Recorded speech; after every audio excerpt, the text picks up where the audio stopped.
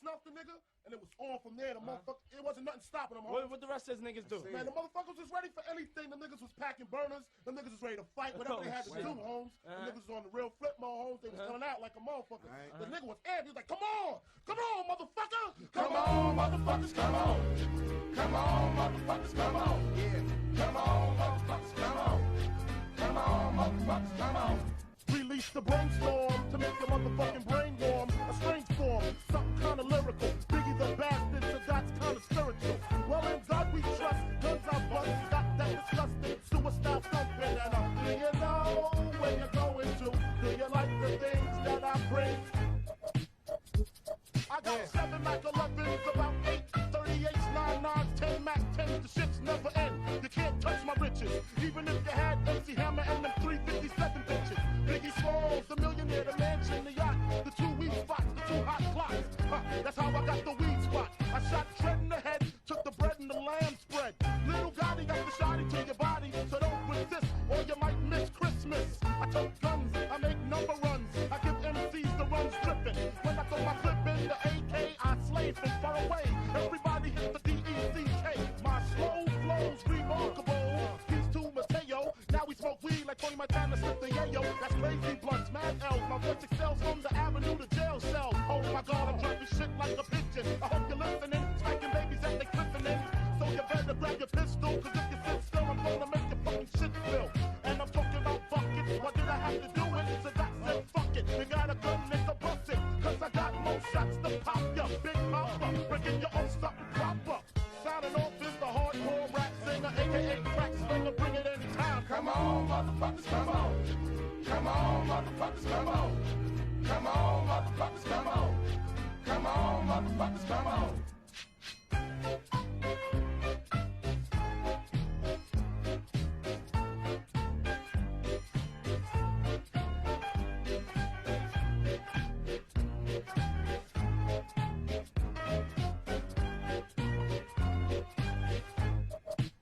So you wanna be hardcore with your hat to the back, talking about the gats in your raps, but I can't feel that hardcore appeal that you're screaming. Maybe I'm dreaming.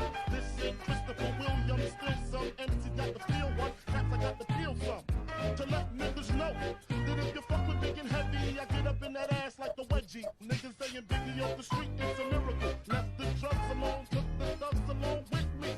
Just for niggas acting shifty, sticks and stones, break bones, but they gotta kill you quicker. Especially when I'm drunk off the liquor. Smoking funk by the boxes, packing boxes. Natural to eat your niggas like chocolates. The funk, baby. All I want is bitches, big booty bitches. Used to sell crack so I can stack my riches. Now I pack cats to stop all the snitches from staying in my business. What is this? Relentless approach to know if I'm broke or not. Just cause I smoke a lot don't mean I don't tote the block. 16 shots for my niggas in the pen until we motherfucking meet again. I'm doing rhymes, I'm knee deep in the beats. In the Land Cruiser Jeep with the Mac 10 by the seats. For the jackals, the jealous ass crackers in the blue suits. I make you prove that it's bulletproof. Hold your head, cause when you hit the bricks, I got gin mad blunts. And bitches sucking dick, the funk, baby. The funk, baby.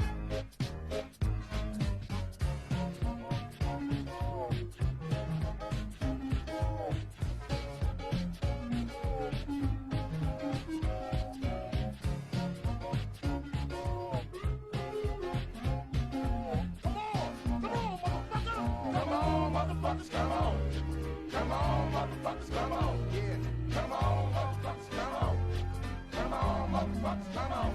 You know the story, the rap side, crack side, how I smoke, dope, smack bitches on the backside. Bed-Stuy, the place where my head rests, 50 shots flipped if a nigga wild test. The rocket launcher, Biggie stomped ya. High as a motherfucking helicopter. That's why I pack a Nina. Fuck a misdemeanor. Beating motherfuckers like I beat Tina. A nigga never been as broke as me. I like that. When I was young, I had 2 pair of leads. Besides that, the pinstripes in the gray. The one I wore on Mondays and Wednesdays. While niggas flirt, I'm sewing tigers on my shirt and alligators. You want to see the inside? Huh, I'll see you later. Oh, that's that nigga with the fake. Wow. Why you punch me in my face? Stay in your place. Play your position. Here come my intuition. Go in this nigga pocket. Rob him while his friends watching. The hoes clocking. Here comes respect. This crew's your crew. They might be next. Look at them in eye. Big man, they never try. We roll with them. Stole with them. I mean loyalty. Niggas want me milks at lunch. When milk's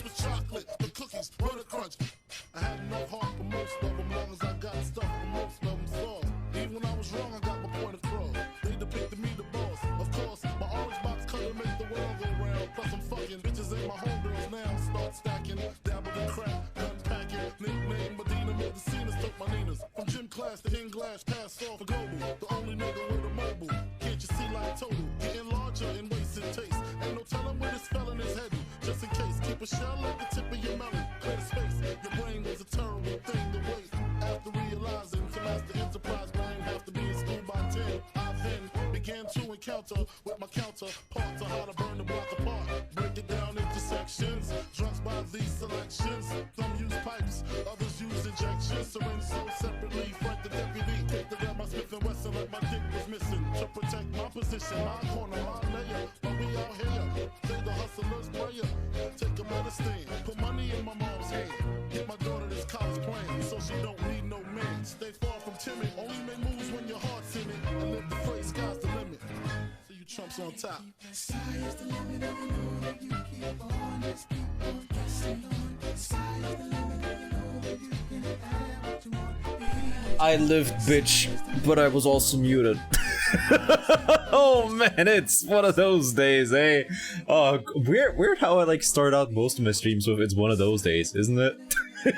Because it's always one of those days on this show. But yeah, hi, and thank you so much for the resubs there. I really do appreciate it. Oh my god, we're getting up there with like almost 2 years. It's like I think yeah, we're slowly inching ever closer to being affiliated for 2 years, because man, that took some time for me to like get in there. Like it took some time for me to get to affiliate. No, I don't want to listen to Virtual Insanity right now. Thank you very much, YouTube. Okay, what the fuck happened for Virtual Insanity? To just like be shoved down like everybody's YouTube recommendations. It's like, did something happen on TikTok or some shit where, you know, like that became like the new meme song? Because I mean, it's a nice song and the music video is great, honestly. But why is it like being shoved down everybody's throat? It's weird. So for you guys to when you push the button, that's fair. I mean, that's fair, right? But also, it's like it took me a long time to get to that point in the first place. Yeah, I do really appreciate it. But yeah, hi Ran, hi Francis, and yeah, it took me a hot minute to like get ready today. Because the algorithm desired to know more or less. That's fair. Alright, Jamir, okay. I have no idea, or however you say that name. I don't know who at YouTube HQ you sucked off, but apparently it worked. But yeah, hi Francis, hi Zero, hi nobody, congratulations on being today's meeting with Jagman Vincent. But yeah, hi, hello. I had a terrible night. It's one of those, I'm sure you've had those before, right? It's one of those times when you just have a bucket next to your bed, and you are unwilling to go to the toilet, which by the way you're gonna have to do a lot of times at night, without the bucket. It's one of those days.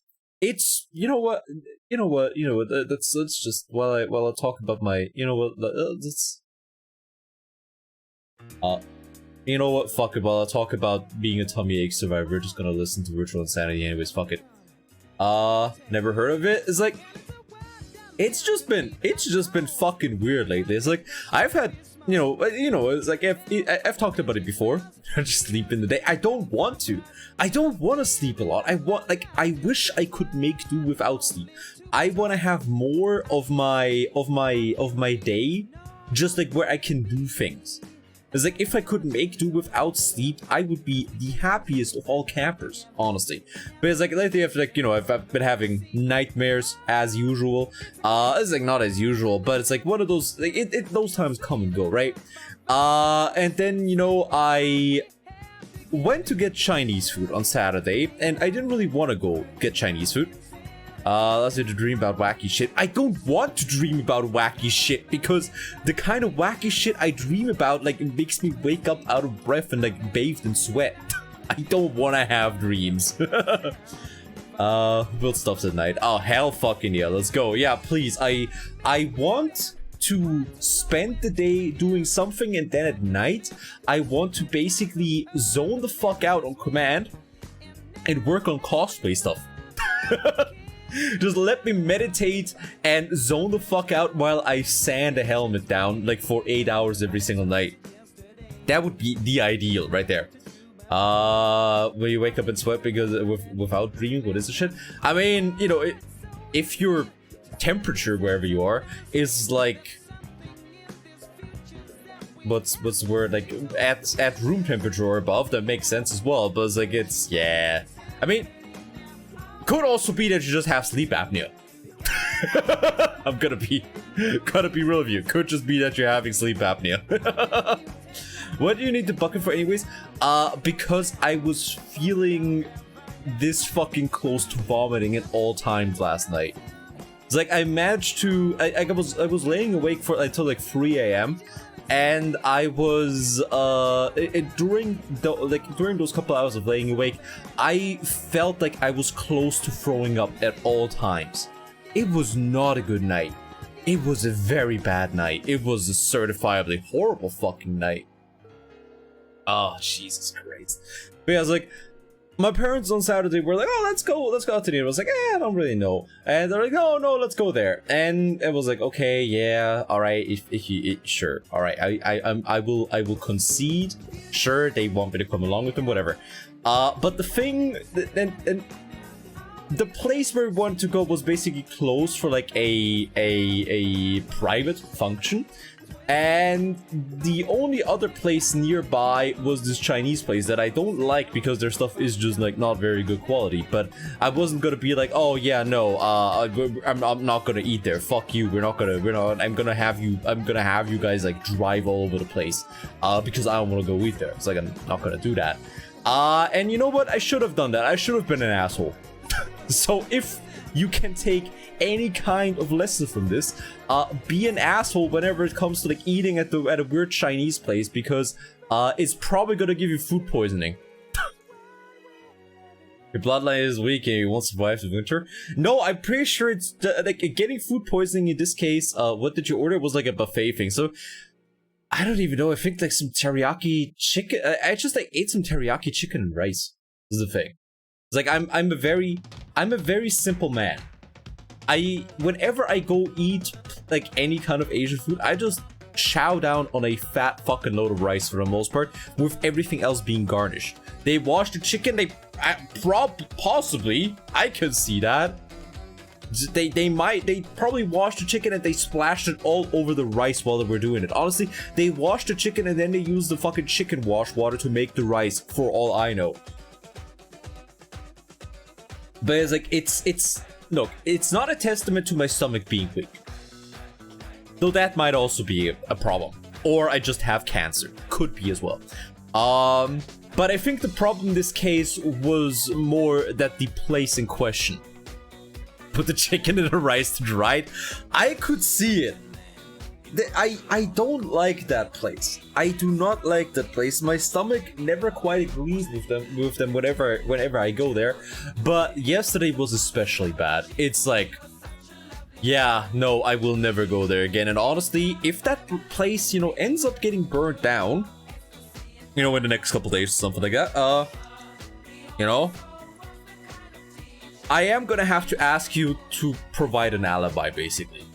I am gonna have to ask you to tell the cops that I was streaming at this time, and that I had no chance to burn that place down. Like I was streaming the entire time. Everybody was there. No, you can't see the VOD. The VOD wasn't recorded. No, you can't see my you can't see my my Twitch statistics. Those also weren't recorded. Actually, I accidentally bathed the Twitch servers in acid. As it happens. Fuck you. Get the message, never go there again. Yeah, it's like for their for their own well-being as well. Because like my dad was also like, oh, it was like it kind of like didn't really agree with him either, but it wasn't quite as bad as from Anyways Marathon. Also, I gotta do fucking display capture.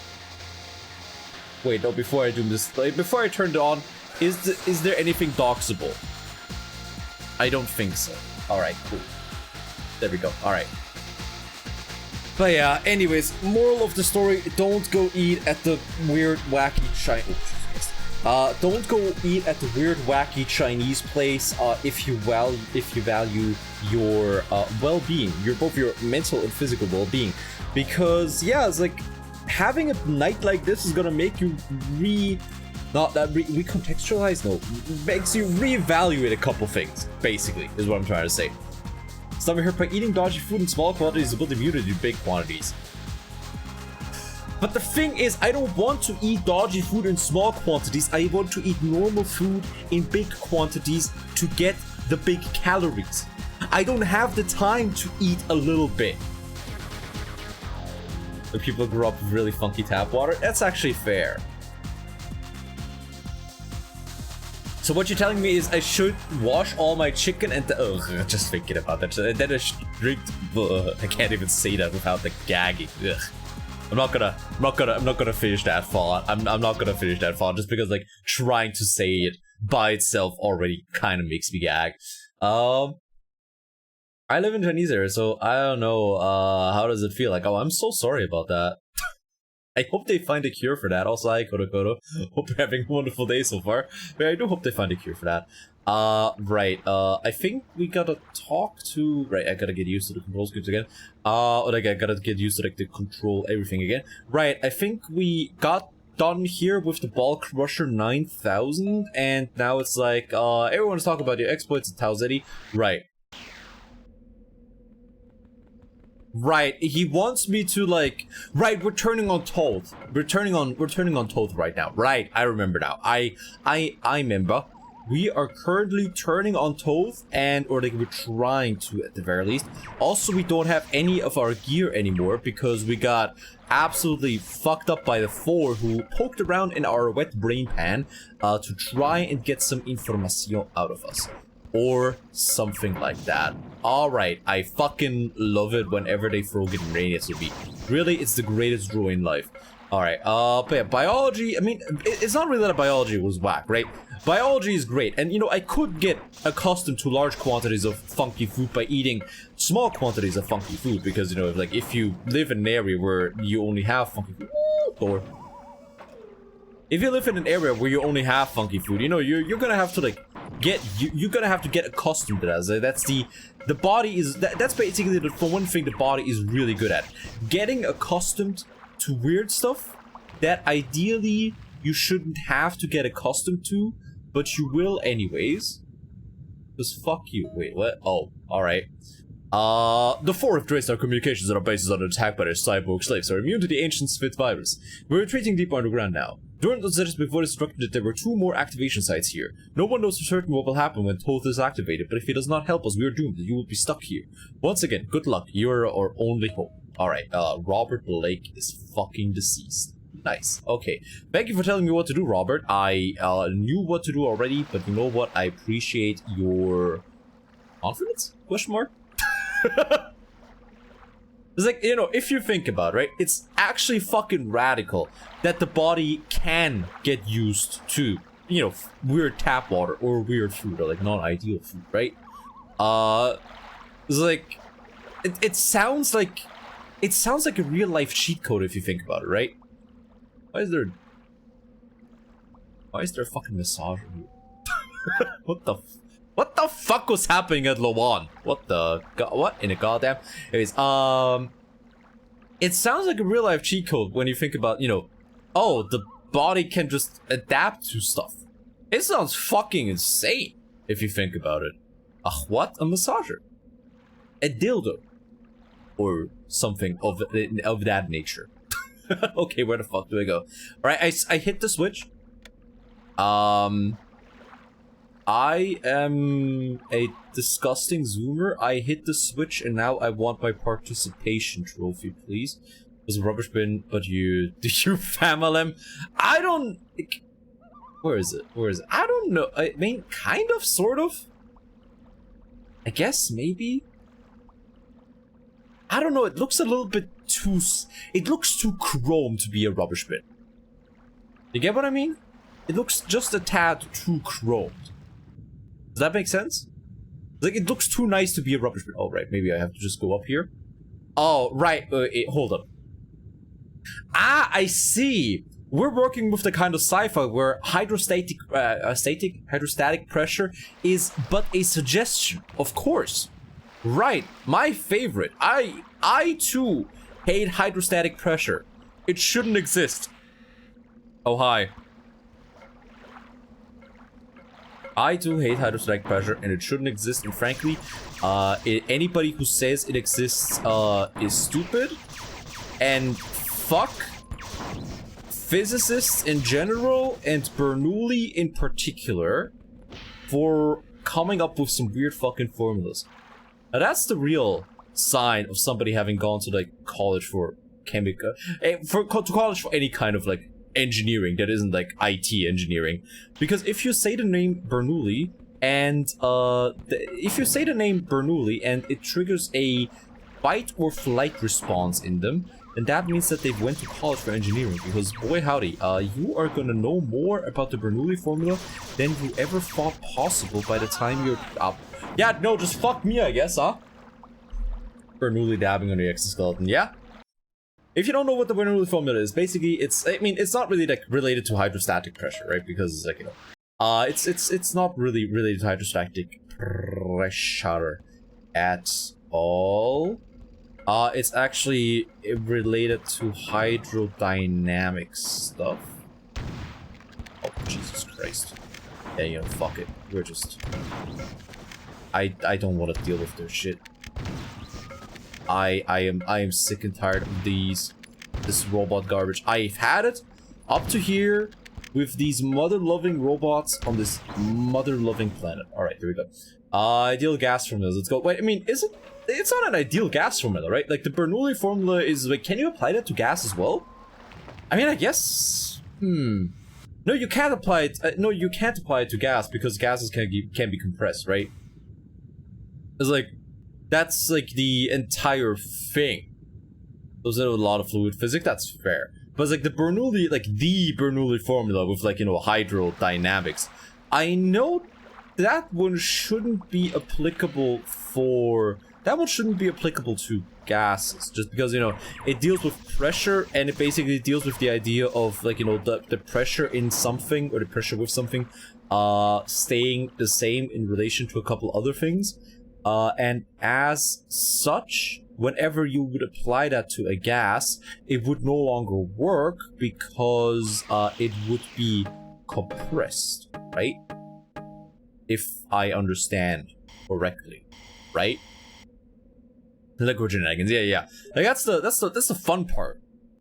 Like, why do I get another Zeus pistol? Why can't I dual wield them? God fuck! Why can't I dual wield those? Fuck you, Bungie. Fuck you, Bungie, and the horse you rode in on. I don't respect you. Okay, maybe I do a little bit. Maybe I do a little bit. You know what? Like, most of all, I hate how I can't hate you. Because I know what they've done. Like, I've been told what they've done with Destiny. How they, you know, did the digital extreme. They pulled the digital extremes special, where they basically just ran something beloved by people into the ground. So, you know, I only know that from other people, but I do understand the pain that causes in people that love the IP, I suppose, because, you know, I've been subjected to the DE special. There you go. Aren't there some compressible fluids though? Come on. What? There we go. That was weird. No. No, I'm pretty sure it's like a thing that the only thing that can be compressed is gases, right? It's like you can't compress fluids. I'm pretty sure. I think like that's like one of the big things with gases, that they are the only state, or like the only phase with the, you know, of the basic three, right, that can be compressed, right? Because I obviously there's like a whole other bunch of phases that are a thing, and obviously there's like a whole other bunch of phases, and I don't know, is like, you know, oh, can plasma be compressed? Can the Einstein-Bose condensate like be compressed? I don't fucking know. I don't deal with mental illnesses. There's 3 phases and everything else is a mental illness, alright? I'm sorry, but I don't make the rules. There we go. But yeah, I'm pretty sure that liquids, like, per definition cannot be compressed. But again, like, if anybody has a Wikipedia link where it's like, oh, actually, Caleb, where it literally says, you know, actually, Caleb, you're fucking stupid and wrong, and basically, you don't understand anything you're talking about, then, you know what, feel free to throw that my way. Go. Because I love being proven wrong. Victor gets cesium poison. Wait, don't make me lapse your wave function to get cesium. Okay, you're gonna have to run that one. Okay, what the what? It's like, I understand some of these words. I understand some of these words to some degree, in some capacity. Can you even get poisoned by cesium? Wouldn't that just like blow up the moment it comes into contact with any of your tissue? Because like cesium is like basically sodium and lithium on steroids, right? Like cesium cesium perceives like the idea of water and it blows the fuck up, but doesn't it? Or am I getting my periodic table of elements mixed up again? Which is entirely possible because it's been a hot minute since I've had to think about that the last time. Okay, right. We are under the water. Help me. Alright, what the fuck? Oh! Right. Time to fist some swamp things again. Love it here. It's the cesium being unstable and opening an actual poison. Oh! Right, that's what you mean. Okay. Wait, was that cesium? Wait, hold up. Was that cesium? Because, like, you know, if the fucking cesium vial gets... No, like, if there is cesium in there with, you know, Schrodinger's cat, then that cat has other problems, because just the moisture in the air is gonna make that shit blow up. Ooh! Here we go. Knots edge slowly, overrun, finish waiting. Thous P and Z. Ah, I see. Thank you, base schizo. I see, I understand. Yes, I fully get it now. Decay and not decay yet if you open the box. Yeah, no, but isn't C like, okay, which row in the periodic table of elements is cesium in? Isn't the second row from the left? Because that would mean that it's like hyper unstable. Like not in terms of like radiation, but it's hyper unstable in terms of like, you know, being exposed to any kind of moisture, any kind of water whatsoever. Somebody please fact check me. Because I understand, you know, it's like, you know, I understand the whole thing with Schrodinger's cat, you know, it's like, oh, you don't know whether or not it's gonna decay or not. And, you know, if it decays, then the Geiger counter is gonna like crash open the poison vial, and then Schrodinger's cat is gonna go the way of the dodo. Like I get that, but now I'm just wondering about, you know, the use of cesium itself, right? Now I'm just wondering about the cesium itself, just like potentially fucking up the cat. Because yeah, it's just like, have you ever like, I'm sure you've seen that before, like, right, like sodium or something, potassium, anything like that interacting with water. Everybody's seen that, you know. It's like you have it like zoop across the surface of the water. You have it zoop across the surface of the water, and then you also, I'm running out of oxygen. Let's go back up actually, just to refill the oxygen. Yeah, we're gonna go back up to refill the oxygen. Just because of how long it takes to fist Swamp Thing here. There we go. Now, just gotta find my way back. Right, and luckily, I have an impeccable sense of direction, really. I've never actually gotten lost in my life. Ever, and anybody who says that I have, is lying to you and is probably trying to sell you a real estate timeshare, and as such, you shouldn't trust them. We'll do a funny thing with water is stable water. Oh, okay. Yeah, but like, I know I'm being stupid. Like, I know I'm being stupid because I'm applying additional levels of logic to the thought experiment of Schrodinger's cat, which is obviously not meant to, you know, be under that much scrutiny, right? Like, I fully understand that I'm being stupid, right? But if there's a cat in a box with cesium, and, you know, the cat is just, you know, the box is closed, and the cat is, like, in there, right? That cat is gonna die because the cesium is gonna blow up. I understand that I shouldn't think about it like this. I understand that I'm being the idiot in this. I get it. I truly do. Can't provide rules lawyer about experience. What can you overly? It's like I know I know it's against the fucking point of shredding this cat. But why the fuck did he use cesium for that thought experiment? Why not literally anything else? Why not anything else? Anything at all? Come on, Schrödinger, you're better than this. I'm not even trying to rules lawyer or anything. I'm just being like, why did you use the one thing that is already gonna go kablooey by itself? You don't need anything else for that to go to kablooey other than you're a living fucking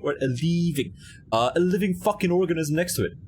The source was the future rumpet that used cesium. It's fair. You know what? If it was just a common thing, I mean, I guess that would make sense. But wait, did they even have like large quantities of cesium to do anything with back in the day? Because I know that getting like a sample of cesium is expensive out the ass. It's like unfathomably fucking expensive. Just because it's such a hassle to get your hands on it, right? I'm just trying. I know where I have to go. I'm just trying to find some secrets. Get it? Because I'm underwater. I'm looking for secrets. Please don't run away. I'm so sorry. Say that I'm not gonna make it that bad anymore. $10 per gram. That's not actually too bad. You can probably get like wheat that's more expensive. I think probably. I don't know. I'm too much of a goody two shoes. I have never even had a singular marijuana in my life, or a cigarette for that matter. I'm too much of a little baby back bitch. All right. I don't know anything about weed, about the dude weed lamau. That's not actually as bad as I thought then. That's actually pretty cheap. Like a gram of cesium is a pretty good amount. Like $10 per gram, that's not too bad at all, huh? Alright, not me about to put cesium on my throne to have a fun science experiment stream. Parentheses, he is about to burn down his house. That could be fun. That could be fun-ish. I mean, if I just went somewhere with a lot of space, and I set up like a streaming rig there, maybe? Huh. Or some other alkali? No, but like, the thing is, the further down you go on the periodic table of elements, the more extreme it gets. Like, the more fucked up it starts to get. The more it really just hates water. Alright, this is a terrible place, and there's some blue swamp things. Oh, baby. Come here. No, wait, I can shoot him here. Right. Back! Back, I say! Where the fuck am I supposed to go from here?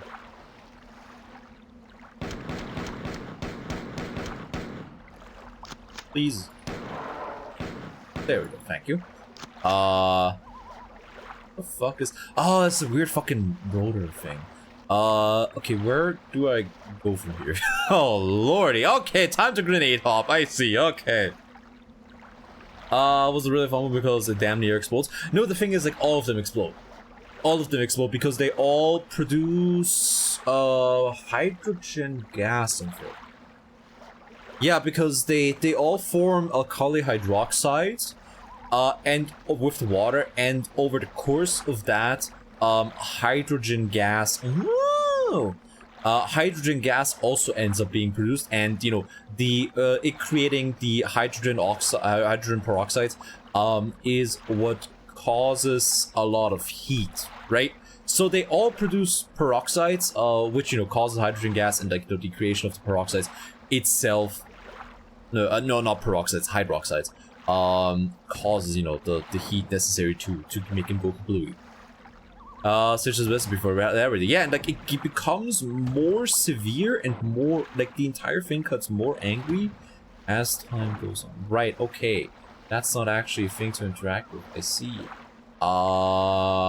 Is there a switch over there somewhere?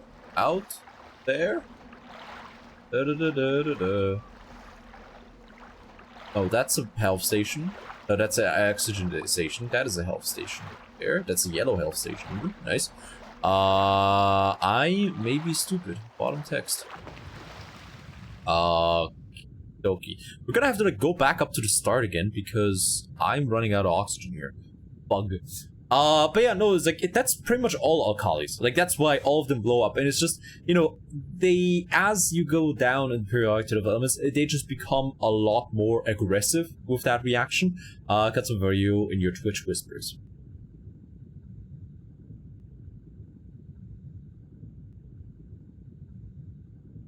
That is a statement that just has rancid vibes. Alright, okay. Alright, you know what? I'm gonna look at my Twitch whispers. And by God, I better not be cursed because otherwise I'm gonna have to ban you. Hey, it's a Rada tweet. I know of Rada. Oh yeah, I've seen that. Like I follow Rada on Twitter. I've seen, yeah. Also, hi, Jump Scorpions. Also, I hope you're both having a wonderful day so far. Hope you both had a better night than me, because oh boy, I didn't have a good one. There you go. But yeah, no, I follow Rada. I think Rada is the guy that actually got me back into Yu-Gi-Oh! Years ago, right? Because, you know, I was into Yu-Gi-Oh! When I was a wee babu lad, right? And, you know, then I kind of fell out towards the end of the 5Ds era. So, like, you know, I very much just jumped over XZs and Pendulum Summons and then got back into with Link Summons when Link Summons were working. But yeah, so, like, Rada was the one that actually got me back into Yu-Gi-Oh! It was like, he was the one to, like, you know, just pique my interest in the card game again. And you know what? I can't be too bad about that. Okay, right. What is that? Does that like open up the door up there ish? What the fuck does this button do? I don't understand. Okay, you know what? Let's have the button turned off and let's go explore, because maybe having the button turned off does something. There we go. But yeah, no, it's like, I mean, I still also really want to do chemical synthesis streams. I know I talk about this every single time chemistry in any capacity comes up, but I really do want to do those one day. Just cause I think it would be a lot of fun, you know, like a glassware reflecting be damned and all that other stuff. But I think it would be a lot, I think it could be a lot of fun. Okay, wait, maybe there's a place to go down here. No, that's also solid. Right, that's also solid. Nice, thick, solid. Nice. To miss it again and come back is experience with Vanguard, and I like it more now. Yeah, I mean, I know nothing about Vanguard, other than, you know, that it has an anime, and it has like a phone game, and it seems mechanically simpler than a lot of other games, but that's not a bad thing, right? Like, because, you know, other people might say, oh, it's like, it's simpler, that's a bad thing, right? No, it's like, I think that having something mechanically simpler is absolutely not a bad thing. Oh, there we go. But it's like, that's just my perception of it, right? My friends played over Yu-Gi-Oh! Yeah, I've heard that, like, Vanguard is very popular, and I mean, you know, the fact that they went on to the train of having... Oh, hi there! The fact that I think they got like a phone game for the card game out earlier than Yu-Gi-Oh! Right? So that probably helped as well. Also, I hope you're having a wonderful day and you have a better night. It's like, I've heard a lot of people like it, basically. And that's about it. I think I downloaded the phone game at some point, but I didn't. Oh, right, I'm getting body blocked. That's not good. I think I downloaded the phone game at some point, but I never really like tried to.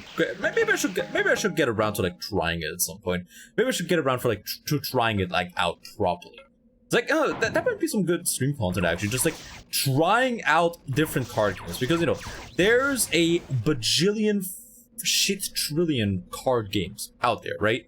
And honestly, I haven't played most of them. I just straight up have not played the vast majority of them. Oh my god, what the fuck is this? Why? Oh, hi there. Alright, sorry to say this, you're gonna get fisted. Here we go. Expensive build, you need 16 trigger cards and it costs 12 US dollars each here. Oh, Jesus Christ. Isn't there something like a starter deck or something like that? Because, like, you know, like, obviously, you know, with a starter deck, you can't, like, with a starter deck, a structure deck, you can't really, like, win big events outside of, you know, Yu-Gi-Oh! Whenever, what's it called, Salmon Great was sweeping everywhere. Remember that one, remember the Salmon Great, remember that one YCS where the title match was just, like, 2 Salmon Great mirror matches? Okay. And both of them basically just, like, built the deck out of buying the structure deck 3 times. I remember that. Okay. What did that do? What did that even do? Oh, Lord. Oh, we can see through the world. Nice. All right, cool. Must be a great start. You know, it was a structure deck, I'm pretty sure. But yeah, it's like Salomon Great was just... Yeah, I don't know if that was by design or not, but yeah, no, like with that YCS, you could legitimately just like go to the event, buy 3 of the Salomon Great structure decks prior to the event, sign up with like a deck that you make with those 3, and you'd be good. You're just...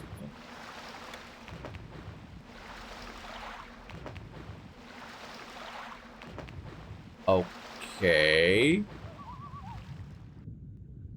Right. Okay. How the fuck do I get out of here? But it's like, I don't know if it was like by design or something, but yeah, it was an interesting time. Maybe it was by design to like get more people back into it, like knowing that, oh, if like you buy this basic deck here, and you know, it's like it's basically a tourney winning deck right there. At least the water doesn't kill you as long as I have oxygen, which I might not have for the longest time now, but for much more time. Okay, let's see. I want to heal up already. How the fuck? There's that place over there. Can I go into that pillar? Or do I have to just glide? Alright. I have to glide. Let's see. I understand. There we go. Alright. It's that easy. Or something like that. Okay. How do I raise the water here? Cause I figured that's like, I gotta raise the water here somehow, right? I don't know. But it was an interesting time, and oh, you know, speaking of the YCS, right? Like the one in London and Los Angeles, like there were 2 events like going on right now. Like they just ended this weekend. Like we're going on this weekend. And it's like I love that 2 of like the featured matches that they streamed on their Twitch channel, I'm pretty sure, were just like somebody playing a fucking stall deck. It's just like with all the disgusting floodgates that entails. There's like a stall deck that everybody hates, and it's just like they're so rampant that 2 of their featured matches were just that. And if you don't think that that's beautiful, then I don't know what is. I think that's great. I think that's outstanding. Okay, where the fuck did I go for the other one? Let's just refill the... Oh, that's what the switch does. It turns on the oxygen station. That's silly. Alright. There we go. So, I don't know. Basically, what I'm trying to say is, there's gonna be another ban list soon, and it's gonna be really fucking funny. It's gonna be really funny, and they're still not gonna ban Max C, because, I don't know, I guess they just like having terrible cards that don't let people play. Or something like that. Speaking of which, speaking of games, if you are following me on Twitter, which by the way you totally should, for the worst takes you've ever seen on anything ever, so we're gonna do a little bit of something on Wednesday, and but like my stream's gonna start at 2, and the coverage embargo that you know game is under, it ends at 3 p.m. CEST, right? So what we're gonna do for the first hour is we're gonna try and build a deck for the Digimon TCG. Now, I don't have anybody to play that game with, and I don't think I'm gonna have the ability to play that game with anybody anytime soon. Also, 1 second, I'm gonna go.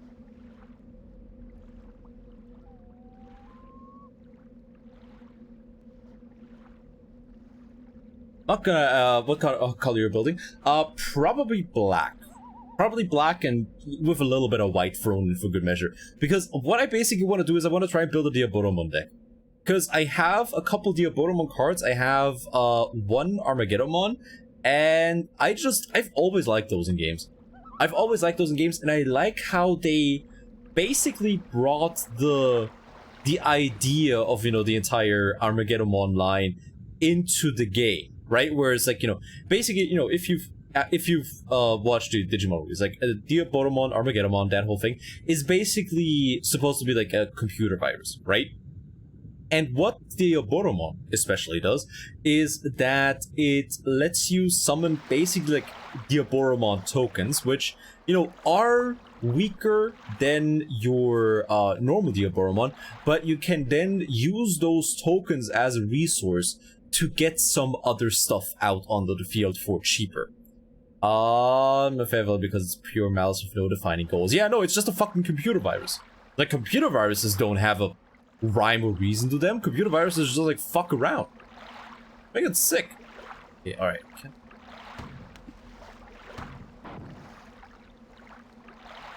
Okay. Yes, there we go. Alrighty, I am a genius. Okay. You know, Armageddon is really cool. It's like I just like the theme. Like, I am a sucker for a game, for like a card game that has themes as part of the gameplay mechanics, right? It's like, that's why, for example, I really like the Rescue Ace archetype in the Yu-Gi-Ohs, right? Because it's basically Tomika Heroes. It's basically Tomika Heroes, and all the mechanics are there to reflect that, basically, right? So I'm just a sucker for that. So whenever, like, right. So it basically, the Diaboromon line basically having, you know, it's like, oh, they're multiplying, and, you know, while, you know, they aren't like flooding the field with really strong monsters the entire, oh lord. Yeah, how about you fight each other, huh? How about you fight each other for my enjoyment? Yeah, there we fucking go. Yippee-ki-yay, motherfucker. Alright.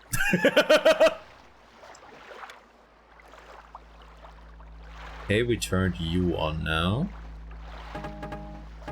Ooh, wait, I don't even know what I picked up, but I'm not gonna ask about that. I'm just gonna graciously accept your gift. Thank you very much. So it's like I'm just a sucker for card game mechanics that are meant to represent something, right? Or is it like what's another thing, right? For example, with aliens in Yu-Gi-Oh! I'm a sucker for the alien archetype as well, just because the aliens are, you know, they're basically blowing themselves up to like have these weird like parasite-ish things like spread amongst the populace, and, you know, whenever somebody is infected with their weird alien parasite, they leave themselves open to all kinds of problems whenever it comes to like battling, or whenever it comes to like, you know, switching control or stuff's getting destroyed. I'm just a big sucker for ideas being represented through game mechanics, not just in card games but in general, as the kids call it these days, Ludokino, basically, right? When the gameplay and the story that the game is trying to tell are integrated with each other, basically, if that makes any sense. Does that make sense? I think it makes sense. I think that makes sense to a degree. There's another archetype that's really fucking good about that, but shit, which one was it? Which one was it? Which one was it? God damn it. Which one was it? Going to use the word every stream, aren't you? Ludokino? Yes. Never should have taught me that word. Fuck you. Here we go. Okay, where the fuck do I go now? Because I still need to like find one more of Tolf's terminals. Go. Ah shit, what was the other archetype? What's the other archetype? God damn it.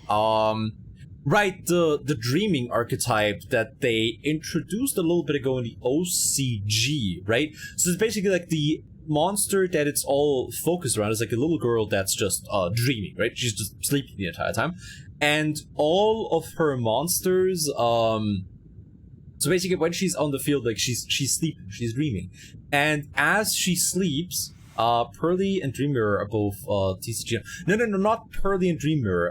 The Pendulum one. Yeah, that one. Also, I can go piving one of the days before. Yeah, you know the one I'm talking about. But basically, like, when she's on the field, she sleeps and she dreams. And as she dreams up all these different monsters that, you know, are there trying to protect her, right? And then whenever, you know, and if you remove her from the field, Nimberelia. Yeah, that's the one. And if you remove her from the field, she like wakes up, which lets you recycle all the dream monsters that she summoned up, like back into use again. So when you get her out of the field again, you can dream up all the monsters again. It's incredible. It's out fucking standing, really. If you think like it's just really good. Okay, where do I go from here? Let's see. Who didn't change yet? Alrighty. Feel like there was another one that I was thinking of, but yeah, it's like I'm just a big sucker for that. And I don't know if the Digimon card game has any other ones like that. I don't know if the Digimon card game has any other archetypes that work to that degree of detail, I guess. Yeah, the battle mechanics for which I'm otherwise satisfied to ignore. Yeah, it's... I mean... The funny thing is, I like, my main deck, if you want to call it, that is Deskbots. And I still don't care about the pendulum mechanic. That's just... If you don't think that that's fucking hilarious, then I don't know what is. Anyways, that's just Deskbots incarnate. Just like, oh yeah, this main mechanic, this main mechanic that this archetype, like, uses, yeah, just ignore it. Just ignore it. Honestly, of the 4 pendulum scales, 2 of them aren't even in the deck usually, because they are only there for the pendulum playstyle, which nobody does. And by nobody I mean which I don't do, seeing as how I'm like the one person on the planet that actually unironically plays Deskbots. Please let me out. Please let me out. Please let me out. Please let me out. Please let me out. Please, I am begging you here. Let me out. I feel like Owamu at SeaWorld. There we go. Once there were 3 games. It's like the thing is, pendulums and Deskbots, they're not your plan A. They're not your plan B. They're not even your plan C. They're like your last ditch plan if everything else goes wrong. They're like at the very end, somewhere there. Okay, any other doors here? No. Alright, okay, we're just gonna swam up back here. And I think that's gonna let us float up to the other place, I'm fairly sure. As there someone gets negated. No, it's like not even that, right? Because basically, plan A and plan B are about equal, right? You either use your extra deck. Okay, no. Plan A, use extra deck bullshit to, you know, just like put up some damage, pull on a couple of negates, bada bing, bada boom, you know, like get out a Trishula Zero Dragon of the Ice Barrier, a Sub-Zero Dragon of the Ice Barrier, whatever the fuck it's called, to rip apart your opponent's field. All the good stuff. Now that one usually gets negated right away, because, you know, usually you play against someone who's halfway competent, with a halfway competent deck. Please, just let me out. Alright, cool. Usually you play against someone that at least has a halfway competent deck, right? So, you know, that usually goes out of the window very quickly. And then you just run him over with 009. And if that doesn't work, You just go for the Despot 004 plan, where you put Despot 004 on the field, and you pray to all the gods in the heavens above that your opponent is a true Yu-Gi-Oh player because they don't read the fucking cards. And then is when you can think about going for a pendulum play. If all of that goes wrong, then you think about the pendulum plays. Out there we fucking go, finally. Oh, look at you. What? Did your grenade fall in the water, little bitch boy? Fucking idiot. Stay still. Stand still. No, you're not allowed to move anymore. Stand still. I'm not bad at aiming, you're bad at aiming. I'm not coping, you're coping. Fuck you. For killing me. Also, yeah, I love being a VTuber. Also, Caleb, time to make my schedule. Let me think about what has likely of doxing me and do that. Wait, what? Oh, 70 charges around the place is gonna. So you're talking about your job there. Okay, right. I was thinking you were talking about like my game plan charts with like despots, and at that. Do you want to see a real Yu-Gi-Oh game plan chart? I'm not even talking about DDDs. I'm talking about something that's way cooler and way more jank. You know what? Let me see if I can find it. Let me see if I can find it because it might actually be the coolest. Let me see if I can find it because it might actually be the single coolest. There you go. You make charts in Yu-Gi-Oh. I mean, there's a DDD chart. Okay, Yu-Gi-Oh DD chart. There we go. Where is it? Okay.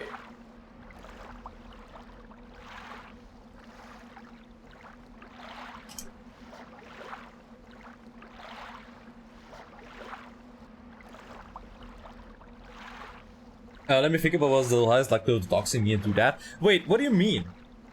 Wait, what do you mean? What? Huh? What the fuck are you talking about? What did I put on my schedule this week that has a chance of doxing me? Oh, there we go. Alrighty. Oh yeah, there it is. There it is. Okay, so this is the DDD chart. Save as. If you thought that being a Yu-Gi-Oh player wasn't quite schizo enough for you yet, I have this. I give you this here. Go. No, I have it. I have it. Don't worry. There we go. Alright, so this isn't the chart I was talking about. This is just like the schizo DDD chart. Because this fucking deck is stupid. We want to do chemistry with glass reflections. Oh, that's what you... Yeah, but I want to like push what you can do on streams. So basically you have like all the different combos you can do with 3 cards in DD. Like in DDDs, there you go. Plays are the world's most psychopathic people. Yeah. Season 1 where I got I'm special for that when they introduced the new set of characters in the sequel. Oh, that's sick. That's great. I love that. So like this is all like 3 cards DDD combos right here. Leaving you, telling you what you can do with all those cards. But that isn't what I'm thinking about. Where is it? God, the thing I'm thinking about is FAs. Because...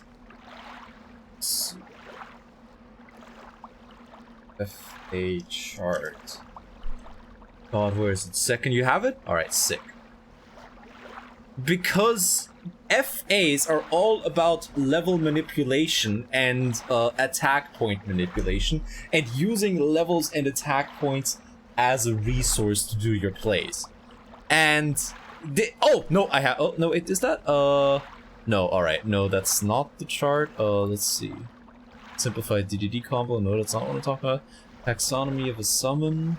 5 to 6 samurai. Yokai girl. FA.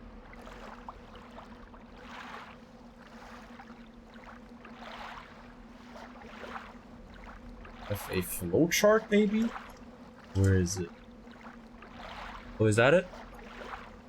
Duplicate deck and Duel Links? No. It's not what I want. Spirit Tree, also the dulcet sounds of water in the background. FA flowcharts.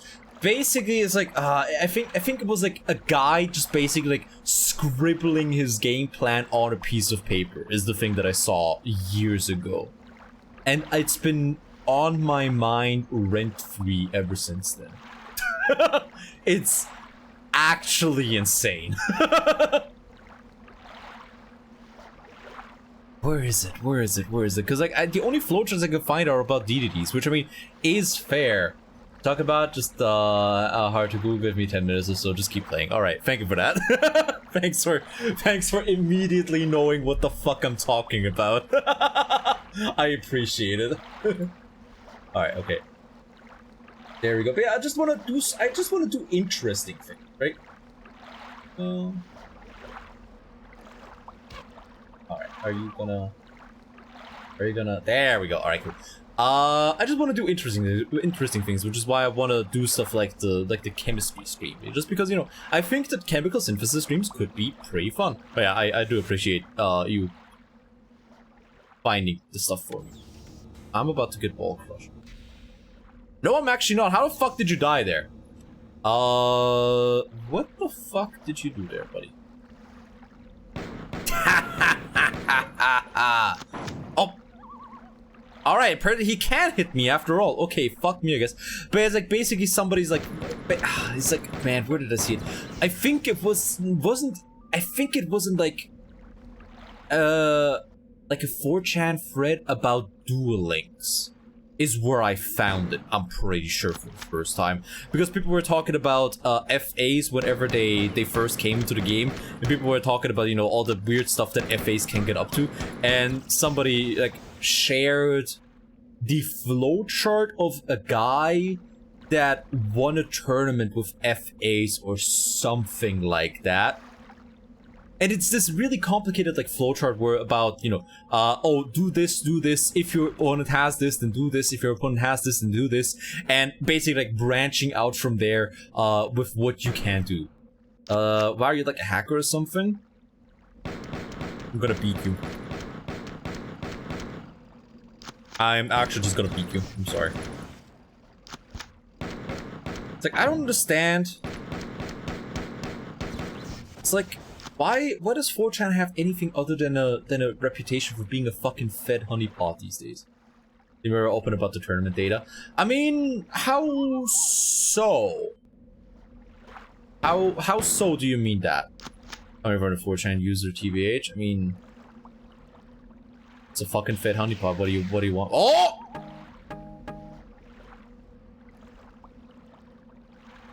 Oh, it's a thing of beauty.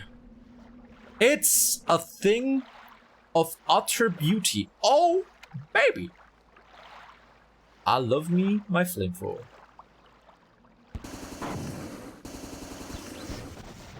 Absolutely fucking beautiful. Alright, cool. But yeah, how do you mean the companies need to be more open with their tournament data? Because, you know, they are fairly open in terms of, you know, like, oh, like, these were, like, the decks used by the people. Like, these were the decks used by the people. This is, like, you know, what they played. This is, like, the top cut of, like, players, right? I think they're pretty... I think they are fairly open. They are fairly open with that, aren't they? Or am I wrong with that? Or is that just, like, all collected by people that are players? I guess might be my misconception then. And you know, like with the Digimon card game, because they recently had a tournament as well, like a world championship actually recently, and they posted all the, I think, top 8 decks on their Twitter. I'm fairly certain. Yeah, like they posted all the top 8 decks on their Twitter, which is how I actually understand it. Which is why I actually understand a little bit more about the Digimon TCG and how to build its decks, now. Okay, there we go. We have reactivated Toth now, I'm pretty sure. Maybe. I don't know. I have to assume maybe we did. So I don't know. Do other like or do you mean that they need to be open about some other data? I guess.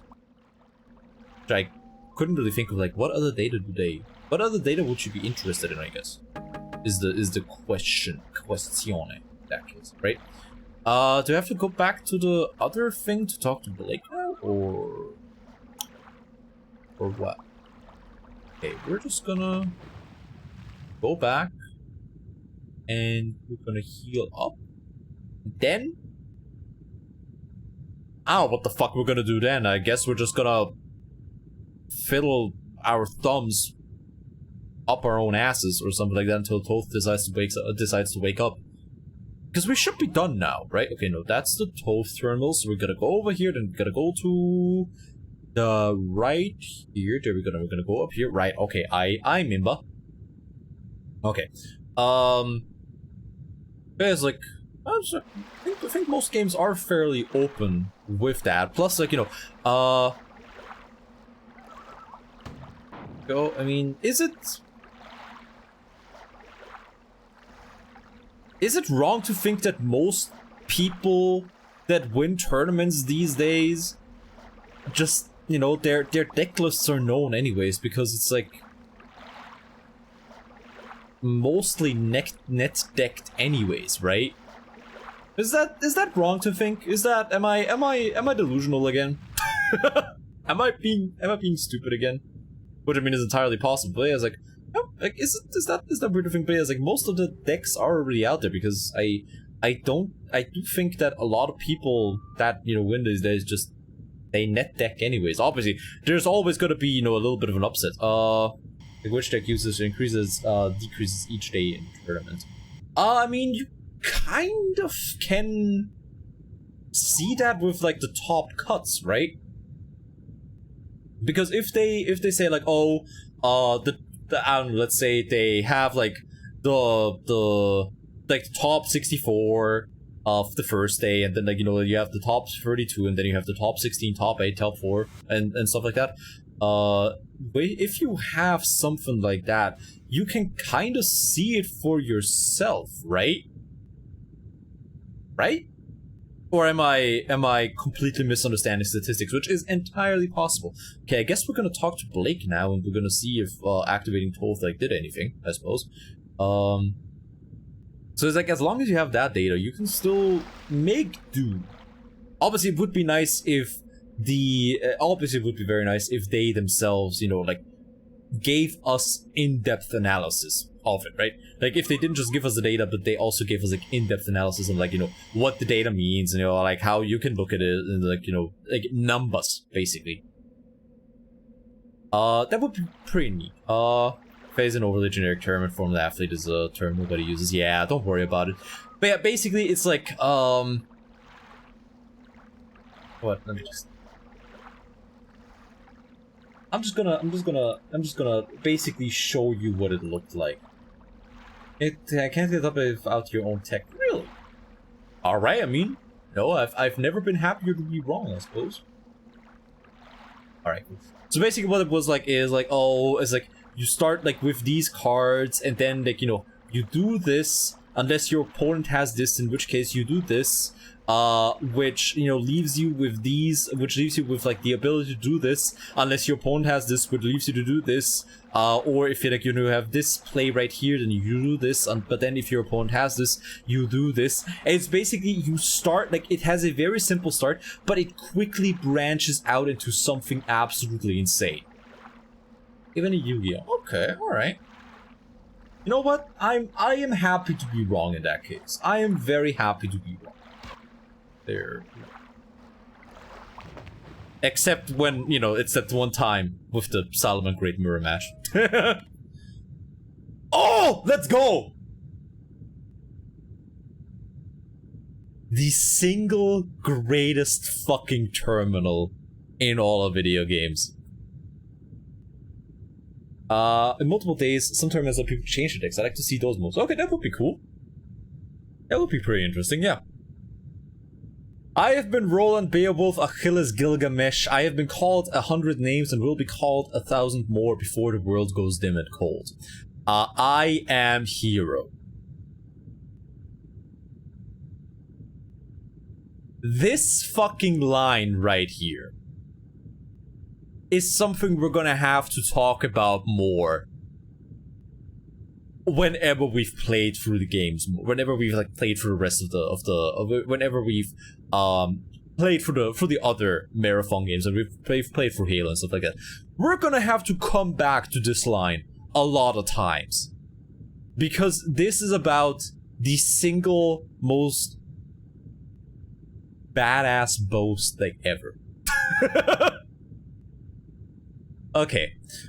She has been nameless since our birth, a constant adversary, caring for nothing but my ruin, a sword drenched in my blood, forever, my greatest and only love.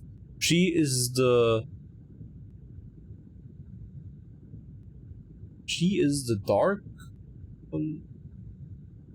She is the dark. Oh. Let the enemy and the lover without whom my very existence would be pathetic and vulgar relationship is complex and perhaps eternal. We met once in the garden at the beginning of the world and unaware of our twin destinies. We matched stairs across, sadly, F untamed, and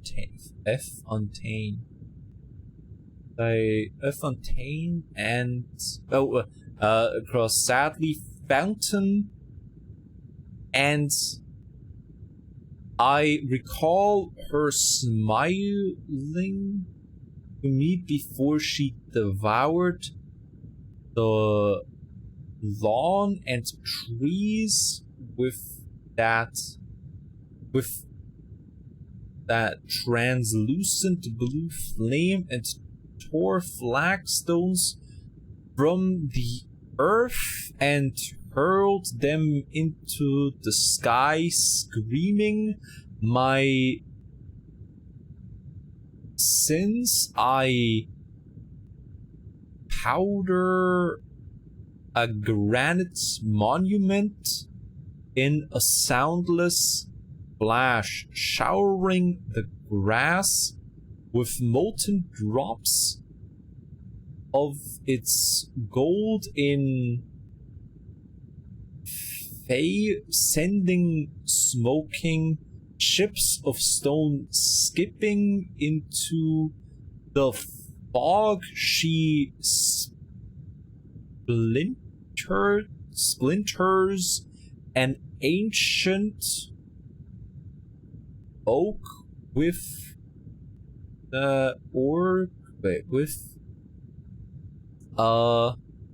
force that takes my breath and hurls me to the ground.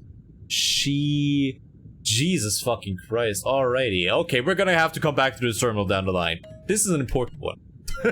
Basically. Also, we were running out of oxygen the entire time. Oh, baby. Alright. That's... Okay, right. That's nice. Right. No, I actually gotta go in here to the... Okay, anyways, we're gonna have to come back to this one. Because the implications of that terminal are very far-reaching, and we're gonna have to think about that for a hot minute, because it's only become it's some random bullshit right now. It's only gonna become more relevant as we go into Marathon 3. And it's only gonna come, as far as I understand at the very least, it's only gonna become even more relevant whenever we go into Halo. I don't know anything about Halo. I've talked about this before. It's like I know jack shit about Halo. But it's important. But it's like, I'm happy to hear that, you know, tech is actually important for Yu-Gi-Oh! These days, and personal tech at the very least. So what it's telling me is I can win a YCS with this bots. Thank you so much, Congo, for you know, giving me the bravery I needed to go to a YCS with this bots and get my ass absolutely eat. Man, imagine. As a guy. Luckily, I'm not that fast and loose with my money just yet, to the point where, like, you know, I would travel to a place where YCS happens just so I can just so I can lose with a meme deck. Okay, no, where the fuck do I go? Oh wait, no, maybe we have to read the Toth terminal down in the where we were in before. Wait, I'm very happy, like, whenever I'm very much looking forward to just good enough to get an invitation. Yeah. But just, you know, just grease some palms. It's easy. It's easy, dude. Okay. Humans of yours are near death, but by your dead construct's transporters. To save them, I will send you. While I seek reception of this new world. Alright.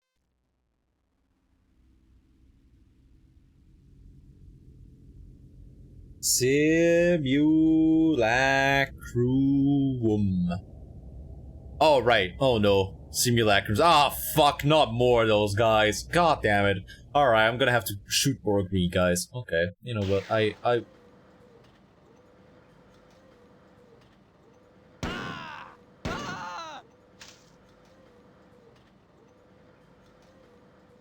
I'm so sorry. I'm so sorry. I thought for certain they were simulacrums. I am so sorry. You can't blame me for that, alright? The chapter name is literally simulacrums, okay? Alright? What is going on? I thought they were suicide bombers. Right, there you go. You must crush the slavers. Return to your people. Alright. Alright, Toth, will do. Alright, you guys deal with that. Alright! Alright. Yeah, you guys deal with that. Okay, anyways, we're fighting back against the floor now.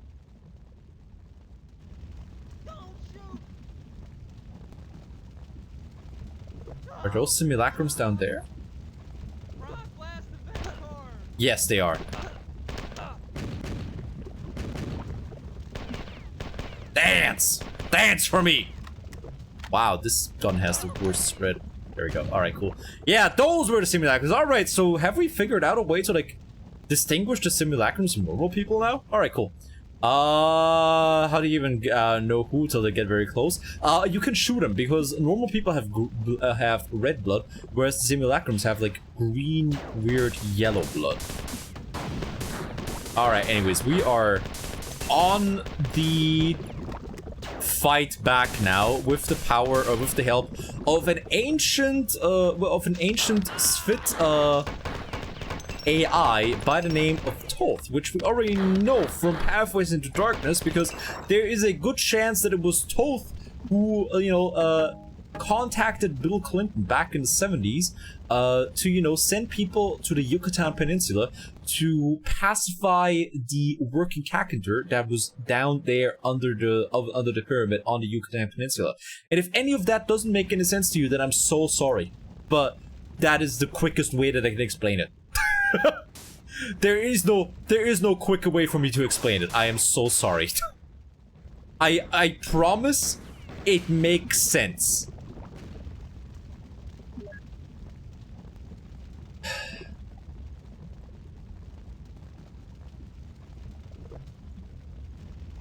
The fuck?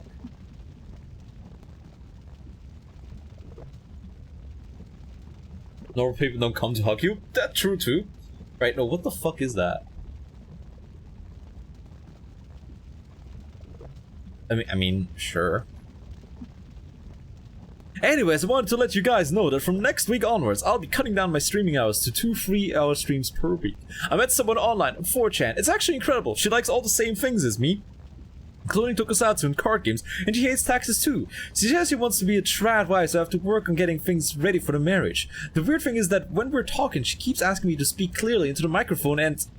Alright, and then the fucking fits got me. Okay, cool.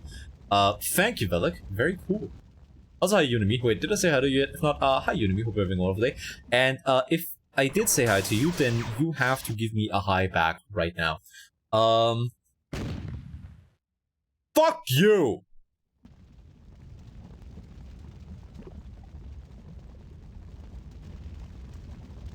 Right? Okay. Oh, fuck. Blast event core! Or some frog blast event core! Or whatever the fuck. What the fuck is that even supposed to mean? Frog blast event? I mean, I guess it's supposed to be nonsensical because, you know, that's the whole thing with the simulacrums. They say nonsensical things that make no sense. No, get hit. No, stop it. There we go, thank you. That one runs straight for me. I mean, fair. But it's like, all the other green guys were fine. All the other green guys were okay, right? Woo!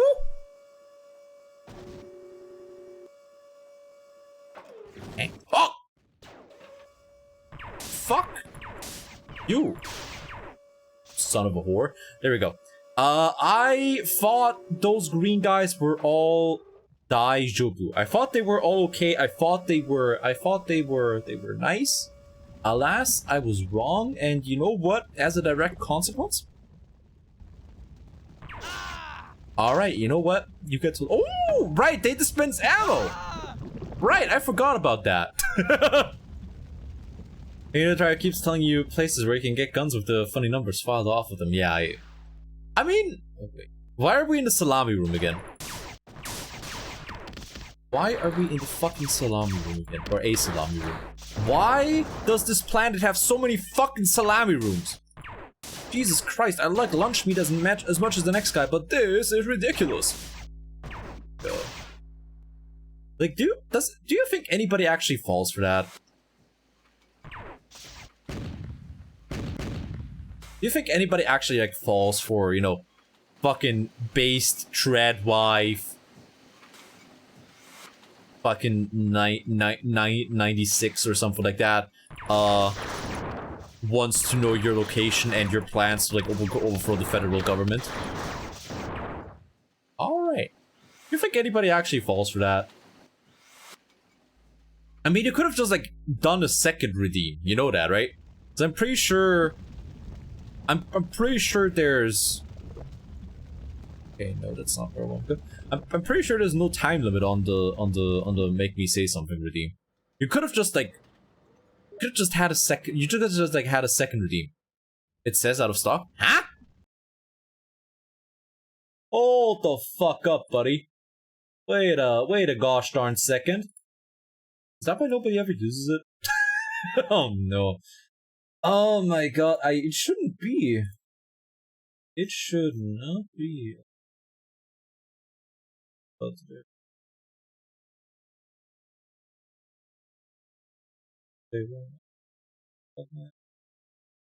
What is it? Say something.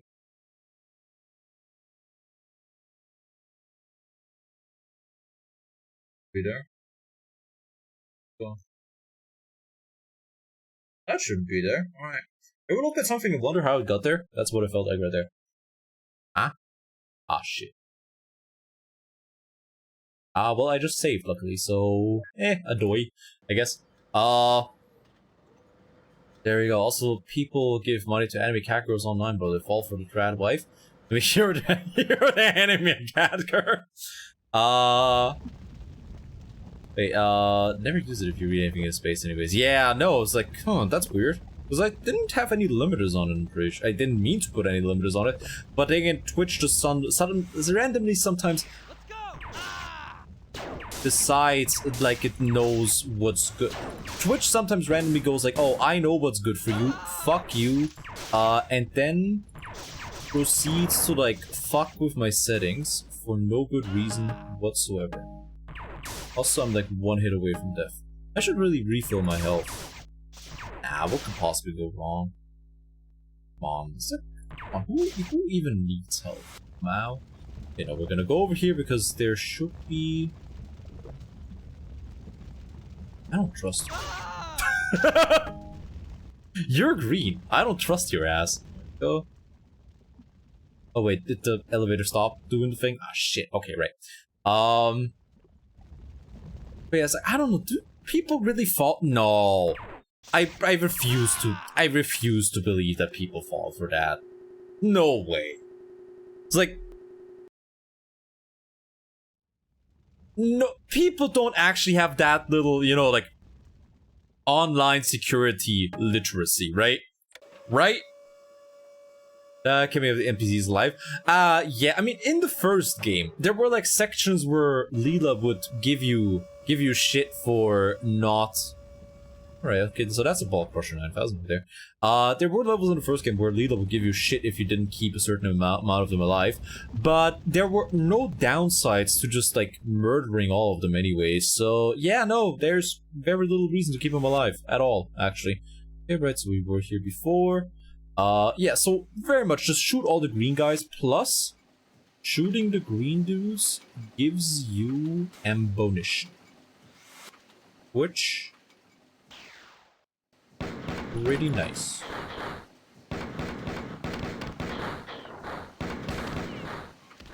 Alright. Just pretty nice, all things considered, because by god, I don't want to use up all my good ammo. Okay, right, you know what? Fuck it. Fuck it. Fuck it. We're thriving. We're thriving. We're thriving. I'm mashing the ever-loving bitches out of those buttons. Alright, cool. We're just gonna go back to heal up. We have an infinite heal station, and by god, I'm gonna abuse it. I'm gonna use it, I'm gonna abuse it, and I'm never, ever gonna look back, alright? Cares about AI. I mean, yeah, especially because Leela... I mean, Leela is back, but we don't... Like, Leela isn't mentioned at all in this game, I'm pretty sure, right? I'm fairly certain Leela is, like, goes completely unmentioned, right? Right? When according to... Well, yeah, no, body blocking... I mean, the body blocking isn't as bad as it was in Pathways. Luckily. Because I don't think it could get worse than it was in Pathways unless they, you know, they body block you if you're in the same zip code as them, right? But, you know, it's like the body blocking is still very much there, and I don't think it's gonna get much better in Marathon 3 either. Oh!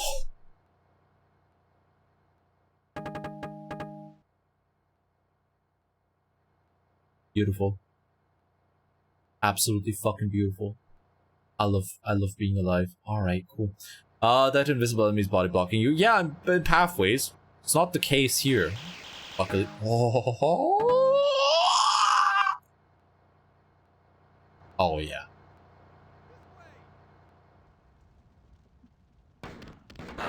Oh yeah. Yeah, we're in the money now. Yeah, this is good. This is the good shit.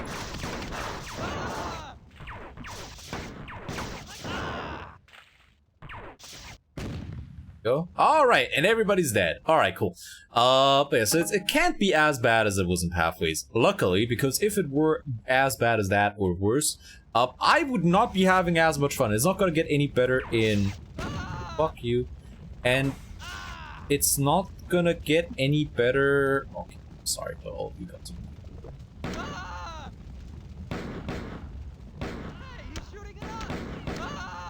I'm sorry, but you're green.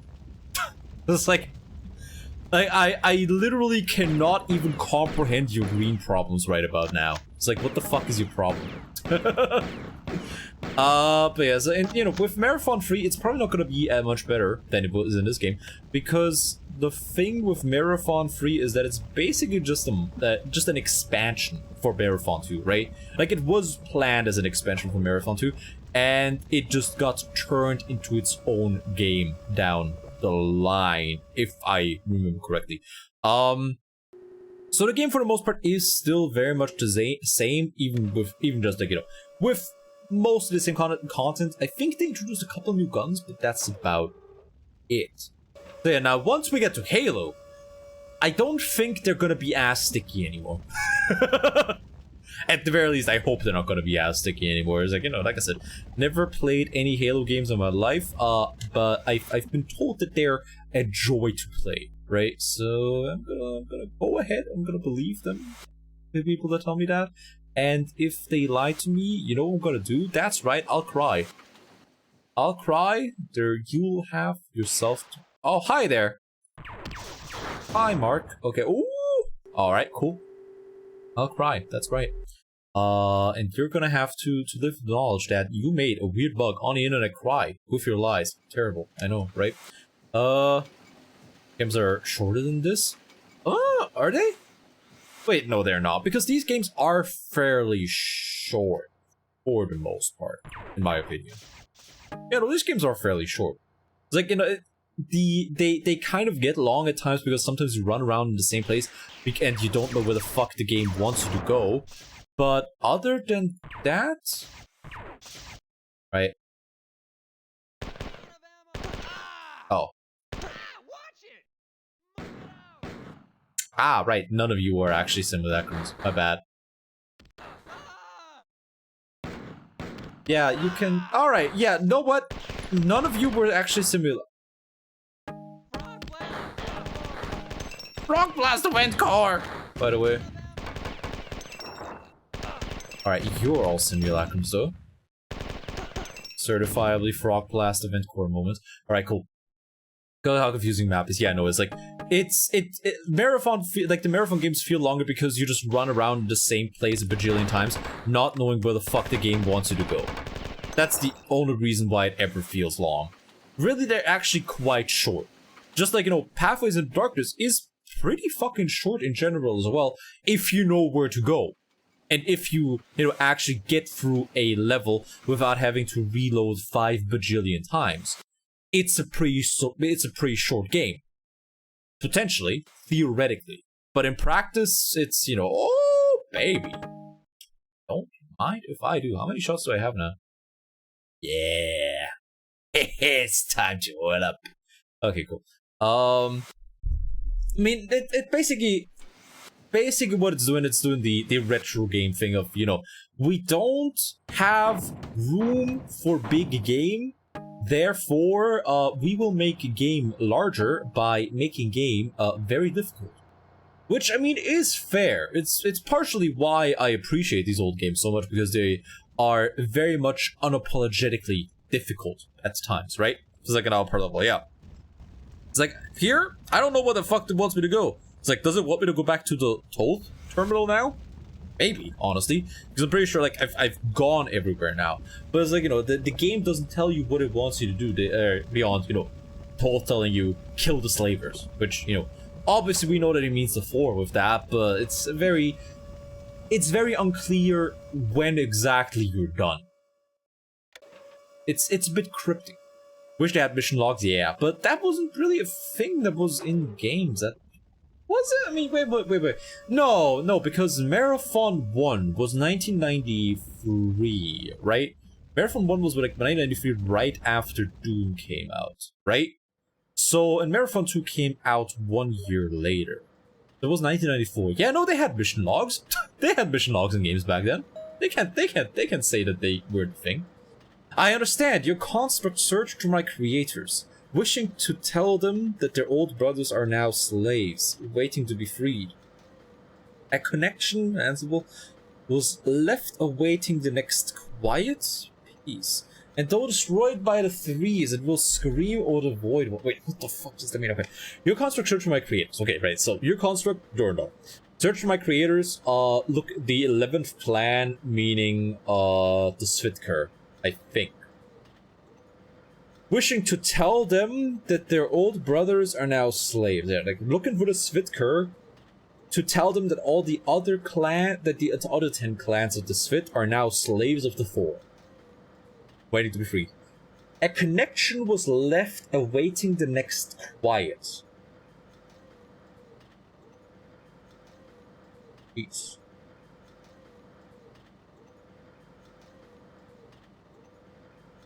Oh, right, because they had... Right, because the other 10 clans all had the passphrase, right?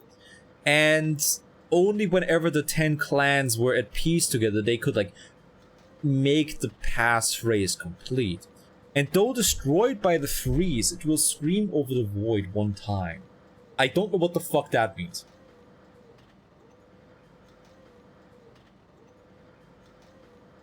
And though destroyed by the freeze, scream over the void one time. What the fuck are the freeze? What the fuck are the freeze? What are you talking about? What are you talking about, Toth? Though destroyed by the freeze, it will be Bug and Rocky incoming. Oh, fuck!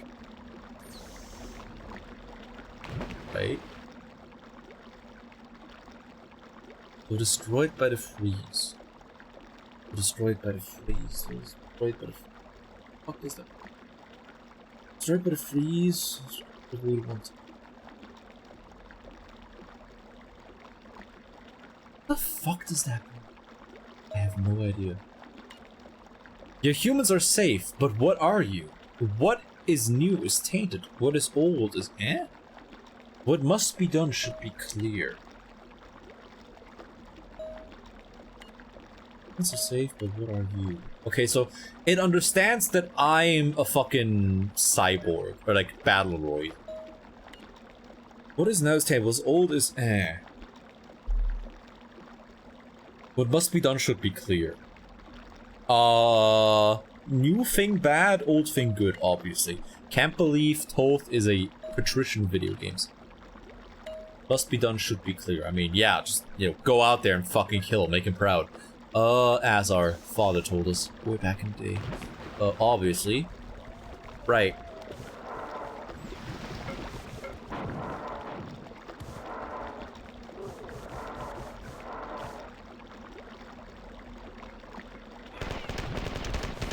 Aha. Yep. I love it here. I love it here. I love it here. Yep. Alright, this is great. Give me the gun, please. Thank you very much. Alrighty. Okay. Right. So we have Flicta and... Okay, so we have like... Primordial Spit, actually, right? Because like the Flicta or Primordial Spit that through implants were by the Jaro were uplifted to be actual like sentient beings, right? Obviously, as everybody in class knows or should know, right? Like we all know. Like, we've all taken the class on, you know, like Marathon Lore 101. Oh, fuck off! Woo, to you as well. There we go. All right, cool. Okay, we've all taken the class in Marathon Lore 101, obviously, and as such, I don't have to explain any of this. It's quite clear, you know. We all know about, you know, the flick, the uplifting, and all the other good stuff. And if that doesn't make, if all the words that I'm currently saying don't make any sense to you, then I envy you. I envy you because you haven't gone down the same pathways into darkness that I have.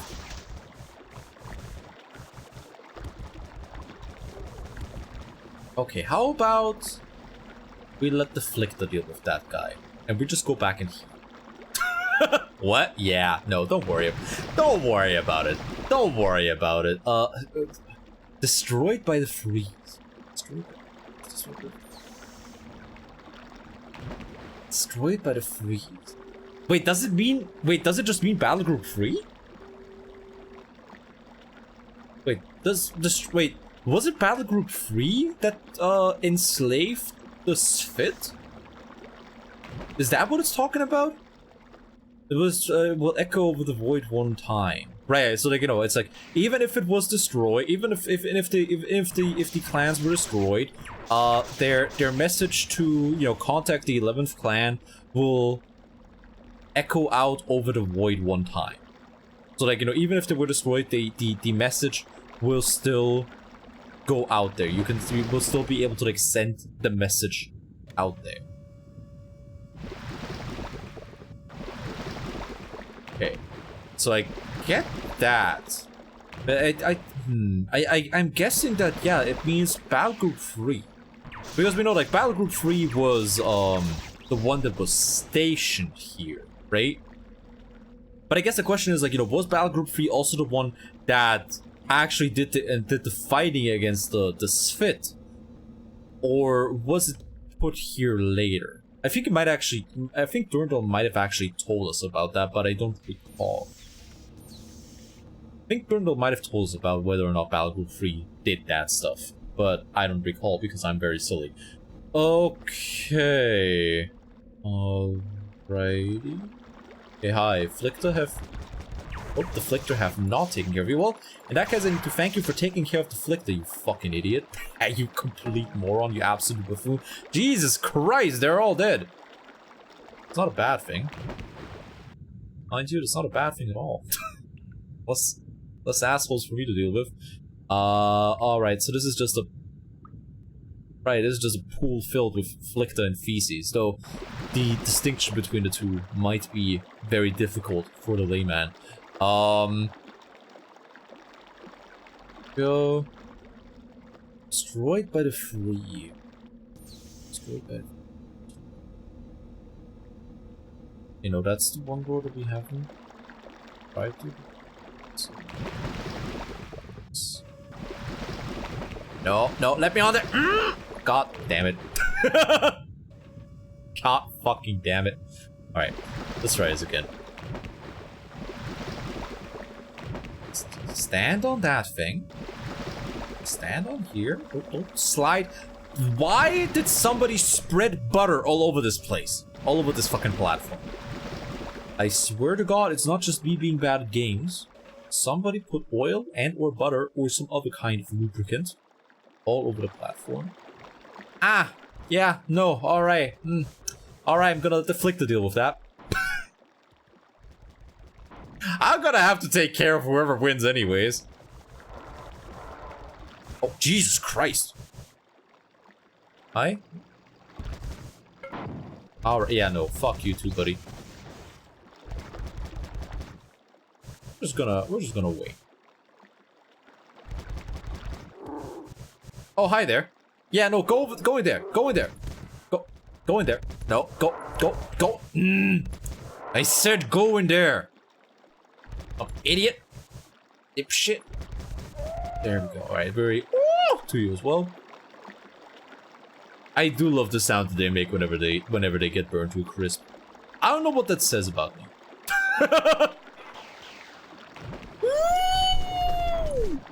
Baby, let us proceed out of here. Oh boy.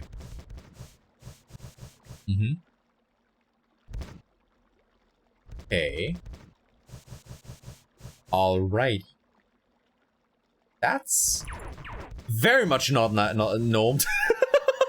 SV Gravity 80. Wait, what? SV Gravity? Wait, is that sounds like a map name. Is that a map for something? It does sound like a map. Or is it just like a... Look, the gravity is weird on purpose. Kind of-ish. Okay, I don't really know why. I don't quite understand why gravity is like that. Because in the first Marathon game, they kind of had an excuse because they were like, oh, yeah, whatever. You're on a colony ship, you're on the Marathon, there's weird gravity on the colony ship. Don't worry about it, buddy, it's fine. Consequences. Oh, I do wonder, like, does anybody know, have they made, like, a source for, like, has anybody ever tried to remake Marathon in Source? Because this is the kind of game that I could see somebody be autistic enough about to, like, remake in Source. Because the people that like it a lot, and, you know, like the Mandalore video on the game probably only made even more people aware of, you know, it's kind of like Gem, really. Because, yeah, I do enjoy this game a lot. You know, all the memes aside, I think it's a pretty great game.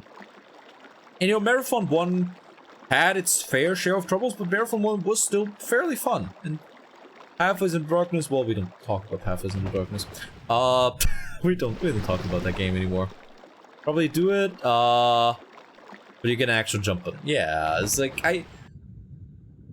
why? I mean, I get why, because at that point, the glidey puzzles were part of the Marathon identity, kind of, right? Okay, what do you do?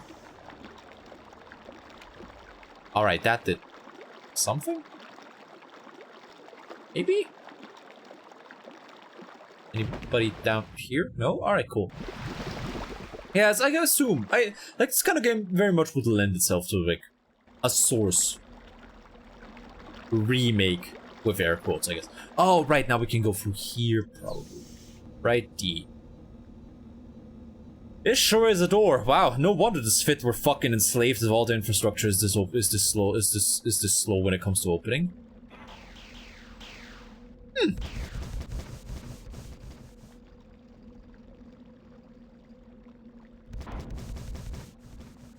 Yeah. Woo!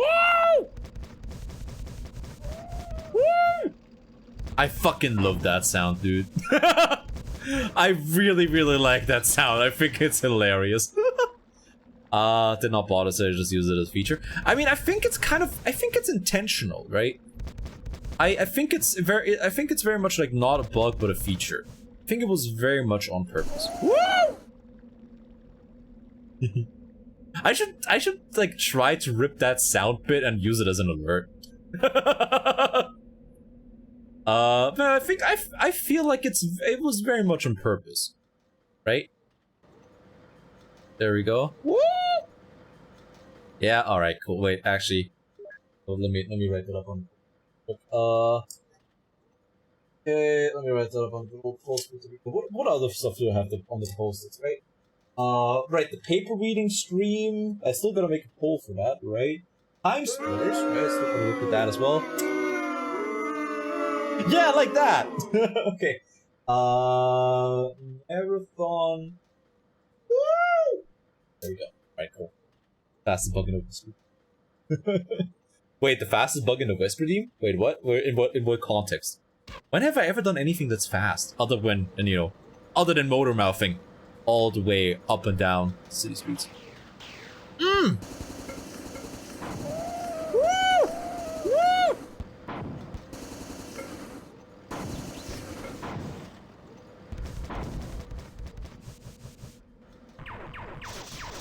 Alright. Woo! Okay, anyways. So like it was to make the gnome moves nose. Oh, that's what you mean. No, it's like what would I even use that for? Yeah, like for redeem.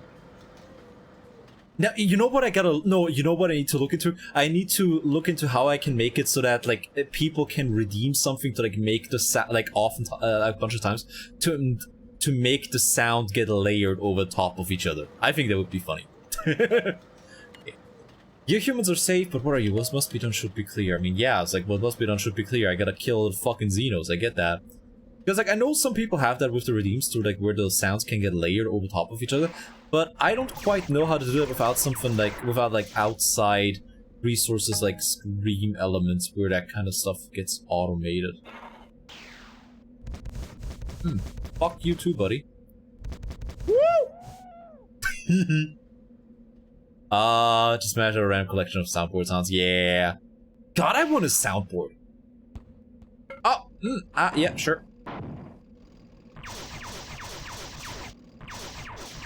Please die. Oh, fuck you too. Okay. That. I have no idea what I'm doing, by the way, so...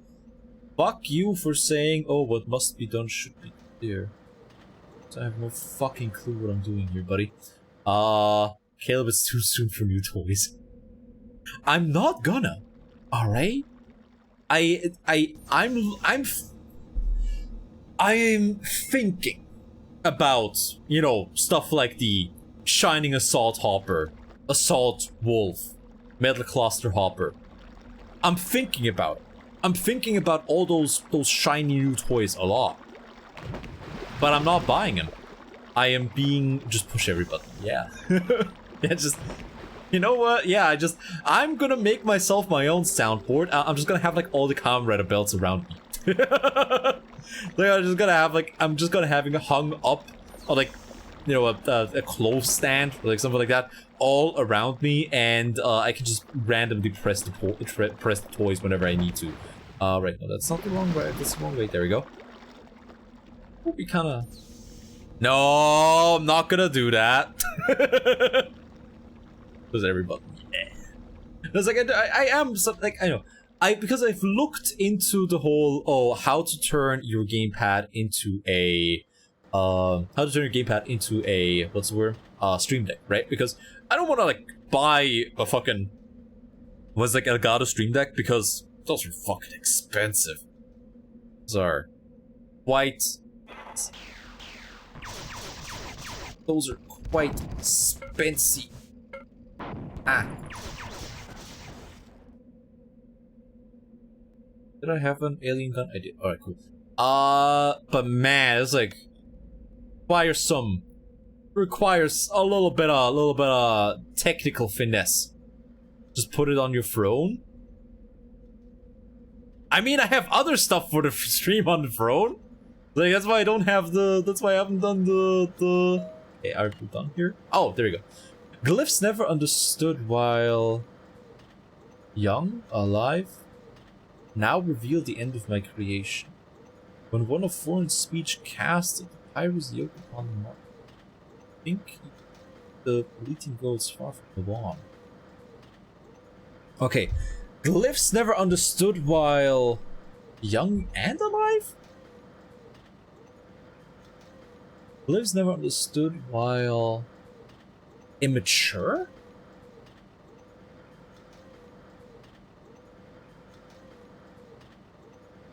Now reveal the end of my creation. When one of foreign speech casts a papyrus paper, writing, glyph, yoke upon the marsh. Think the bleating goats far from it. It's like I understand like all the stuff that is like with the question marks and in parentheses. It's like those are like approximation of the word that it wants it, of the words it's trying to use, right? So as you know, that's why, you know, whenever it was talking about quiet before, it was talking about, you know, peace between the clans. Lives and understood while young, alive. So I think that's immature. That once cast a papyrus yoke upon the marsh. Papyrus yoke upon the marsh. Because we gotta go to the marsh to like send the thing out. We know that from the previous entries we've seen. Because it's basically, oh, when all of the stuff is like aligned, and you replace one of the planets that should be aligned with the marsh, and do like the certain call, then the 11th clan will reveal itself again. We've had that. A bleating goats far from Lopan. Bleating S? Is it talking about the four?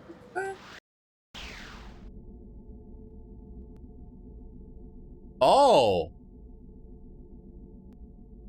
Wait, hold up, where the fuck am I? That's the...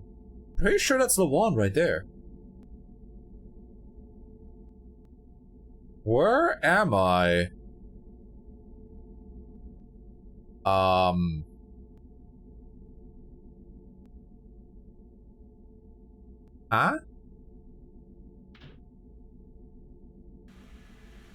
Oh shit, I'm on a 4 ship now! Oh! Hold up! Requiem for a Cyborg. Alright, wait, I'm on a fucking 4 ship now. Woo! Woo! Woo! Woo! Woo! Woo! Woo! Woo! I like that noise way too much. Woo!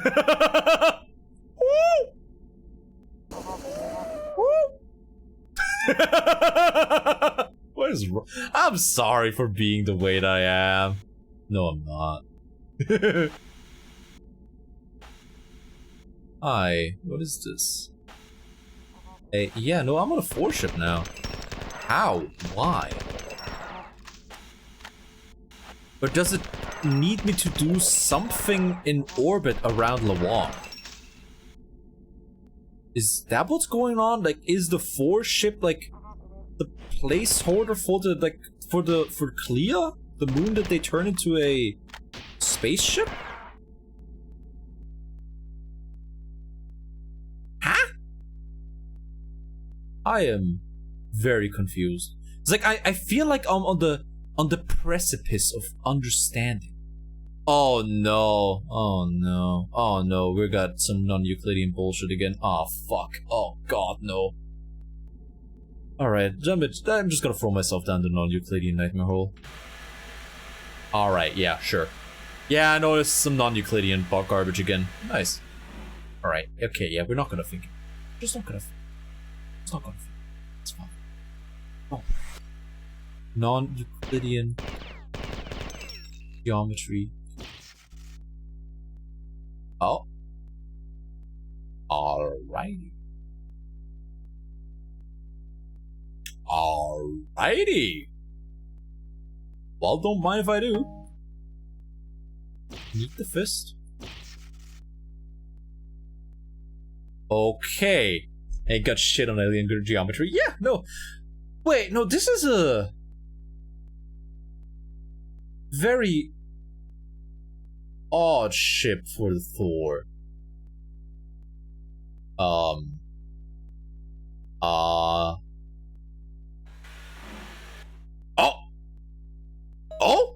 Oh?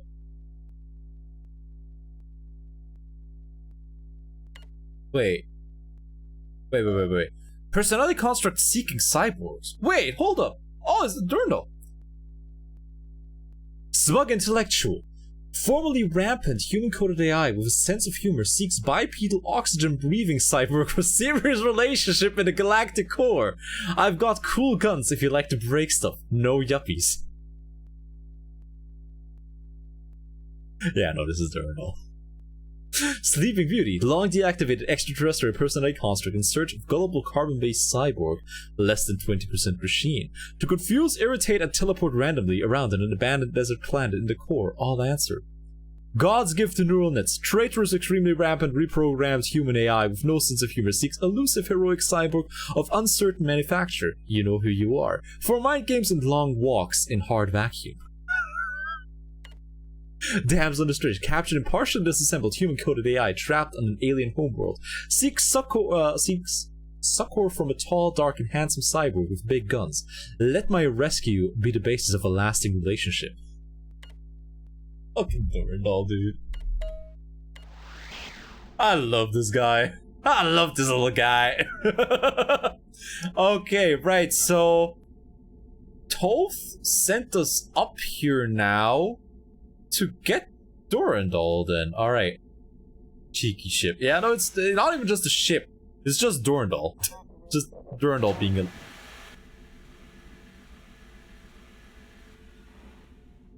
Are you... Probably gonna be enemies on, right? Yeah. Woo! Alright. Alrighty, yeah. No, it's just Durndal being his usual self. Okay, so that's a switch. Here we go, game save noise. Right. Oh? Okay.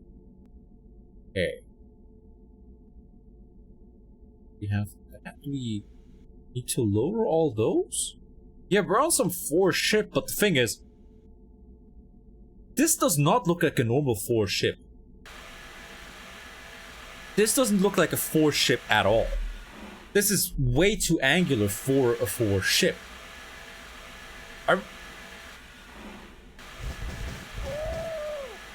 No, wait, no, we can't be on Boomer, right? Because Boomer was also a 4 ship. Like, Boomer also had the angular stuff, plus, like, Boomer's, like, crashed on one of the moons around Lawan. I am very confused. Fucking shit. So that's one of the things that that's one way to do. Oh, hi there. Woo! Alright, you know what? That's fair. You know what? That's fair, buddy. Okay, right. We activated you already. Nice. Okay. Yeah, it's like... I mean, the only explanation they have is like maybe the ships of Battle Group 7 just look different? I mean, that wouldn't really make too much sense, but yeah, I mean, could be. Are you gonna have the decency to die? Woo!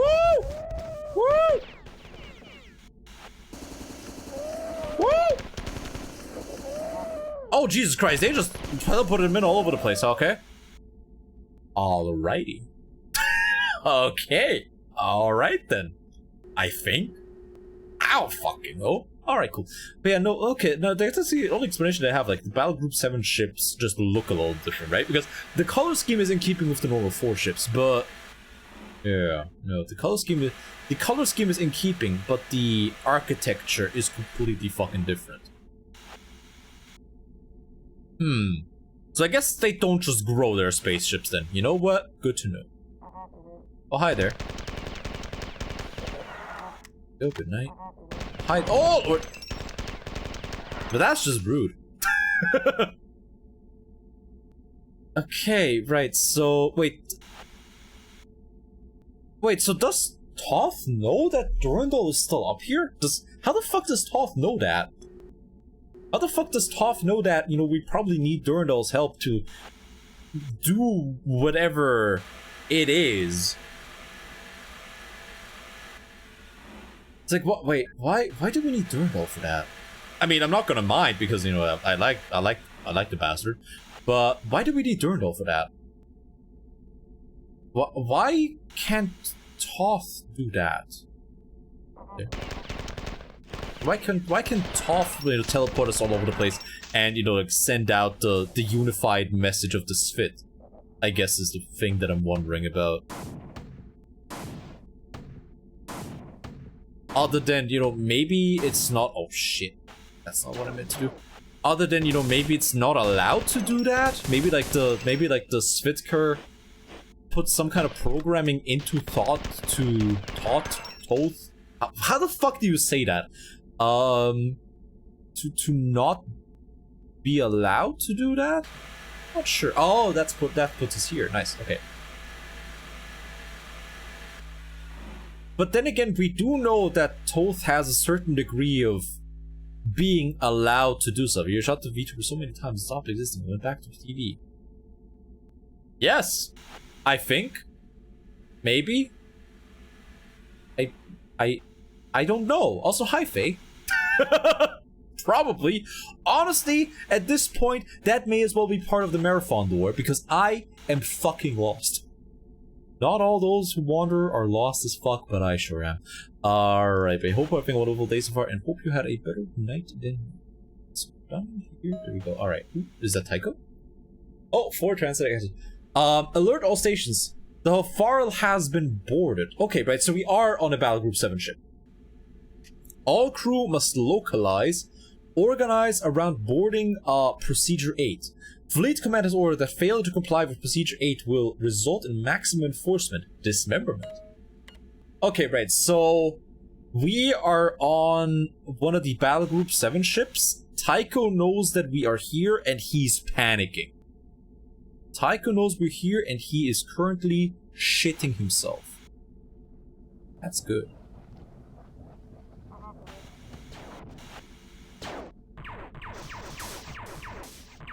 There we go. Just gonna try to avoid those shots. Go. Please die.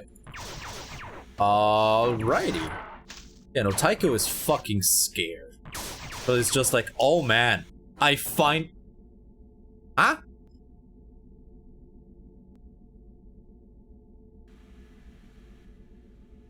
Huh? What just hit me? Alright then. Okay, yeah, Tycho is fucking terrified because like, oh man, I finally did it. I finally managed to best Durandal. Finally, I not only did I have my revenge, but also I have my peace now. Now I just gotta take care of Durandal's like butt buddy, and I can finally be done with this shit. And then the butt buddy somehow managed to beat back somehow the butt buddy of Durandal, and you know the remaining humans managed to beat back the 4, and then he boards the fucking ship somehow, despite there being no way that they have like the technology to teleport somebody onto like the ship up above Lawan. Yeah, no, I'd be terrified too. It's like Tycho is just like, what the fuck is going on? How is this possible?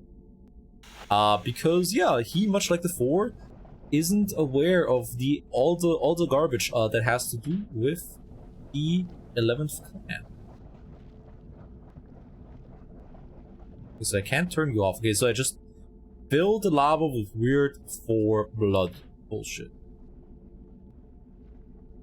Alrighty. Yeah, I'm just gonna hit buttons. Fuck it.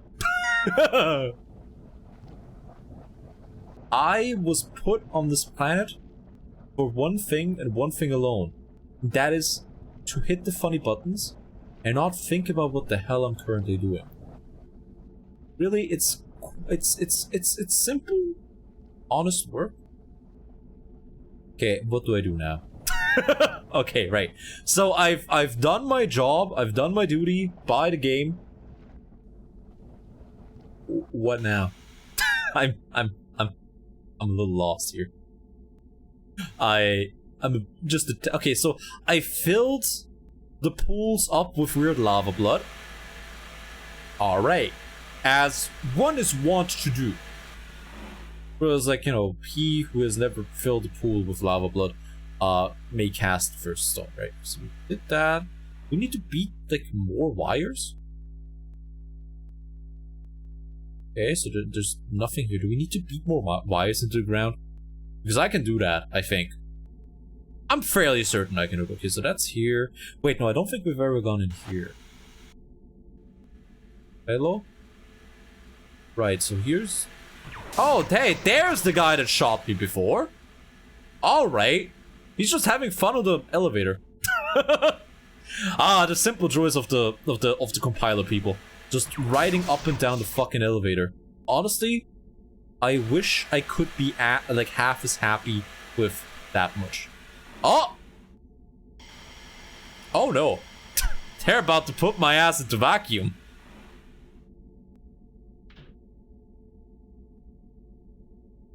So we've done that.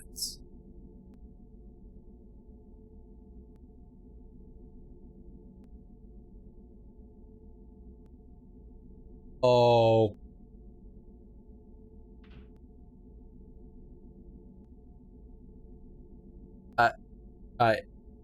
What? I understand that I'm doing something. I don't understand what the fuck I'm doing. Like, alright, so I'm raising the space pillars. Okay, we're gonna save. Wait, do I have to go back to the start now? Marathon is cool. I've been having a good time. I can't really watch the streams due to the time zones and these kids. Oh, don't worry about that. Don't worry about it.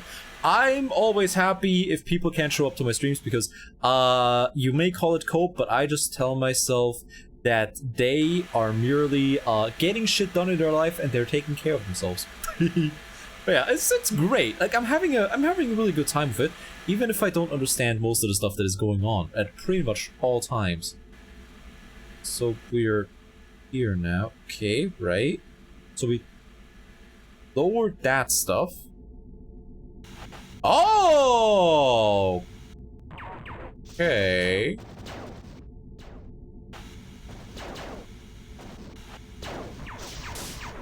All right. But, you know, I'm having a great time with this. It's like, honestly, Marathon, like, honestly playing this is making me consider checking out more boomer shooters in general. Like, you know, just like, because something that I've realized with like playing a lot of retro games is that, like, not a lot of retro games, but quite a few retro games on stream at this point. Something I've realized is that old games oftentimes manage to do more with less.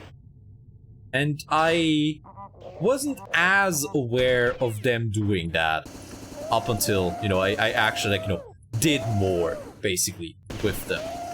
So, like, I wanna check out, like, the old Doom games as well now, because, like, you know, the new Doom games, I know those are the ones that, like, you know, all the streamers are per law, you know, required to play, but they never, like, they're just character FPS games, kind of, right? So it's like, it's just a wee bit uninteresting to me. So is that a save station? Yes, there we go. Oh, ooh, thought is on here. The human wheel is supposed to be a metaphor fit time. Circumstances are cyclical. The 11th clan will return, you must go. Wait.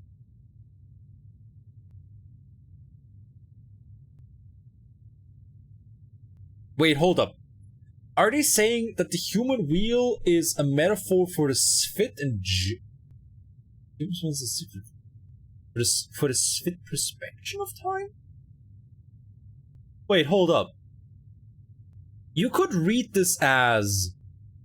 No, wait a second. You could read this as, you know, the human wheel is a metaphor for the Sphit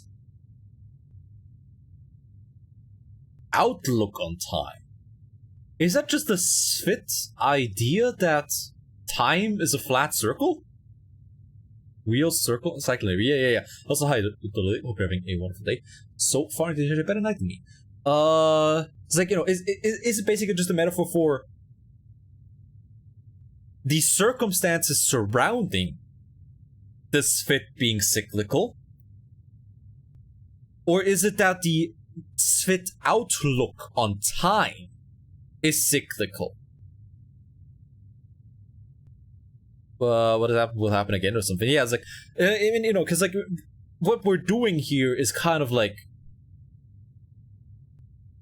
similar-ish to everything going on, because, you know, like we like the marriage, so to speak, of technology and like organic matter is what gave rise to the Sphit, because, you know, they were basically uplifted from something like the Flicta into being, you know, like the race, the 11 clans of the Sphit, right?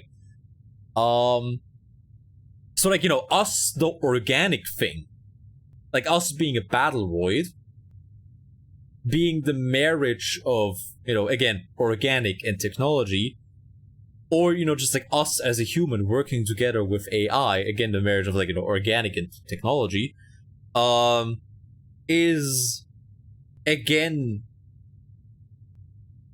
uplifting the Sphit from slavery. So I guess it depends on, like, what they mean with, like, the Sphit time. Is it just for the history of Sphit? Or does it literally mean, like, the perspection of, like, time that the Sphit have? I am very confused. I am so fucking... Oh, let's go, Sphitker! Alright, okay, right, 11th clan is happening, lads. Oh, man. How many levels do we have left? Because it feels like we're running towards finality really fast. Oh, hi.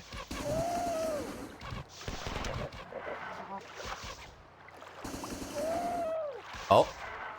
Are you helping? Oh, wait, is that the Sphitker? Wait, hold up, is that the 11th clan right there? Wait, hold up.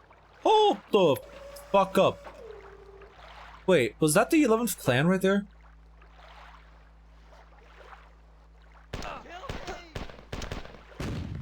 Alright. Alright. Like, are those weird ball guys? Or is that the 11th clan? Okay, so that door is busted. That door is busted. That door is also busted. Okay. Fatum justum stultorum. Which I think is Italian for some kind of pizza dish. Though I could be wrong. Okay, there's some simulacrums all over the place, alright. Are you gonna... Look. Toth told me that humans are safe, and as such, any human I now see is gonna be perceived as a simulacrum, and therefore he's gonna die. Should start playing or soundboard item actually, because everybody loves Pizza Time. It's a pretty good song. I should play the old Spider-Man games. I mean, I have some ideas on like other old games. I'm just waiting for like a week where I have the house to myself. All right, I have some ideas for that. Like maybe I should like do a little bit. Maybe I should do a thing with a Spooderman game as well. There we go. Maybe I should do some stuff with the Spider-Man games as well. Because, like, you know, I still very fondly remember the first Spider-Man game. Oh. Alright. Yeah, no, just fucking blow up on my ass, I guess. There we go. Hey, like, I mean, Caleb. No, I'm me again. Don't worry. We resolved the Freaky Friday situation. Somehow. By Hybe Moto, having all of this so far.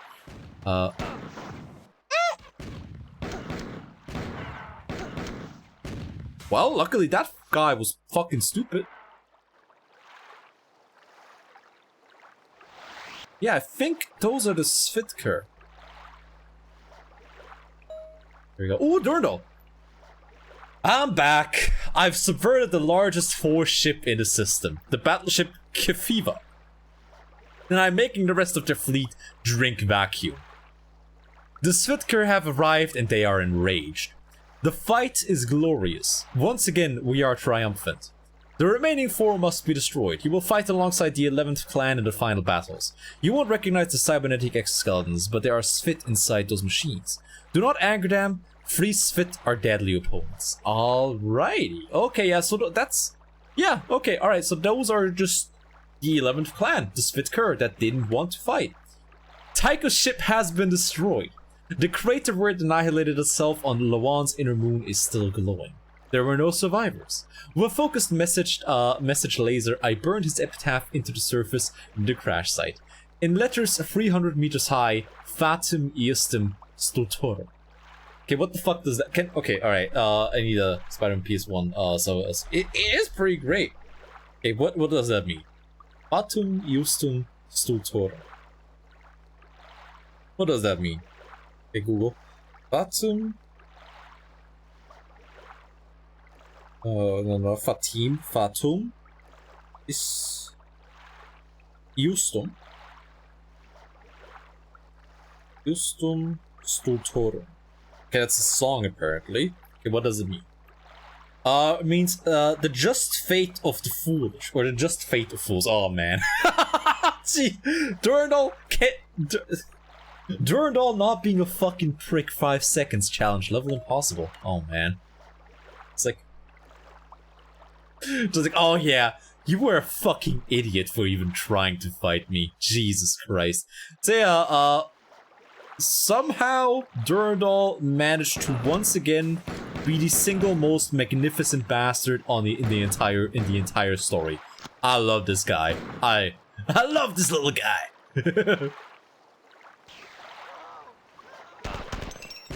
There we go. They're throwing the last couple simulacrums they have at us. By God, the 4. Klatu Varada Nikto. What the fuck did you just say about my mother? Uh-huh. Frog Blast Event Core, by the way.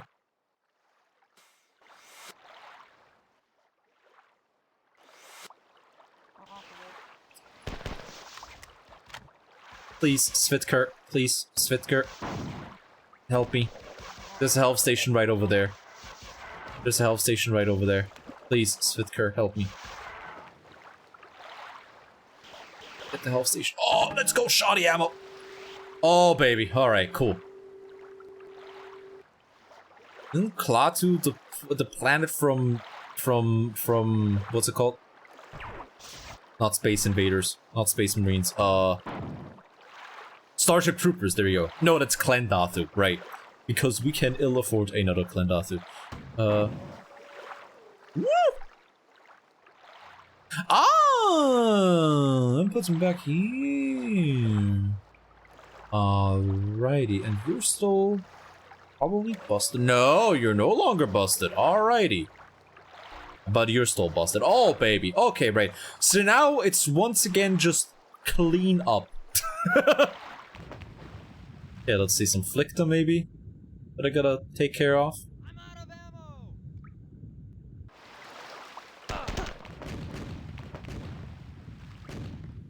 Rock Blast Event Core! I should take some sound bits from Marathon in general. It's like I should take the Frog Blast Event Core. Like Marathon is just like rife with really good sound clips that I can no.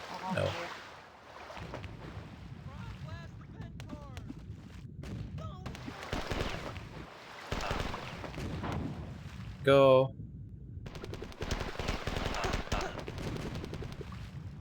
Alright.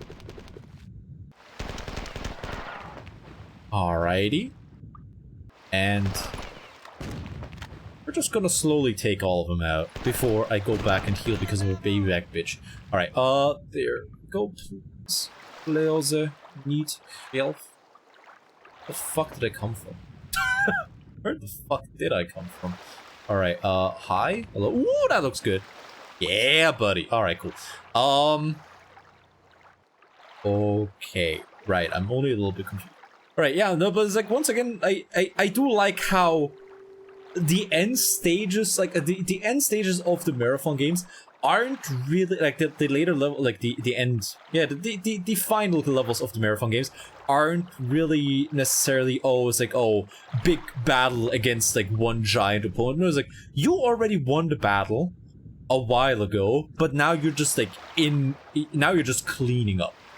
I do like that a lot, because it really makes you... It makes the entire thing feel a little bit more alive, right?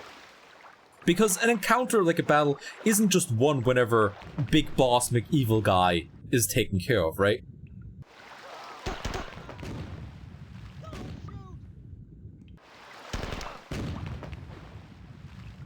So, like, a battle is over when, you know, the battle's fucking over. I do appreciate that a lot. It's like, you know, it's like, oh, you are the biggest muscle that there ever was in these battles, but by God, your job is just to kick ass and chew bubblegum all the way through. It's just an interesting way to, handle these things, right? There we go. Anyways, and that is, oh, hi. Oh, right, there's the Svitker. Nice. I do love how strong they are as well. And how Durandal even is like, don't anger them. Whatever you do, don't make them mad. Okay. Right, and just when I was speaking about how cool they are, and how strong they are, they eat shit from, like, one trooper. Alright. That's, gonna teach me a thing or two about praising those bulbous fucknuts. Oh. Hello? There we go. I'm also pretty sure, like, I found absolutely none of the secrets in Marathon 2 as well. I'm almost certain that I found practically none of the secrets, because, yeah, it's like, we finished Marathon 1, and we found, like, none of the secrets, and yeah, we finished Marathon 2, and again, we found none of the secrets. And does it do anything to the water level here? No. Maybe? Alright, the world's slowest door. Nothing! Alright, I love it here. No! Please. Alright, yeah.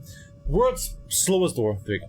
Wait, I thought you were just a soldier? I am just a soldier, but also... I mean, I am a soldier, but also, you know, the Mule Nerd is a huge fuck you badass, basically, is the thing with Marathon. Okay, I think that activated you now. Yeah, there we go. I guess they're called secrets for good reason. Yeah, no, the secrets in this game, or like in these games, are very well hidden. And, you know, the secret areas in Pathways into Darkness, at the very least, you had an indicator-ish on the map, because if you had part of the map that wasn't a solid wall, or like a part of the map that looked a little funky, maybe, then there was a good chance that that wasn't the entire story, basically, and that there was basically a hidden door behind that. With this game, it's like you need to know exactly which part to look at, and as far as I'm aware, a lot of the secrets in these games were only found whenever the games became freeware, like officially, and, you know, people got access to, like, all the map making tools as well, which allowed them to look at all the maps of the game and made them realize that, oh shit, there's this thing, if you interact with this wall, like, with these walls in this certain, what's the word, sequence, you can actually, you know, find something back there. Because the secrets in this game are fucking schizophrenic. But yeah, no, like, you know, the Mule Nerd is a soldier, but also he's a huge badass. You know, because the I am hero bit isn't just, you know, the I am hero bit is very heavily implied to be one of the things that the 4 pulled out of your head whenever they capture you, right? So it's like, it's the idea is that, yeah, you're just a soldier, but you're the soldier that fate itself calls in whenever things need to be taken care of. I think that's fucking sick. Ah, there we go. Like, you are a soldier, but also you're the soldier. Like, that's... Like, the world itself basically calls you in. Like, I don't wanna go ahead and take the word away from the game, like Marathon 3 specifically. But, you know, the implication is that, yeah, you are the destined hero, basically. Which is fucking sick. It's like, there's a difference between, like, oh, you were born as John main... There's a difference between saying, oh, you were born as John main character, and, you know, you're just, like, like, a guy called in by destiny itself. I think there's a pretty good distinction between the two, and one of them is boring and cringe, the other one is fucking incredible. Alright, yeah, you guys frog blast event core for me.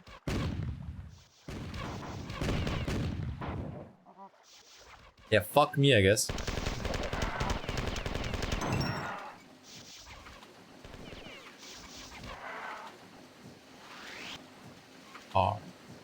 Alrighty, we're gonna go back.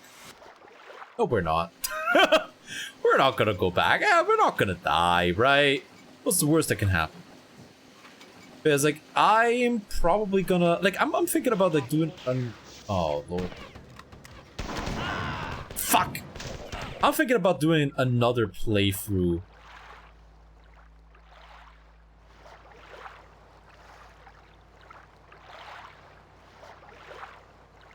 Ah, shit. I didn't save in a half minute, didn't I? Oh, fuck. Why did God make me as the perfect retard? Oh, god damn it. Alright. I didn't save in a while. Fuck. Alright, anyways, now we know what to do. Now we know what we gotta do. There we go, right? We got all that stuff. Now we're just gonna... murderize. Alright, okay, sure. Oh boy, it's gonna be one of those days. Alright. It's a fun fact, it's always one of those days. There we go. I'm gonna kill you like so. I'm gonna kill you like so. Alright, cool. Why did I not save? I need to make that fucking save check, really.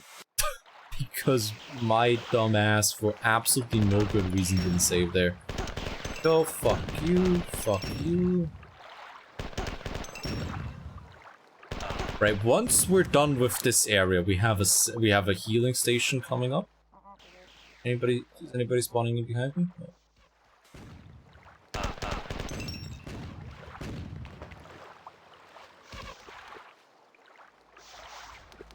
Okay, Durandal, right, we're gonna fight alongside the Svitker.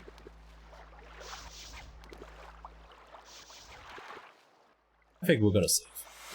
I think we're gonna do the opposite of what we did before, and we're gonna save very, erratically? Not erratically. Neurotically, that's the word. We're gonna save very neurotically now, because I've learned about... Why did I not save? I think I just forgot that I had a save station in here. Especially because, like, you know, it's such a easily available save station as opposed to, like, some of the save stations you have in other levels. I think I just straight up forgot I had it. You got too confident? It's not even that, I just forgot that I had it. It's not even... There was no... Like, confidence played no part in this. It was just me being fucking stupid and forgetting about it. Right. Can you just stop spawning in fucking human-shaped bombs all around me, please? Kind of rude. Please? Look, we all watched Naruto Shippuden, right? We've all seen fucking funny Clayman, okay?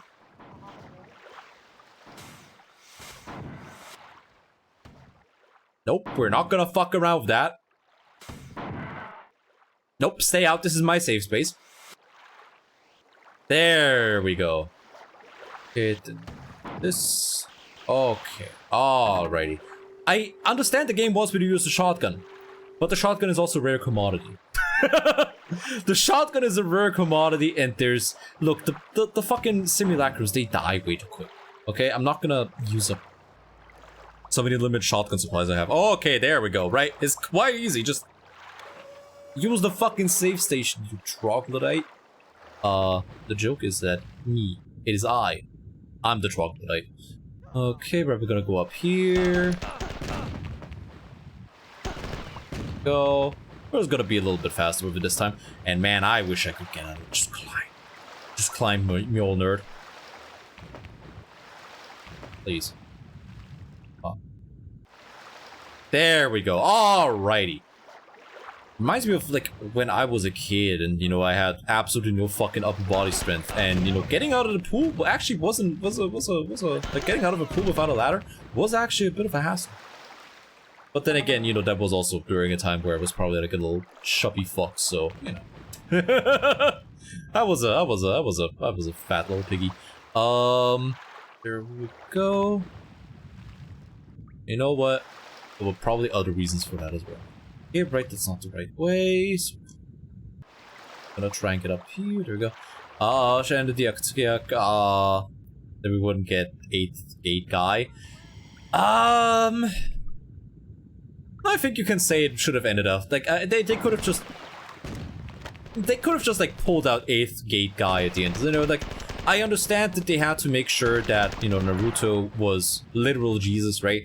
But they could have done that with the end of the Akatsuki arc, right? Or Akatsuki. Like how the fuck do you even say that properly? No idea. But you get your you are Lucky Shrine. Sounds cool. Wait, how do you mean? Wait, what are you talking about? Wait, hold up. What the fuck are you talking about? Right, all these doors are borked. Alright, cool. Good thing that I didn't try any of them before. At least. Oh, right. Yeah, no, this... I'm just gonna let you guys deal with that. Yeah, pig. I mean, yeah. As it is, and Boruto is not that bad. I haven't had any exposure to Boruto at all. But, like... It's like... Naruto was fine.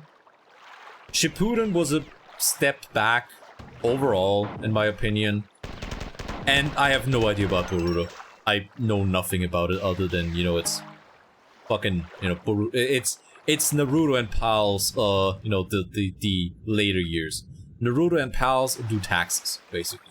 That's all I know about it, and I have absolutely no interest to intersect with it in whatsoever. I'm just happy that people are having a good time. That's the important thing, or something. Okay, right. World's slowest door, of course. It's more of a slice of life anime.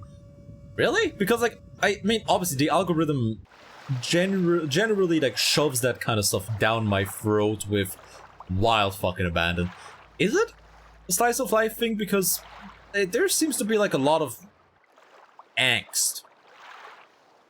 I feel like from the things that you know the algorithm on you know Twitter and to like shove down my throat. It seems that the impression that it gives me off of that is that it's a very angsty show. But again, could be absolutely wrong. But I will still watch any movie. I mean, that's a whole different thing. I was like, you know, I will watch the anime movies for a lot of different things. That, you know, they have an anime movie here for, just because I want them to have more anime movies here. Because, like, you know, it's like, I will watch this even if I don't particularly care about it, just to tell them that there is a market for anime movies over here. That's my whole logic behind this, and you know what? If that means I'm insane, then so be it, alright? Been told worse things.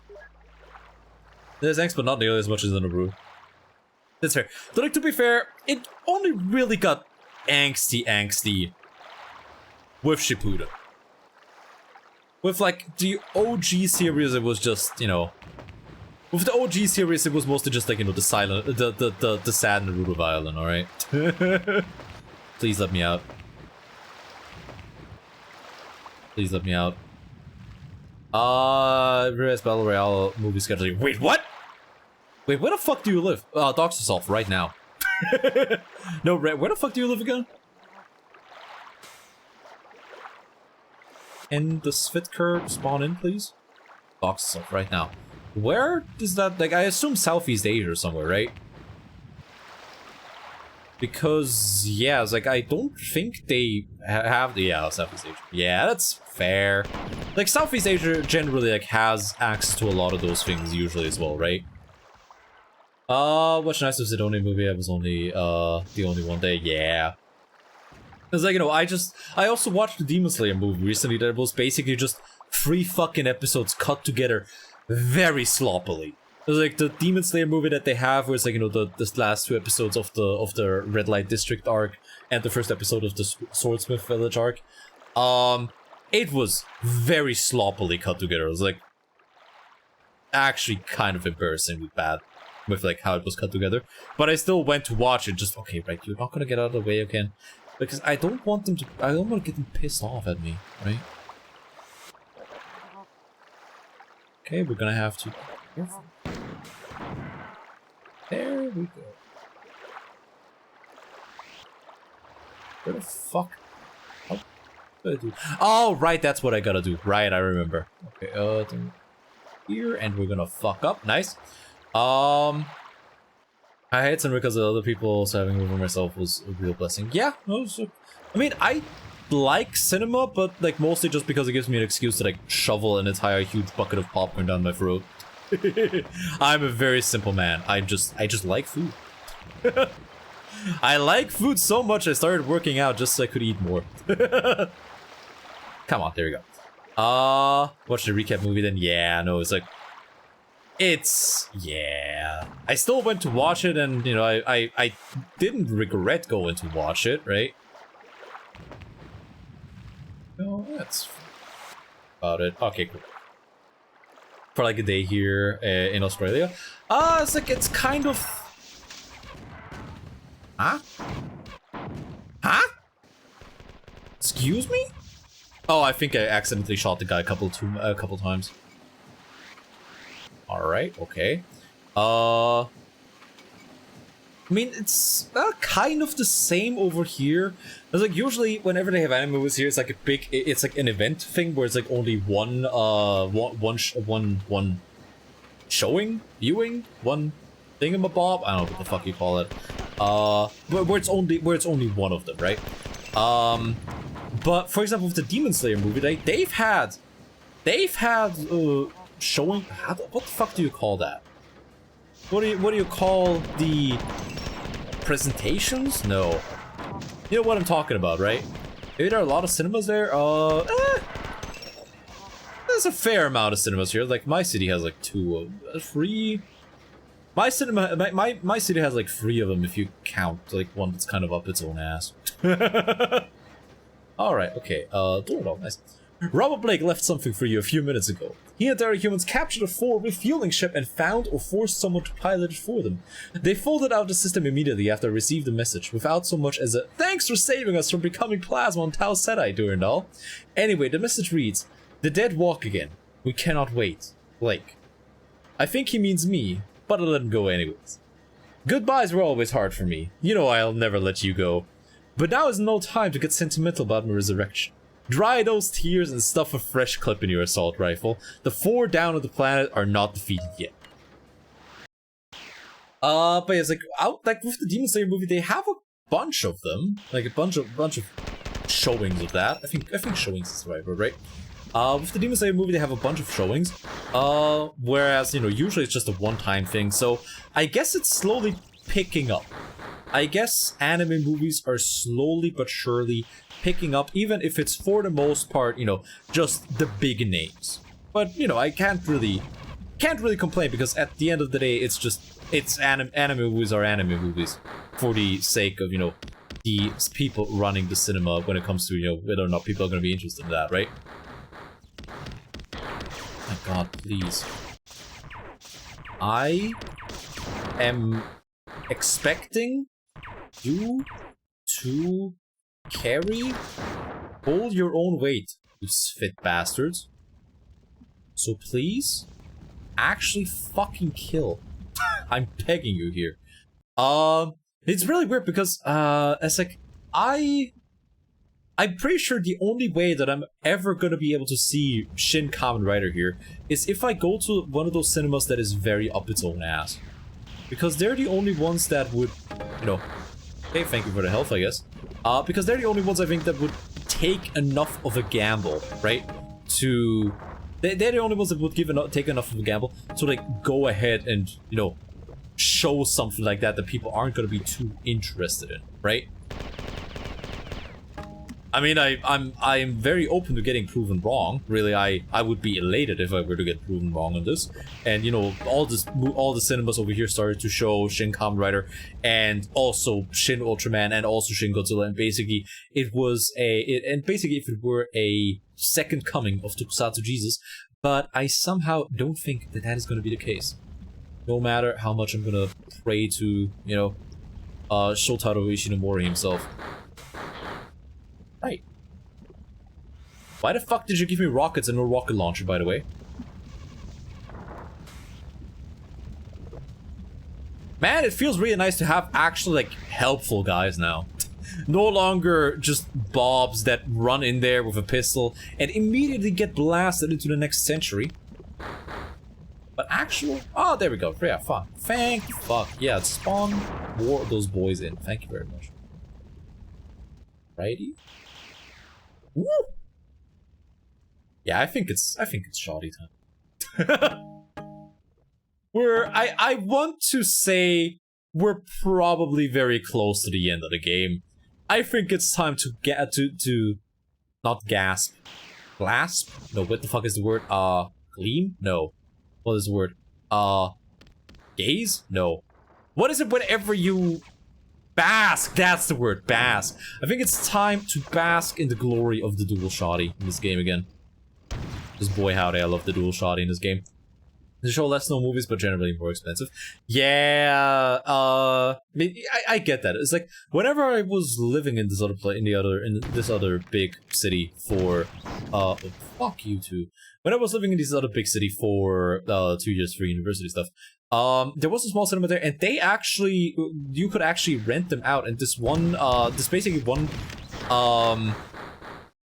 movie, I don't know what to call it. It's like basically it's like a little it's like it was a, I don't want to call it company. It was like an interest circle that would rent out this really small cinema at times to show Neil Breen movies.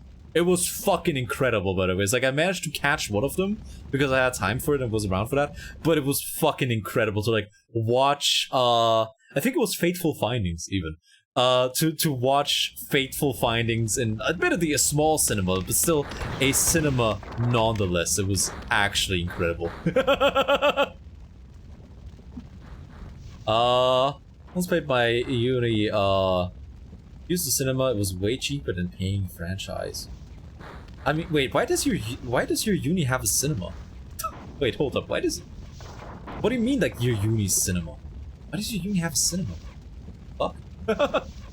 First of all, what the fuck? Secondly, can I rent it as well to, I don't know, watch Pirates Kamen Rider film uni? Oh, okay, that makes sense. Right.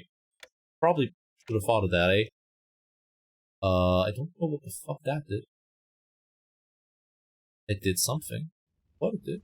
Something. Right, cool. Yeah, you know what? That probably makes sense then. Love the sound of exploding 4 in the morning. Smells like victory. Go. Alrighty. Yeah, you know what? That would be pretty cool. I mean, if you have the movies already, right? It's like the problem with Shin Kamen Rider and the like is that Alright, I have evolved. Oh, right, I'm... Okay, right, I had to fall down there, right? I just grenade hopped my part of my health off for no good reason. Right, you know what? Yeah. What else would you expect, eh? Did any of these things open up now? Can I go up there now? Hello? Hello, Durandal? Colonel, are you gonna help me out here? Or no? Alright, just... Alright, yeah, just send me in there and kill more. Okay, yeah, sure. What are the film students thought about in terms of and Ludo Kino? I mean... Oh, that's open now. I mean, obviously, they're gonna agree that... You know, this game right here is, obviously they would agree that this game right here and its sequels are something that the kids these days would probably call, peak fiction.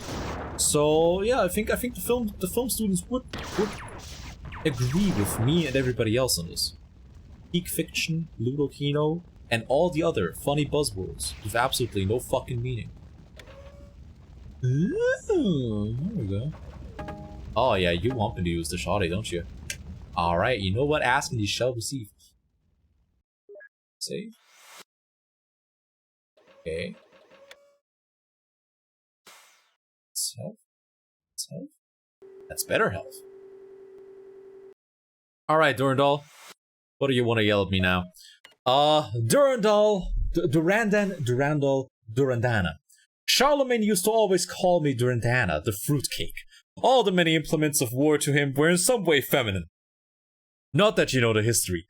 Tycho never got it right either, especially the part about Roland breaking me. He couldn't. No one can. I'm certain that you're curious about what happened to me after our ship fell to the floor. How after being deactivated, downloaded into a containment unit, and still treated like the most dangerous artificial construct in the universe, I was able to escape, and to assume control of the ship on which I was imprisoned and to turn it against its masters.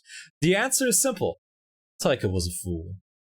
But it was convenient for me to be absent, as Toph might not have been so helpful had he known I still lived. That's something I'll have to explain later when we have more time. Toph is now trying to aid the Four, but they are obstinate and continue to ignore him. I don't think I have to tell you what to do here. Wait, Toph is now trying to aid the Four? Wait, what? Toph might have not been so helpful as anyone still live. That's something I'll have to explain later when we have more time. I'm trying to aid the Four, but they are obstinate and continue to ignore him. I don't think you have to tell me what you do here. Oh wait, why the fuck is... Hold up, what?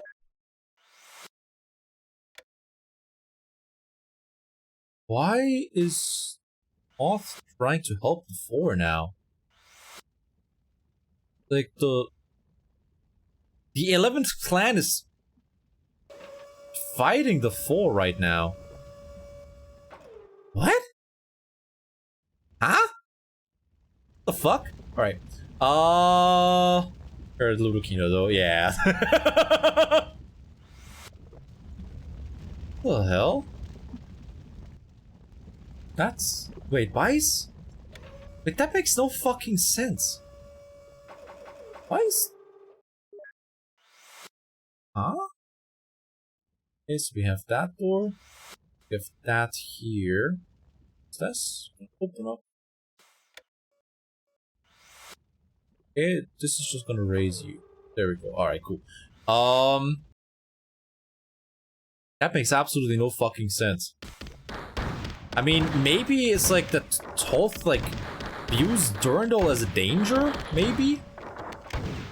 Which, I mean... makes sense.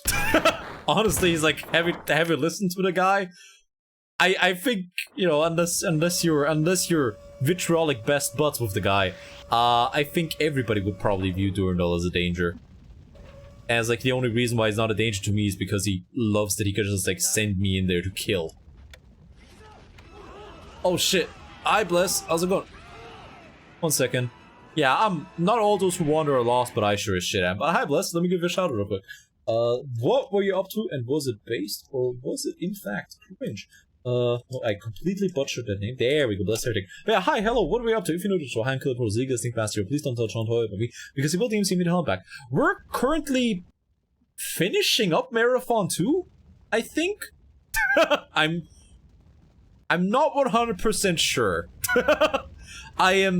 Yeah, no, I'm mostly just confused right now. I'm mostly just very confused right now because I have no idea. Come on, let me pass. There we go. I'm mostly just very confused right about now because I don't know what the fuck is going on in this game. Pop me Noida and the played it, you're very bad. Ah, it's fine. Everybody's shit at Noida. It's like, that's the wonderful thing about roguelikes, right? Everybody's shit at them. like you only get a little bit more used to the shit that the game throws at you, right? Was Kim Ludo by I Can't See February. Yeah, exactly. That's pretty much it. Yeah. No, you got it. You finally, you fully understood. Wait, no, did that raise that here? Maybe? No. Alright, I'm still very confused. Urban Dictionary? Yeah.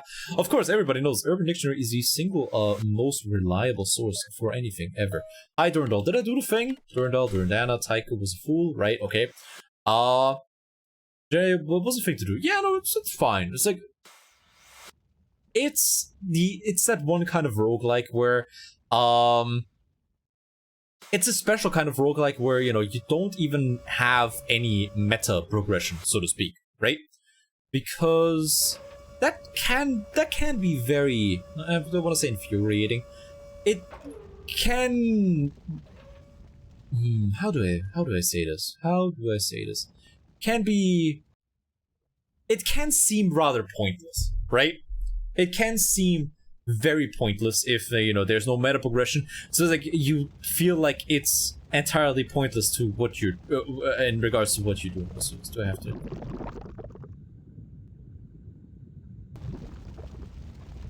I'm gonna burn to a crisp in here. I'm at burn to a crisp. Good thing I saved. Yeah, good thing I saved. There you go. Yeah, very to you as well. But like it's it feels very luck dependent, I guess, right? Why doesn't the machine help you? Wait, Durandal, or you mean the flying bulbous Svitker? And if you don't know what the fuck a Svitker is, my man, you are a little late to the party. It's like we're gonna have to. They're friends, right? They're friends. That's all you gotta know. that's all you really need to know. There are friends here. Is that is here, that is there, right? Where the fuck do I go, Durandal? Where are the ever-loving bejesus? Oh, wait a second, have we gone over here? Yes. I think. Yeah, we have gone through. Yeah, as you can tell by the copious amounts of corpses strewn about the place, you can tell that we have in fact been here. Okay, maybe I missed something here. That poisoned me while killing me with votes. Oh yeah, no, that's great. Oh, you did the Twitch integration bit. Oh, okay, yeah. That explains why it didn't go well. That very much explains why you fucked yourself. But yeah, Taiko, no, not Taiko. Durandal doesn't help me because first of all, there's no terminals for him. Oh, that's where you want me to go, you son of a bitch. I think, maybe? Yes, that is absolutely where you want me to go, which is why.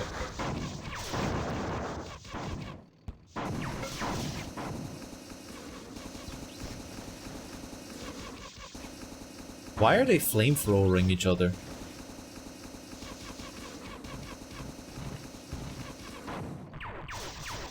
Oh, you're a big lad, aren't you? Yeah, oh no.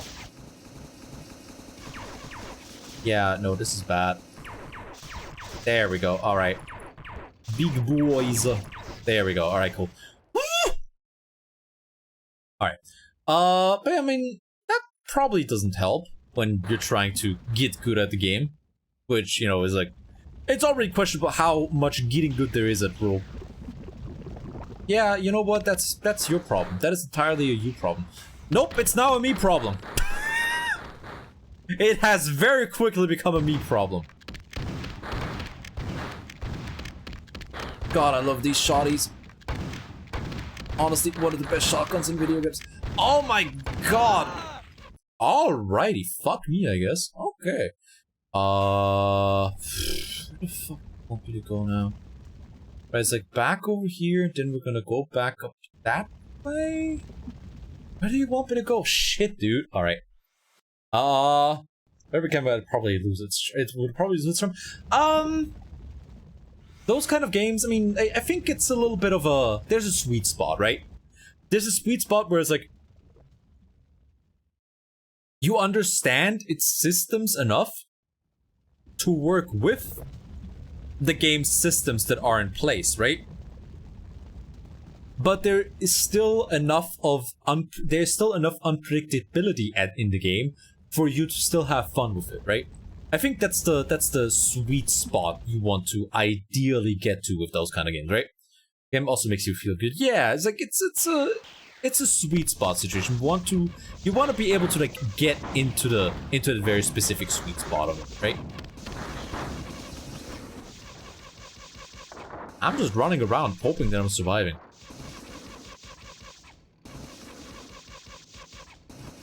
I don't know what the fuck's going on. Alright. Yeah, having health, very much overrated, honestly. Don't care about having health, really. And it's like, I mean, honestly, the charm of Noida is even beyond just like the game mechanics, right? Because the charm of Noida is how much stuff there is like for you to find, right? Because like, you know, I don't wanna spoil anything, but there are a lot of secrets in this. Fuck me, I guess. Alright. There are a lot of secrets in the game. There are a whole bunch of fucking secrets in that game, so... Okay, we can just like go over here for it to be quicker. So I guess it's... It's... The game is as deep as you, No, but as I've tortured others playing. Oh, okay. So I guess the game... How do I put this? The game is like as much of a novelty as you let it be, I suppose. Does that make sense? Does that make sense, or does that just make me sound like I'm terminally up my own ass? My god. Lord. Oh, maybe.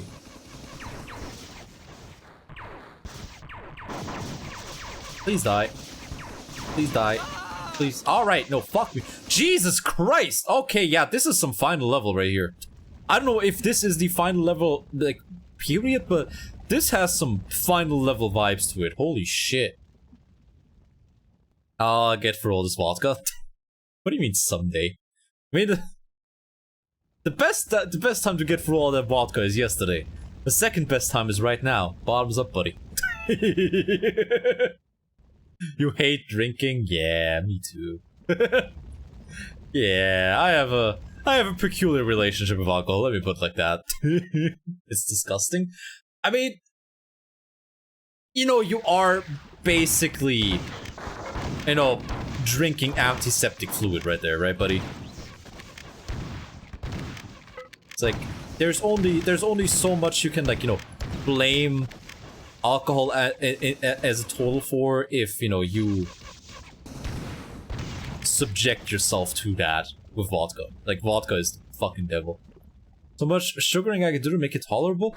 I mean, that's the worst. Like, sweet alcohol is the worst. I fucking hate sweet alcohol. Like, it's to the point where I can't even, like, really, like, drink most kinds of whiskey just because they're too sweet for me.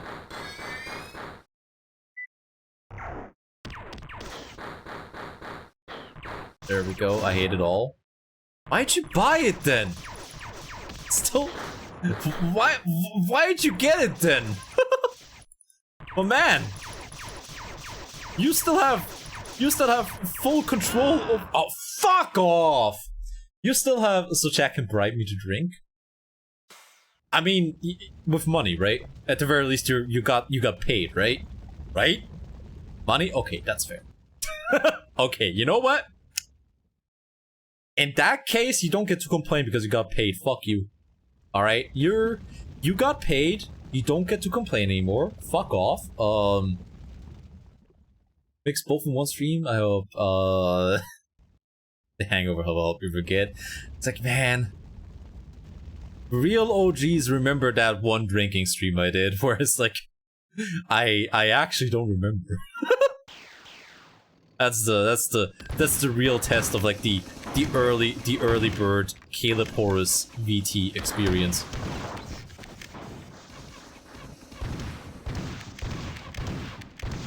Please die.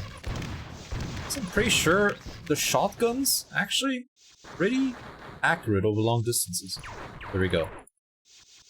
That's a real airboat special. That one time I got so drunk, I'm pretty sure like I vomited into my own pants during the night. Or something like that. It was an experience.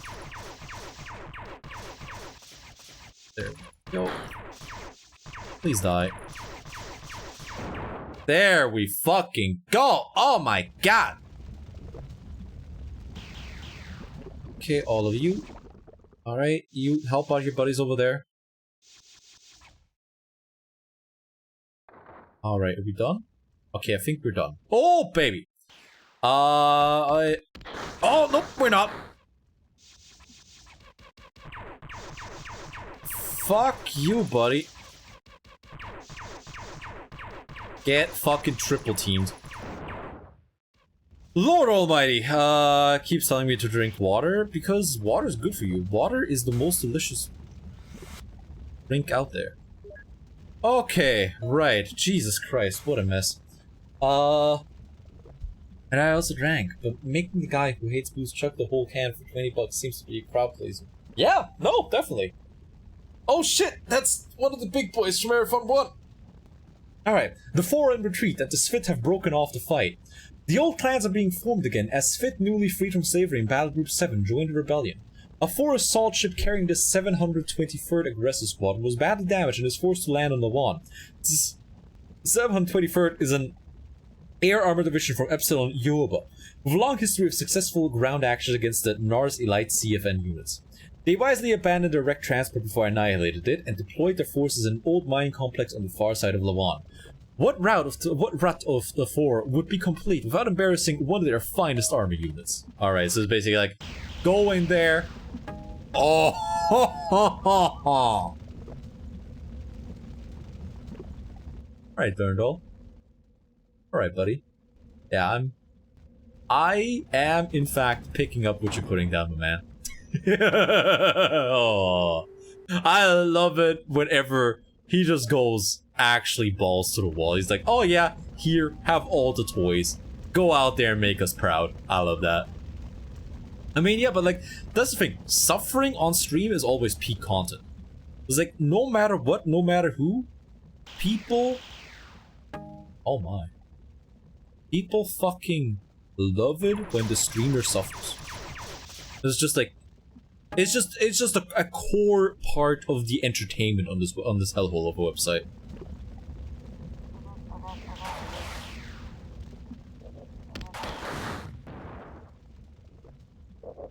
All right. Wait, does he just keep teleporting in more ammo for me? Because if so, yes, please. There you go. Why are you supplying us with all this ammo? Because he wants us to embarrass Battle Group. Because he wants us to embarrass the 4. Like, that's the entire thing. Durandal is very petty. Durandal is unfathomably petty.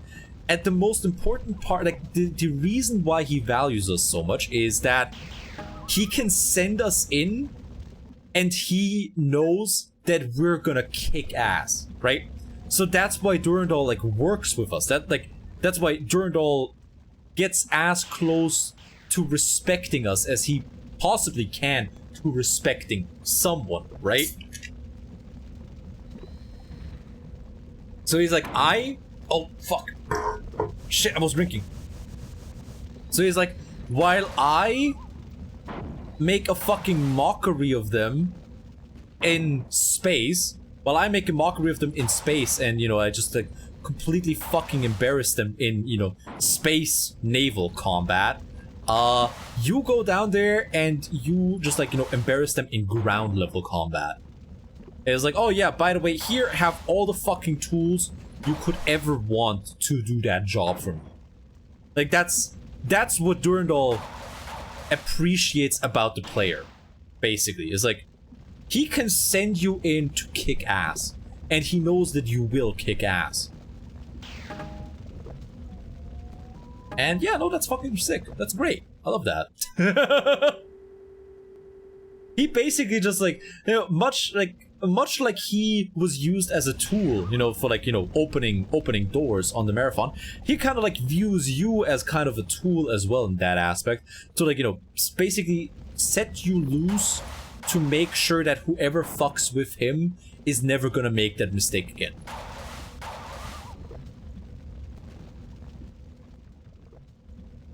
Oh, I don't even know if I'm hitting this thing half the time.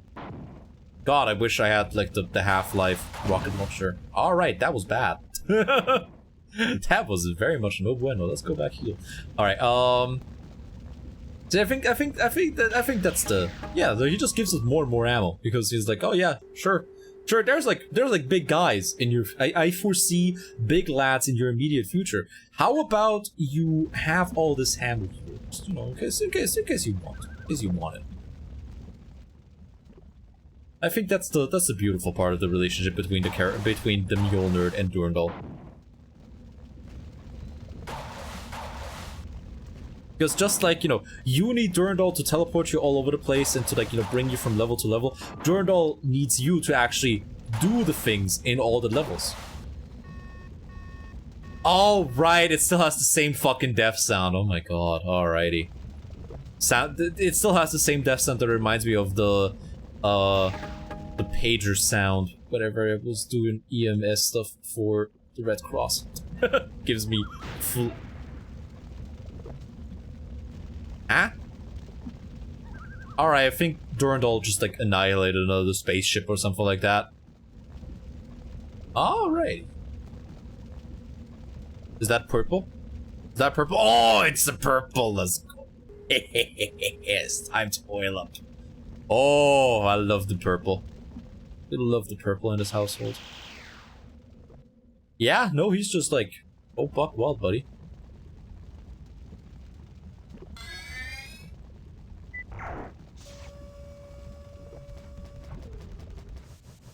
Alrighty. I don't know why Durandal butter your trigger. Wait, what? Wait, he does what now to my trigger? Look. Durandal and I, we're colleagues, right? We're not like that. There we go. We're not like that, buddy. He doesn't butter my anything. I think. What the fuck does that even mean? Is that some zoomerism that I'm not aware of? Buttering your homie's trigger? Please don't make that a thing. I don't want to think about the implications of buttering somebody's trigger. You just die. Jesus Christ, those guys are still all the same fucking ammo hog. Jesus Christ. I mean, to be fair, they are supposed to, like, be the biggest, baddest big boys in the entire franchise, so, you know. Yeah, you have big guns. Wow, you're so cool. Oh my god. Fuck off. Come over here and fight me. I hate that sound. Come over here and fight me like a man, you fucking coward. And, speaking of fight me like a man, you fucking coward, I will now, run back and, you know, immediately go and save because I'm scared. Fuck you. Yeah, I think that's supposed to be... Oh, you know what that is? That's the fucking, that's the guys exploding, right? Because they do like the beepies and then they sink to the bottom of the lava lake, but it takes them a while to sink down. And whenever they explode, whenever they sink all the way to the bottom, they explode, and that makes the giant flash. Ah, get it now. All right, cool. Yeah, no, this is some certified final level energy. Because that's what this game, like second to last level. Because in the previous game, they also put those guys out there in the second to last. Also, what's this one called? All roads lead to Seoul.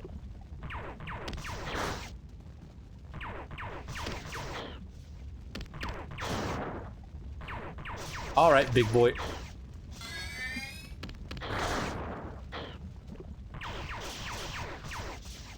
Fuck you, buddy. Eat shit. I have purple health now. I don't care about what you do, you son of a bitch. I have the power of God and Durandal on my side. There we go. Alright, cool. Woo! Baby, okay, right, again, we're just gonna run back and we're gonna heal up and we're gonna save because, even, just because the game gives me a large amount, just because the game gives me a large amount of resources, right? And it's like, you know, it gives me all this stuff. Doesn't mean it's gonna be easy. If you're not careful, that is, right? Because like even with Pathways into Darkness, whenever you get the Cedar box, just because you finally have, you know, resources in that game, doesn't mean the game is gonna get any easier. Really, you don't know the real fucking meaning of pain until you're done with that game. Jesus fucking Christ. God Lord. That God, whenever I think about Pathways of Darkness, it just triggers like a visceral fight or flight response inside of me. I'm just, I don't want to go back. I don't want to go back. That is one of those games that I'm never gonna replay. It's like even something like, you know, people telling me to play through Shadow of Chernobyl with just using the 9mm Makarov. I would rather do that than play through Pathways into Darkness again. I would rather perform advanced CBT on myself like that than play that fucking game again.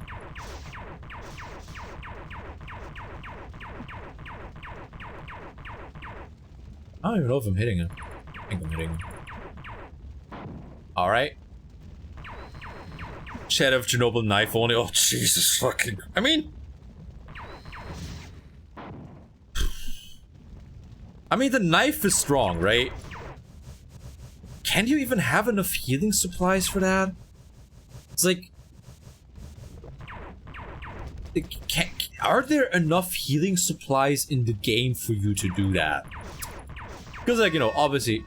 Yeah, I think... Okay, let's see. Like, the blinding flash should happen when the peeping goes away.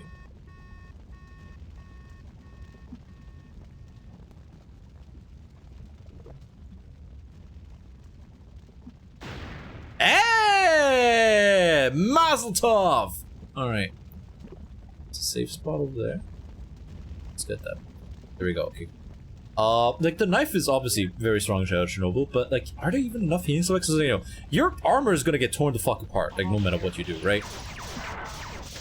Unless you get one of those, like, funky, artifact combos, right? Yeah, but I'm pretty sure, like, yeah, because the funky artifact combos are the only way for you to heal your ammo in Shadow of Chernobyl. Artifact bullshit magic, yeah. So I think, like, if you get lucky enough with the artifacts, maybe you'd be able to do it? Huh. I mean, somebody's probably done it because they don't value their own time enough. Oh, hi there. Yeah, I don't think I want to use the shoddy for you. Jesus Christ.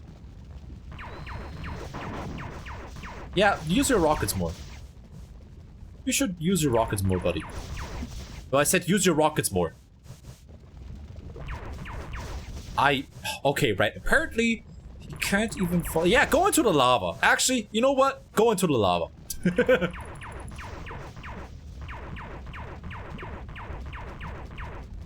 Good lord. Does he think I'm made of... Ah, there we go. Thank you for the beepies. Okay, beepies. Okay, there we go. What we need is luck to make a bullet in the head. I mean, obviously, but at that point you're just playing Stalker again. It's like, you know, it's like you need luck for, you know, fucking Ivan's magical bullet not to like find itself magically lodged in your pre-orbital cortex, right? No, I mean, you'd honestly would rather have it lodged in there because you can kind of survive that, sort of ish. I mean, not really, but we're just gonna. Okay. Up. Here we go. But yeah, that's just peak Stalker. By the way, when is Stalker 2 gonna come out? Like, isn't that gonna be very soon? Because I know System Shock got delayed to May. I'm looking forward to that. But like Shadow, Return. Wait, what was Stalker 2 again? Fucking something Chernobyl. What is it called again? Stalker 2... Something Chernobyl? I wonder how that is going to turn out. I'm still very much not sure how... It's like... I almost feel like they're not going to be able to, like... live up to the expectations, everything. Whatever called to. Yeah. I mean, it's like something of Chernobyl. Because I'm worried that it's just straight up not going to be able to live up to... you know, decades of expectations at this point, right? Because how the fuck do you live up to something like that, right? Okay. Let's see, and that. Oh. Alright then.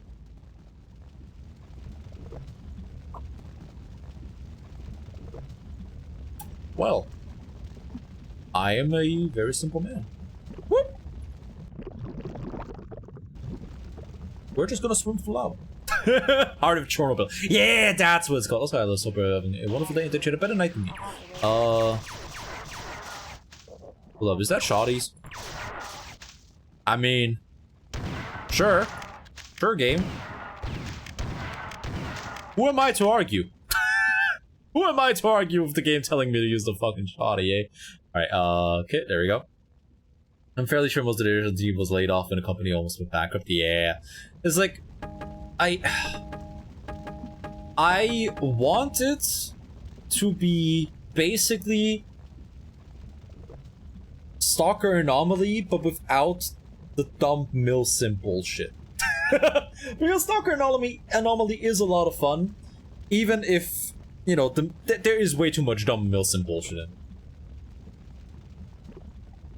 How they intact it since Call of Pripyat, even about Moss, Call of Pripyat was good. Yeah, no.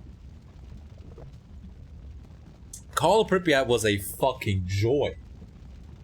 Like, by far, the best one. Though I still don't regret playing all the other ones as well. Okay. Swim through the lava again, like a normal person would. I am a normal person, and I can be trusted with lava around me. There we go. But yeah,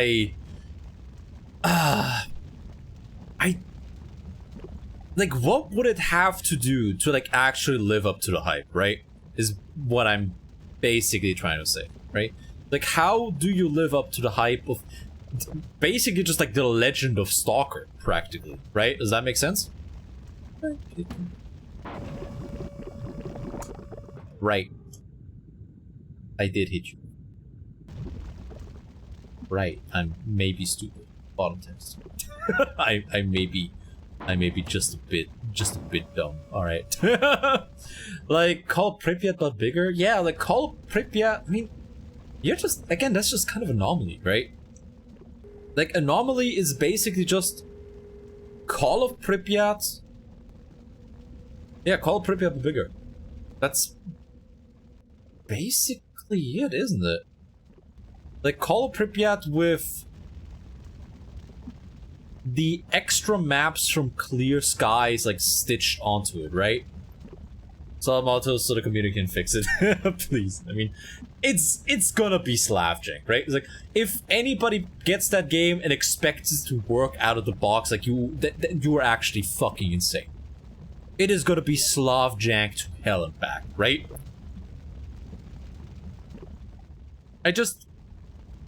No, actually, you know what? That's one way that it can kind of fuck up, right? Because like, the thing is, Stalker, for me, in my opinion, there needs to be a certain degree of jank for it to actually be Stalker, right? And I'm almost afraid of it being too sterile, if that makes sense. It's like, I want a certain degree of jank. Well, I mean, no problem, Durandal. I have no idea what the fuck I'm doing, but sure. Alright. Of course. Of course. I see.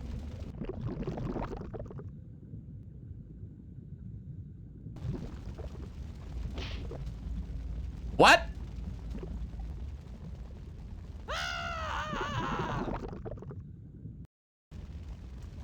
Huh?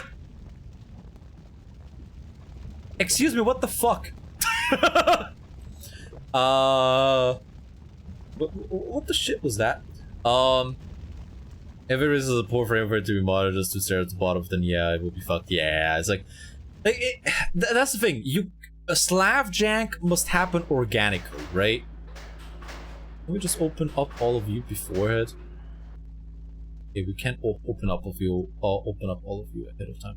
Okay, so I'm gonna go through this thing right here, and then if we go right, yeah, if we go right, we get to the starting point again.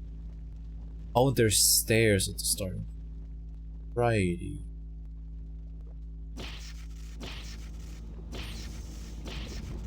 Okay, there we go. Okay, so we want to go through here. We'll go through here. There we go, and then we're there. Alrighty. Yeah, alright. That's... I mean, I've heard of... Okay, that doesn't work anymore. And that doesn't work. I've heard of, you know, malicious level design before, but come the fuck on, dude. What the fuck? The formative's still there. But what to do, and if not, I will be quite the gamble whether or not it ends up being good. I mean, that's the thing. Slav jank isn't planned, right? Like, that's the beauty of Slav jank. That shit isn't like, or just Euro jank in general, right? That shit's not planned. It's like, much like most people in the audience, that shit's a wonderful accident. Right? So it's like, the question is like, can the old dev team capture the same magic, I guess, right?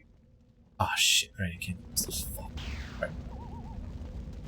Right. Using Unreal Engine 5 as an engine might not be hard to get mods running for. Yeah, it's like, I'm not worried about the modability, because if they basically made the game to be less moddable, they'd have to be actually fucking insane.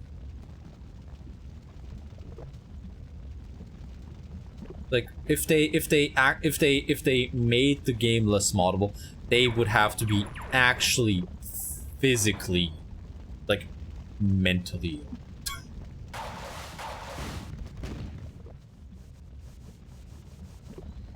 If they didn't realize that is exactly what people want from the game, right? So that's less of a that's less of a worry for me, right? But it's just, I guess, you know what I'm worried about? Because the thing is, that's the vibe I got from Atomic Heart. It felt like a very, very, very sterile stalker, basically. That's the problem that I had with it, right? Because like, it tried to like do some things that reminded me of Stalker, but it was also unfathomably fucking sterile the entire way through, right? Oh, and stretch. Was the modability of the original not accidental? Was it? Has played Atomic Heart? Yeah. No, I have. Like, not on stream, I played it off stream, because I didn't think that it would be a good fit for, like, that the game would be a good... Oh, right, okay, one of them's dead. I didn't think that the game would be a good fit for my stream, but, yeah, no, I played it. I didn't finish it, because at some point I got too fed up with the melee-only enemies. Because, like, yeah, no, fuck that. Fuck that noise. But it's like, it's a neat... It's a good first game, is my opinion of Atomic Heart. It's a very, very good first game, and I'm very interested in what the devs are gonna do from here on out. Because I think they have a lot of potential. I think they have a whole lot of potential. Do not stream it then, yeah, it's like I didn't have a horrible time, but I didn't have a great time either. It's just, it felt very sterile, and it felt it felt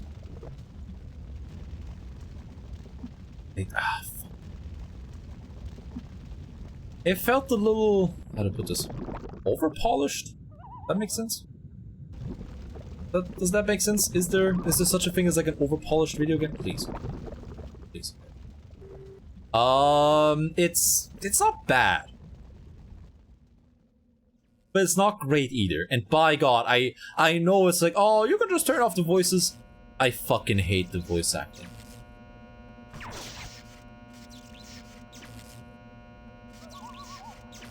Oh. Oh, alright, yeah. Right, fuck you too, buddy. Alright! Okay! Well, alright, that's the final boss right there.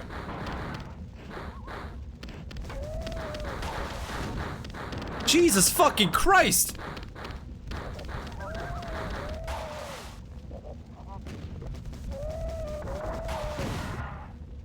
Good lord! What in the goddamn? What in the goddamn fresh fucking hell is this?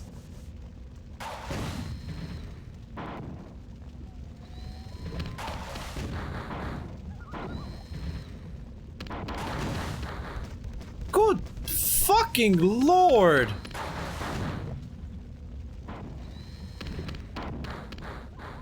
Whoa!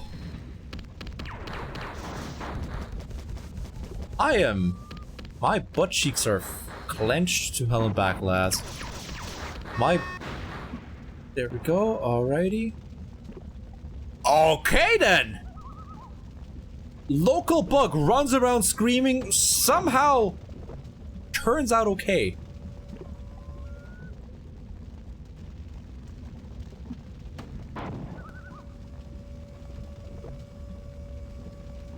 Okay, hi Durandal. The 4 invasion of Sol has been recalled, and for now, Earth is safe. But man's respite from war means another cataclysmic battle for the Sphit. The slavers have not suffered a fate like the one we handed them today since the Nak, the last extant client race of the Jaro, rebelled 6,000 years ago. The 4 have a weapon they save for slave revolts. A weapon which even they hesitate to use in the ordinary conduct of war. In the language of the Jaro who conceived and built the device, it is called the Trick Seam. A fair English translation would be Early Nova.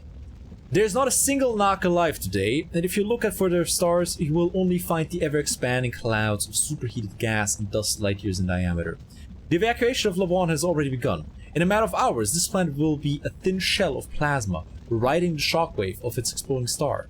You can stay behind to work on your tan if you'd like, but I'm leaving. I've rechristened the Kefiva the Rosinante. Of course, the Sphit wanted to name it Clea Narl, Vengeance of Clea. Whatever. There is much to do in the next few months, and our first stop will be another ruined world, this time far from the galactic core. There's a rogue star that has been passing through our galaxy for nearly a millennia.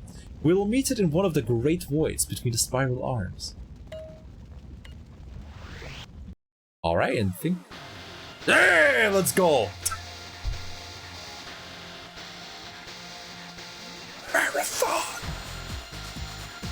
It was 10,000 years before fate brought Durandal once again into contact with man. The 4 were but a dim memory, then known only to a few historians and students of Earth's second colonial period. The Sphit had been nearly forgotten as well, and no man had seen a living specimen of the race since the sacking of the 4 system by the combined fleets of Earth at the Sphit Kur in 2881 AD. When Durandal returned to Sol, it was not with the captured Kefiva, but in a Jaro dreadnought he called Manus Seller Die. What he learned of the Jaro he told no one, but only that he had stopped by to assure that Earth did not forget him. Nor will it soon, the way he tied the guard in knots around Pluto forever before folding directly into a low Earth orbit. While Tau said he was being nuked down to bedrock in 2794, 4 scientists disassembled and removed the AI Leela from the Marathon, loading her aboard a vessel bound for the 4 homeworld.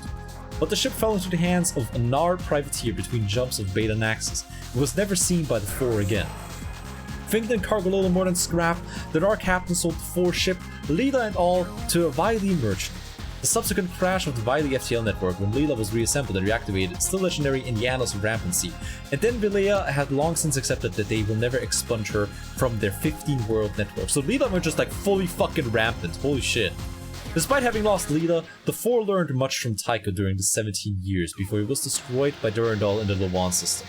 All late Model 4 personality constructs were based on 64 billion exabyte images of Tycho's core, taken during the years he was on the 4 homeworld between 108795 and 2801 AD. Though never as intelligent or useful as one of the Marathon's original 3 AIs, these machines helped the 4 delay their inevitable defeat by the Sphit for over 50 years. Many of these crippled clones of Tycho still exist today on old 4 colony worlds. Robert Blake and his men escaped the destruction of Lawan in the captured 4 refueling ship Far, returned to Earth. None of them were ever questioned or killed the crew before they boarded the vessel. They were the only human survivors of the original Tau Ceti colony. That it can't put in the game? Yeah, no, a bunch of stuff happened.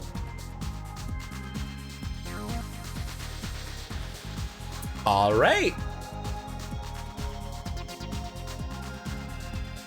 And now...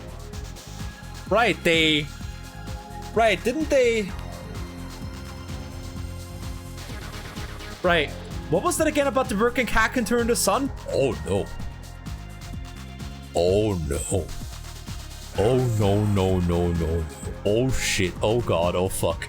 What is network game? Multiplayer. Because the multiplayer for this game is still alive, by the way.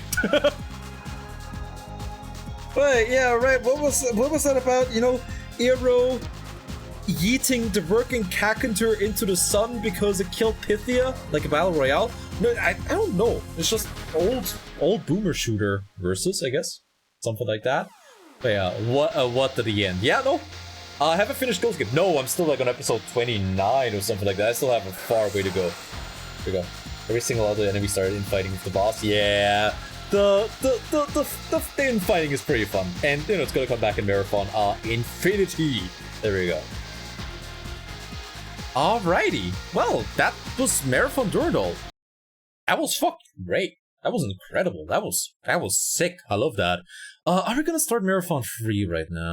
Or are we gonna do something else? We want to do something else. Let's see. This is the question now. Is it okay? So I can't do that yet because the coverage embargo is still in effect until Wednesday.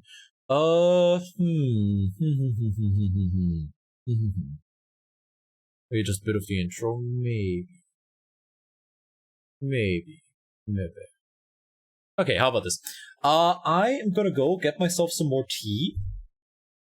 And we're also gonna get, downloading Marathon Infinity is fairly quick because the game is like the size of a fucking large image these days. Do the Sfit come back? That's the thing, right? Because let me just pull something.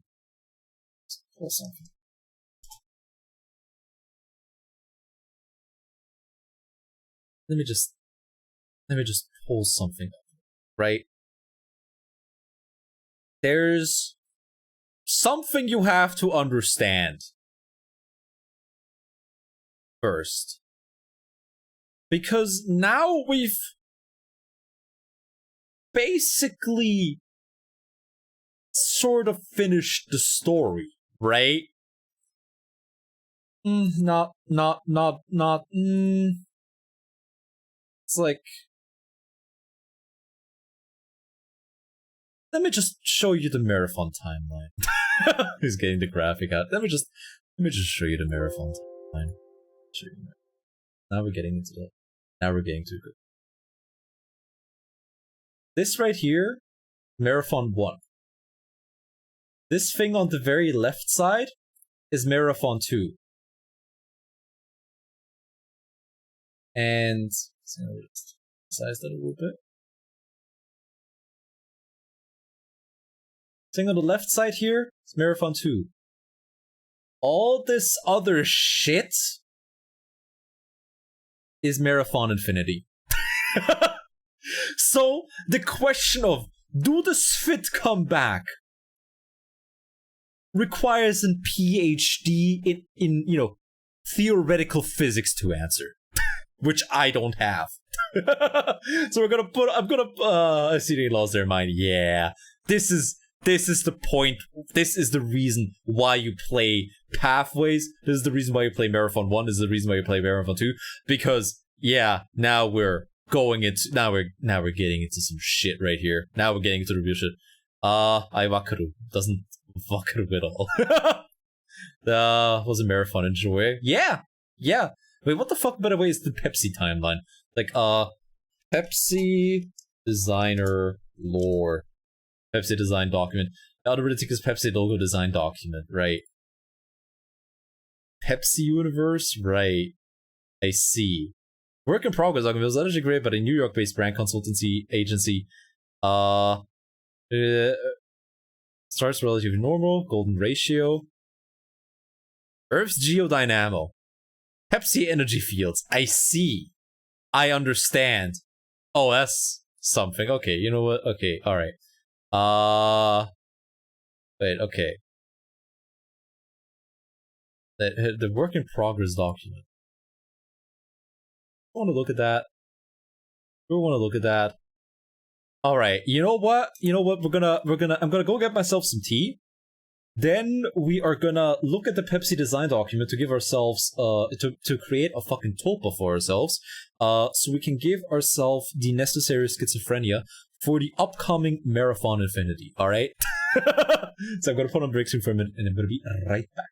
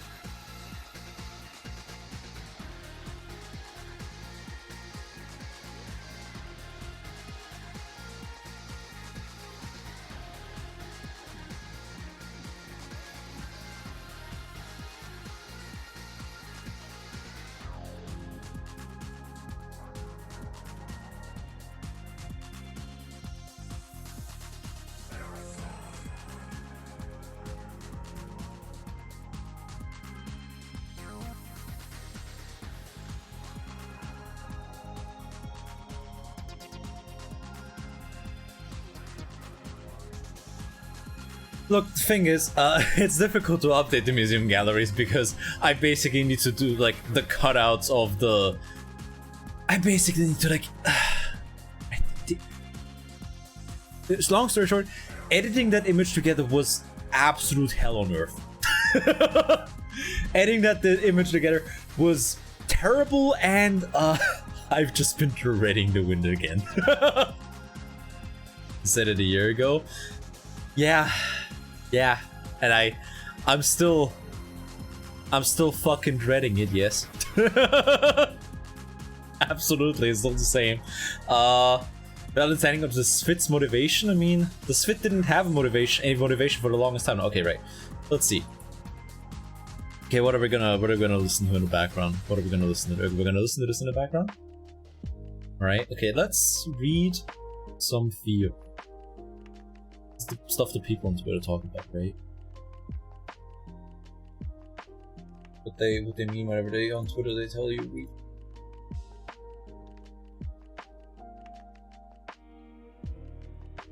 There we go. Pepsi, yeah. Breathtaking design strategy, Arnell Group. Breaking the code for innovation. From convention to innovation. Alright, we're fucking one page in, and whoa, boy howdy, we already have a bunch of buzzwords, huh?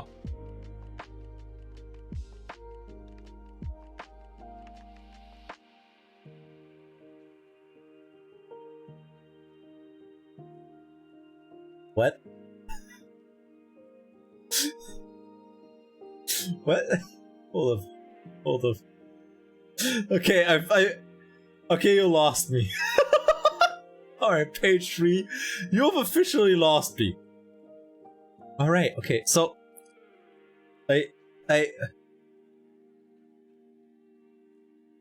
What?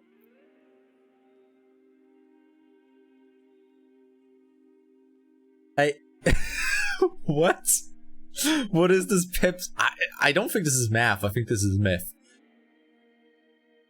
How do we move from convention to innovation? All right, we go in a straight line. So far, so good. Makes a lot of sense. You know, how do we go from this to this? By investing in our history and brand efforts, we can create a new trajectory forward.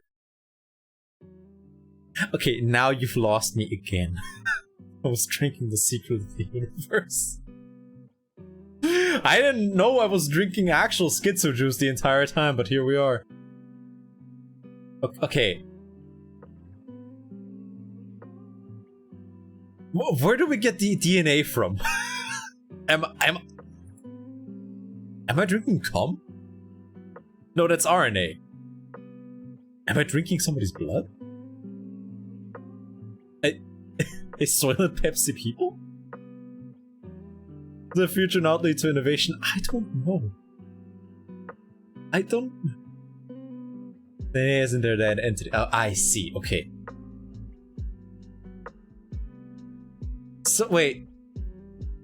You didn't answer how we move from convention to innovation. You never answered that. Make it a little bit very bigger. You didn't fucking answer it. Okay, how do we move? Okay, is this the answer? Oh, you move from convention to innovation in a straight line. Okay, well, so far so good. You move forward. All right, cool. So the investment in our DNA leads to breakthrough innovation, allows us to move out of the traditional linear system and into the future. But you're still on a line. You're still no. Oh. Ah, no, okay, it's that right there. Okay, so you put DNA in Pepsi, and that leads you to the future. They did try moonwalking once, though. Okay, that's fair. Continued investment provides us with a clear resource for Sorry, the two Pepsis now? Okay, that's a different logo. Alright. This is just buzzword overload, holy shit. I thought we could at least get a couple pages in before I completely lose the plot. Stuff isn't just about incorporating buzzwords and failing at it. I mean, just overload them with bullshit so they don't know what the fuck you're talking about anymore. Okay, so Pepsi. Okay, so this is what normies do. This is what other brands do. Like, we don't want that. But so what we at Pepsi do is like we inject our idea of Pepsi into this timeline, which leads us to the future, but not in a straight line, despite the straight line being there. And that in turn gives us resources for reinvention, obviously. I mean, honestly, it's like I think we all agree with that, right? I think I speak for us all when I say that this resonates with me, right? I think I speak for us all with that. They time travel ideas. Yeah, they time travel ideas from the future back so they can reinvent a different logo. The origins of creative endeavors, universal design principles, and PepsiCo's brand heritage. What now? The origins of creative endeavors. Okay, so we're going back to the Stone Age. I see. Time travel. Breathtaking, brand heritage, and the aesthetics of simplicity. The Pepsi ethos has evolved over time. The vocabulary of truth and simplicity is a reoccurring phenomenon. Wait, what? Where it comes from? Yeah, of course, obviously. Like the vocabulary of truth and simplicity. That you're not using any simple words. The origins of exactly. Like how? Like even the ancient Egyptians that saw cats as messengers of the gods were said to say pss, pss, pss, to get them closer. Which then, over the years, was refined into the word Pepsi.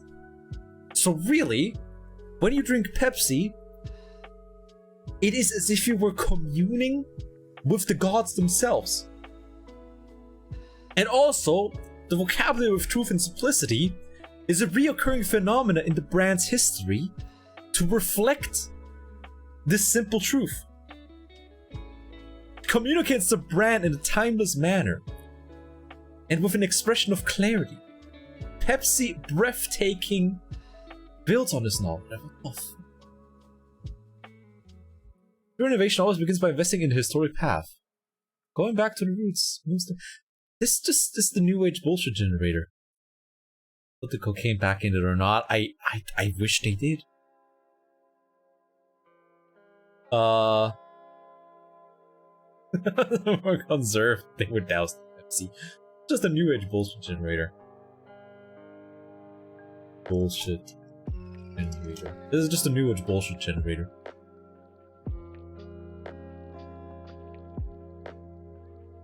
The grid is full of electromagnetic resonance. We vibrate, we are reborn. Today, science tells us that the essence of nature is freedom. Suffering is the antithesis of aspiration. Where there is ego, power cannot thrive. Yes, it is possible to eradicate the things that can eradicate us, but not without empathy on our side. The Pepsi ethos has evolved over time. The vocabulary of truth and simplicity is a reoccurring phenomenon in brand's history. It communicates the brand in a timeless manner and with an expression of clarity. Pepsi breathtaking builds on his knowledge. True innovation always begins by investing in the historic path. Going back to the roots moves the brand forward as it changes the trajectory of the future. Mommies or mummies? Yes. Okay. Bottle? Can? Question mark. The graphic design is his passion.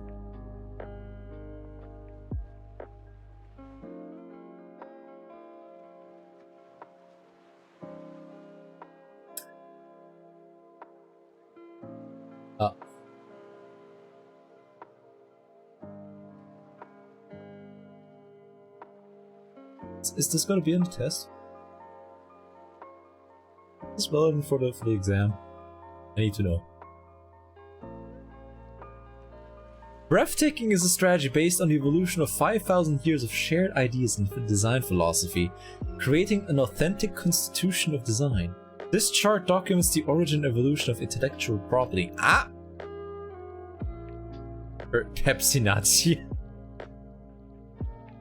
We can conclude that it will feature a circle, or maybe even more. The Hindu tradition of numerical harmony as spatial organizer.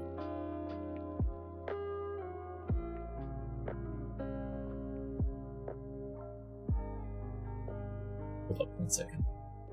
1 second, 1 second, 1 second.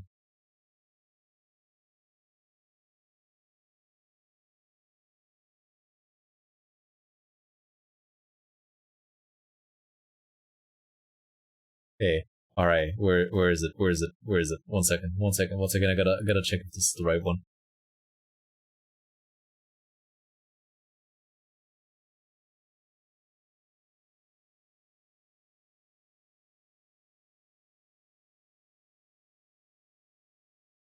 Okay, no, I gotta find the right one.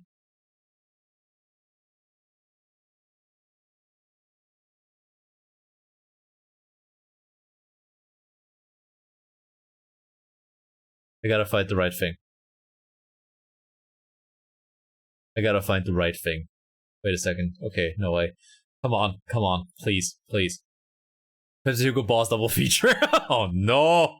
Oi, nay! Alright, come on. Where is it? Where is it? There you go.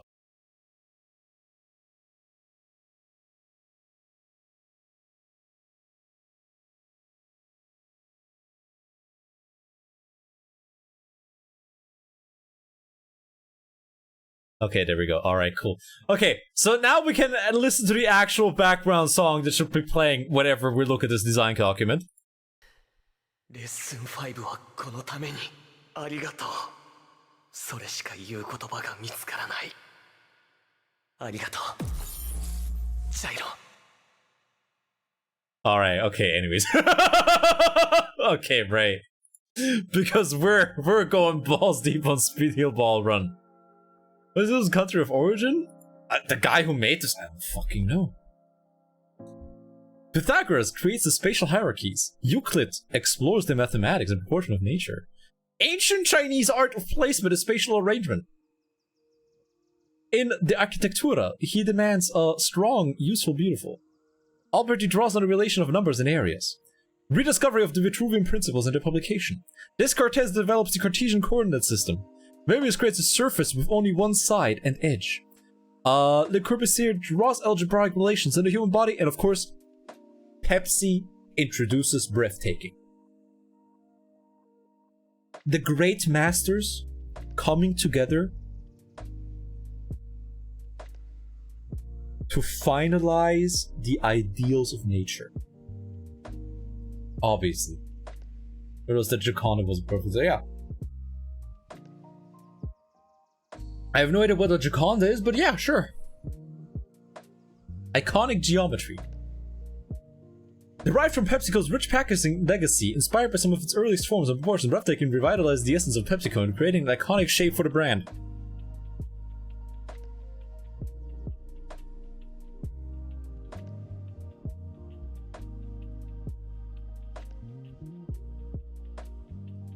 Huh?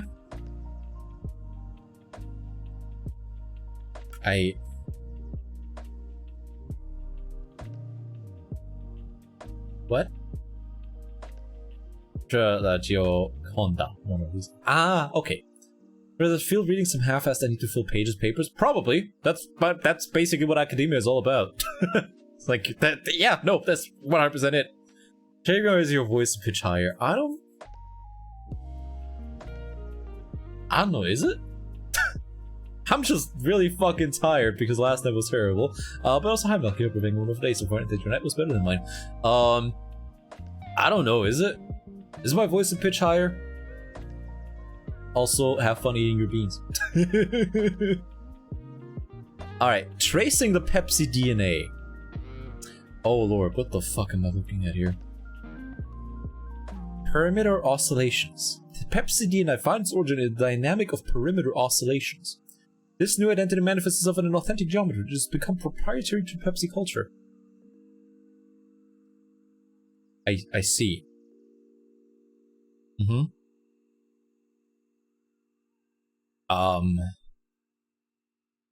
Yeah.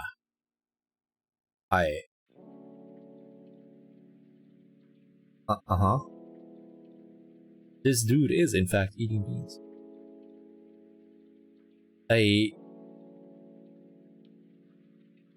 Those sure are circles. Those are, without a doubt, circles. I don't know why that circle is here. But you can see. I don't know why that circle is here. It's like there's nothing up here, but yeah, sure, alright.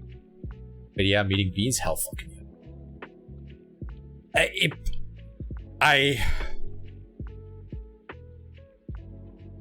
I think the guy making this document just actually had a schizo breakdown at this point.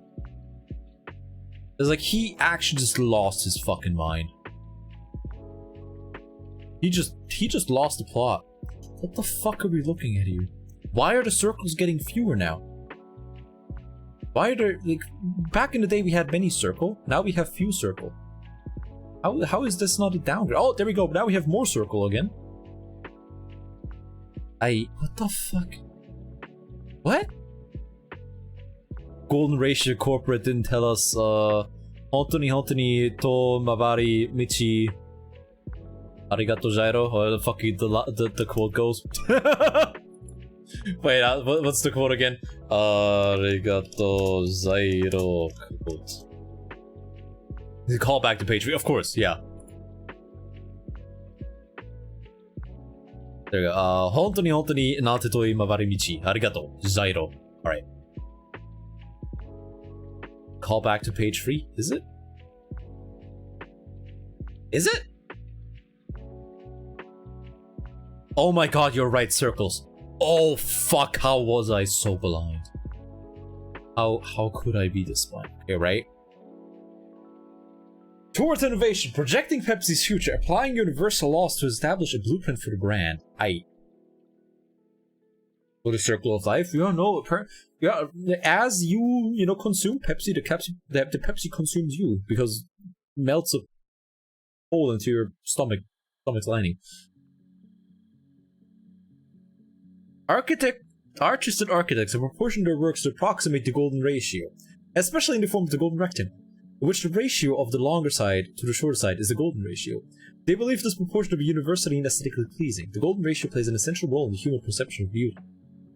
Height and width of the Pantheon is proportional to yield a golden rectangle, obviously. Leonardo da Vinci studied the proportion of the human face and applied his findings to the Mona Lisa painting, obviously. Book format and page layouts are based on a golden proportion, alright. The diameter of knowledge shall increases proportionally with the golden ratio. Yeah, okay, right. I now have the burning desire within me to murder the sitting president of the United States of America.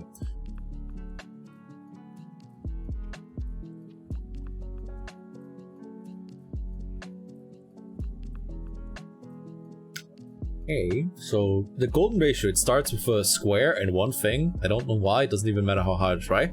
Okay, so you have a square.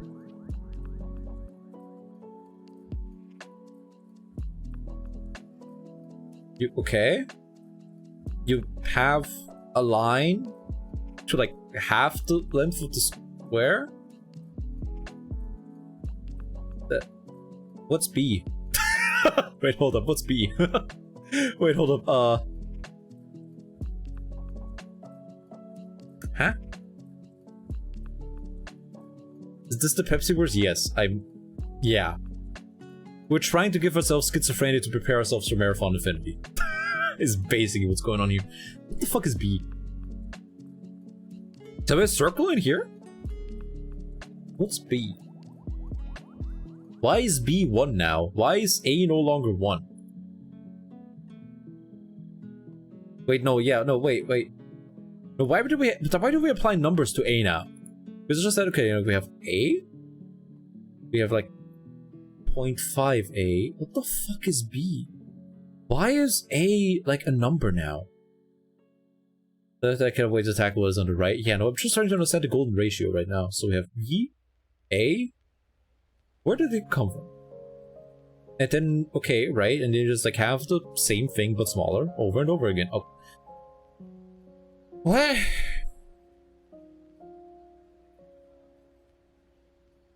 Okay. Alright, okay, right, okay. Draw a circle with a diameter of A. Alright. Find its center and draw two same size circles with a diameter of 0.5A. The Fibonacci. Yeah, it's the Fibonacci, but I don't quite get it, but sure. Okay, right, I'm following you so far. Rotate the center line 45 degrees.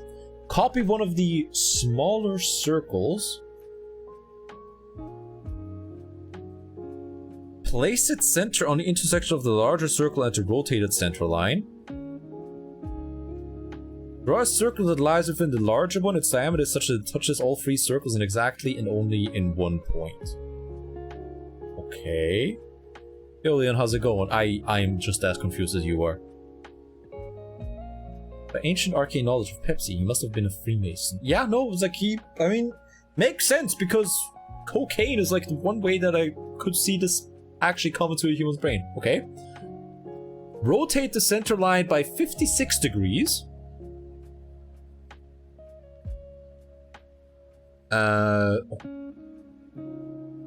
Okay.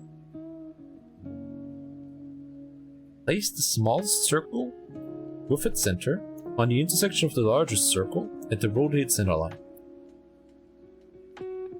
Place the smallest circle. What? The smallest circle with its center on the intersection of the largest circle at the rotated. What? Do we get Pac-Man? Yes.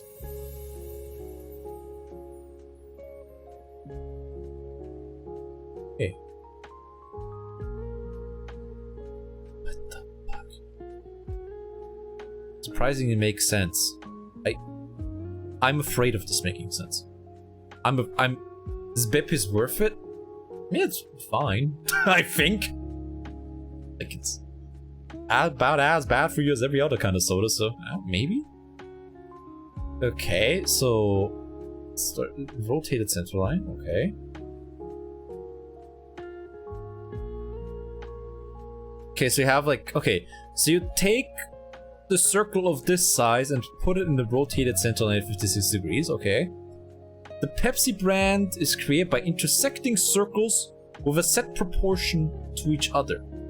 The coordinates are marked X. The Pepsi ratio is created by two simple circles. They're in a set ratio to each other. The golden ratio.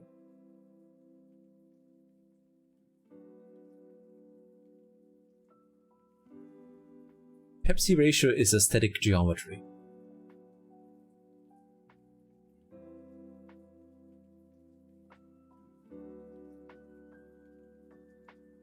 I wish to be able to pull shit out of my ass like half as good as the guy making this document. Holy shit.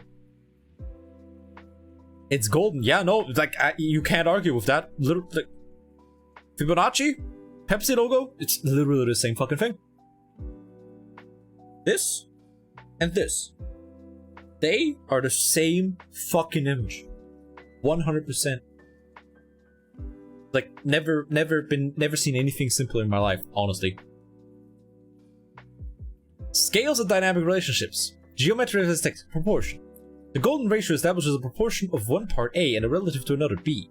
Playing by these rules produces an aestheticism that is universally accepted to be in balance and harmony.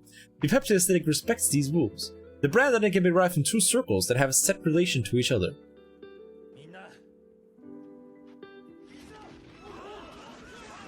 Hi, Bag. You know what? This is gonna help you with your art right here. This is gonna help you with your art. Just let that sink in while I give you a shout out, alright? let that sink in real quick. We're trying to understand something. How did Radical Red go? How did Radical Red go? I assume you had a terrible time. But yeah, hi Megamook, hi Back, hi Jimmy, hi Kawaii Jimmy Koneko, hi Chicken Koopa Joy, hi Exa Digital, hi Rodola, hi Sario, hi Sperabus, hello everybody else who might be around. Hope you're all having a wonderful day and that you had a better night than me. If you're new to the show, hi, I'm Caleb Rose, listening to please don't tell Sean Doyle about because we'll team at home back. And we just got done with Marathon 2. And now, I can say I thought it was kind of sick. Oh, really? That's fucking rad.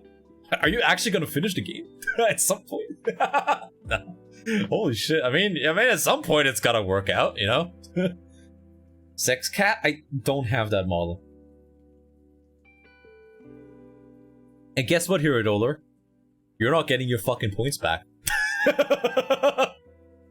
Get bent. Yeah, so like we finished Marathon 2, and before we go into Marathon Infinity, which by the way, this is oh shit, fuck. This is the timeline of Marathon. This is the first game. The thing on the left side is the second game. All this other intersecting bullshit is the timeline of the third game. So to gain a deeper understanding of Marathon as a whole, we are looking at the Pepsi design document to give ourselves schizophrenia right now.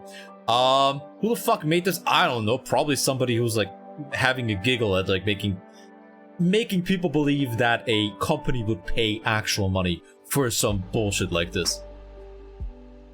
There we go. Oh, fuck this. Wait, what? Right. So... Alright, so...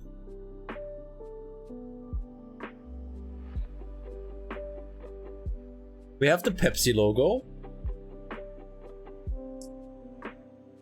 We have the golden rotation. Makes sense, honestly. Still don't believe this document is real. Goddamn Pepsi document. Yeah, I've never read it before, so yeah, here we are. Yeah, no, it's probably not real. This is probably just like someone's elaborate shit post, but I'm all for it. Okay, and you overlay all of them, and then you exceed someone. The creation of identity, dynamic forces. The Earth's geodynamo and the Pepsi globe, magnetic fields and Pepsi energy fields. Well, these images speak for themselves. The Pepsi glove, yeah. Magnetic dynamics, the Pepsi globe dynamics. It's like this all speaks for itself, really. Like the Pepsi energy flows through the earth. And, you know, as we said before, if you drink Pepsi, you are actively getting closer to the gods.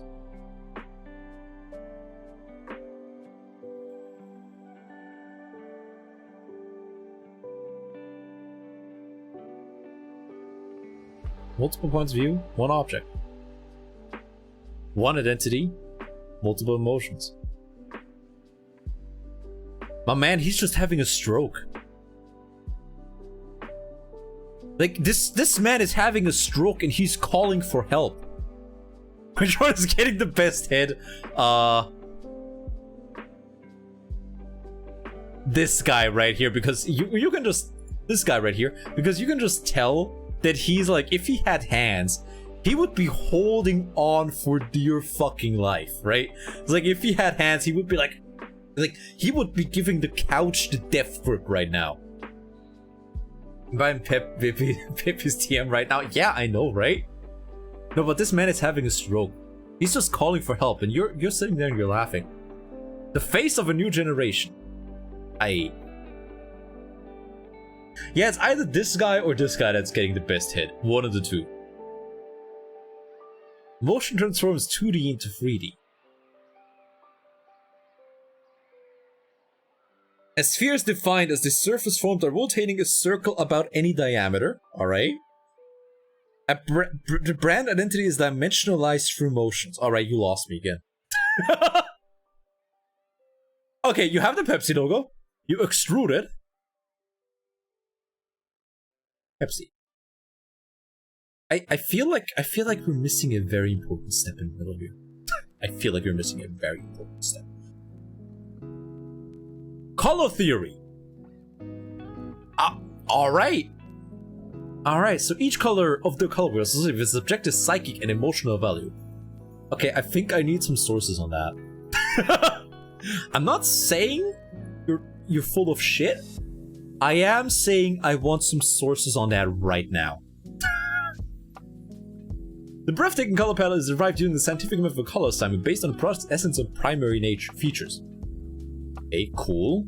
Pepsi. Cool fresh. Pepsi Max. Energetic balanced. Caffeine free. Obviously, everybody knows. Piss is caffeine free. Diet Pepsi. Cool, rich, and fresh, and caffeine free Diet Pepsi. Cool, light, fresh. His high levels on his logo are off the charts. Yeah, it's like... This is some divine cybermancy bullshit. It's like, I need to acquire more Bruzoff to give myself the Pepsi Psy implant. Maybe your piss? So is the Pepsi Kylie Jenner. Creation of identity, gravitational pull. Alright.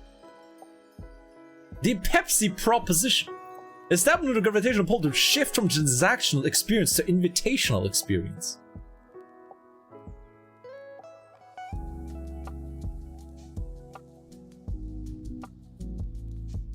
Wait, what? That's...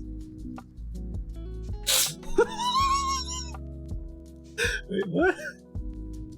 What the fuck?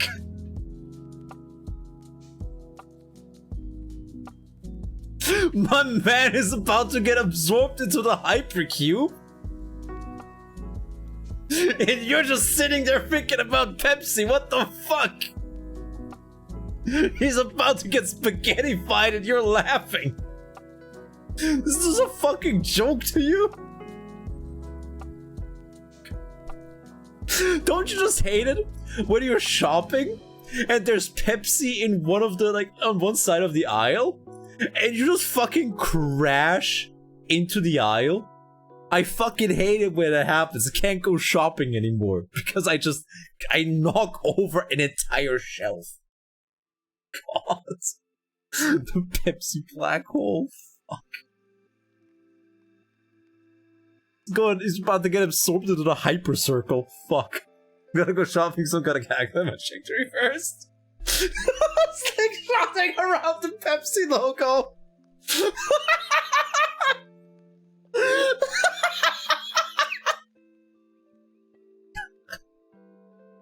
Gonna need to use a fucking NASA computer to figure out how the fuck I can go buy some tortillas, dude.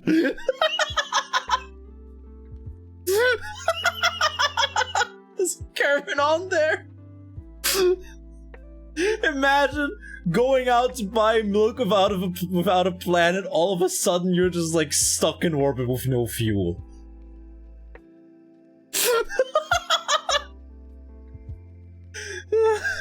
Why how does this escalate this fast? I don't fucking know. Jesus Christ. Oh, fuck. This is what the movie Gravity was all about. Sandra Bullock went into the grocery store without a fucking plan. This is what happens, kids. Oh god, fuck. Oh, I think I laughed so hard I pulled a fucking muscle. Creation of identity, the Pepsi universe. Universe expansion. The universe expands exponentially. Okay. 671 million miles per hour. The Pepsi orbits.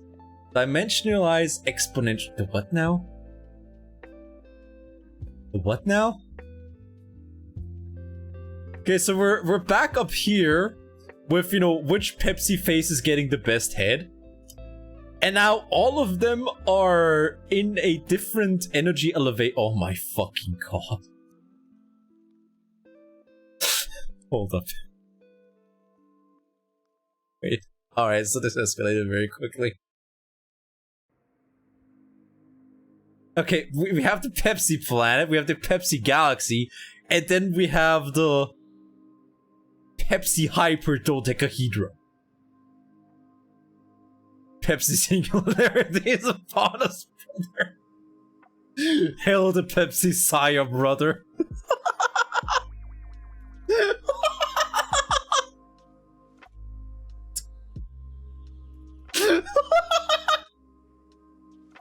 Are you going to fight nature, or are you going to die like a dog when the Pepsi singularity is upon us? Light year is distance, not speed? Yeah, I mean, no, because it's, you know, don't worry. Look over here. Look over here. The Pepsi universe. Don't shut the fuck up, bag. Look at the Pepsi universe. All right. You're supposed to use the Pepsi algorithm slingshot around the store.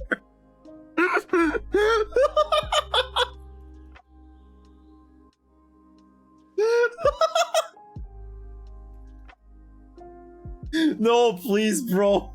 Just let me hit babe. I couldn't buy condoms. The fucking Pepsi aisle threw me out of the store because I could buy them. It's not my fault.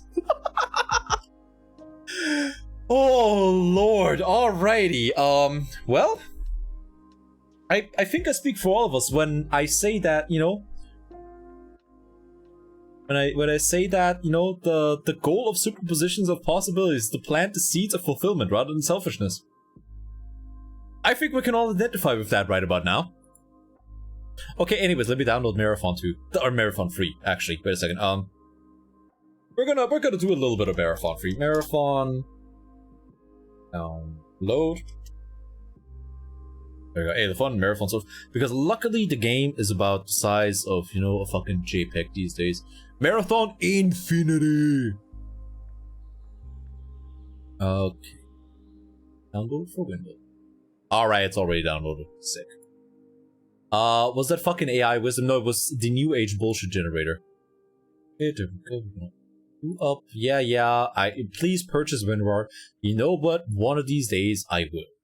One of these days I am gonna purchase WinRAR and you can't fucking stop.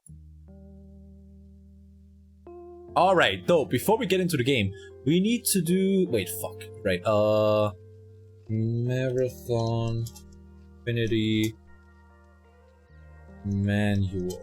There we go, because we need to, as usual, read the instruction manual. There we go. Minigames, Slow co-op commit belt as level 1 is the 20 level scenario supporting new textures, weapons and aliens. One of the hits a surprising new light in the story's characters. Okay, but I just want the instruction manual. Infinite Pepsi, yeah.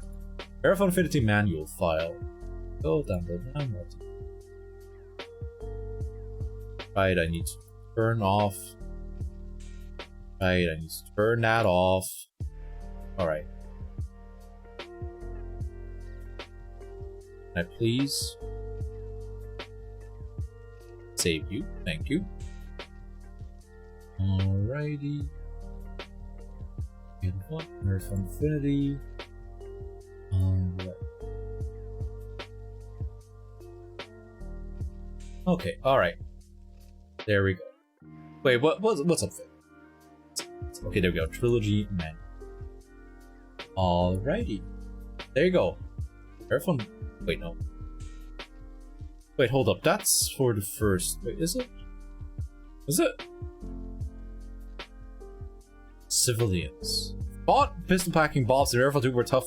You're just surprised. These new vacuum bobs kick major booty. Alright, cool.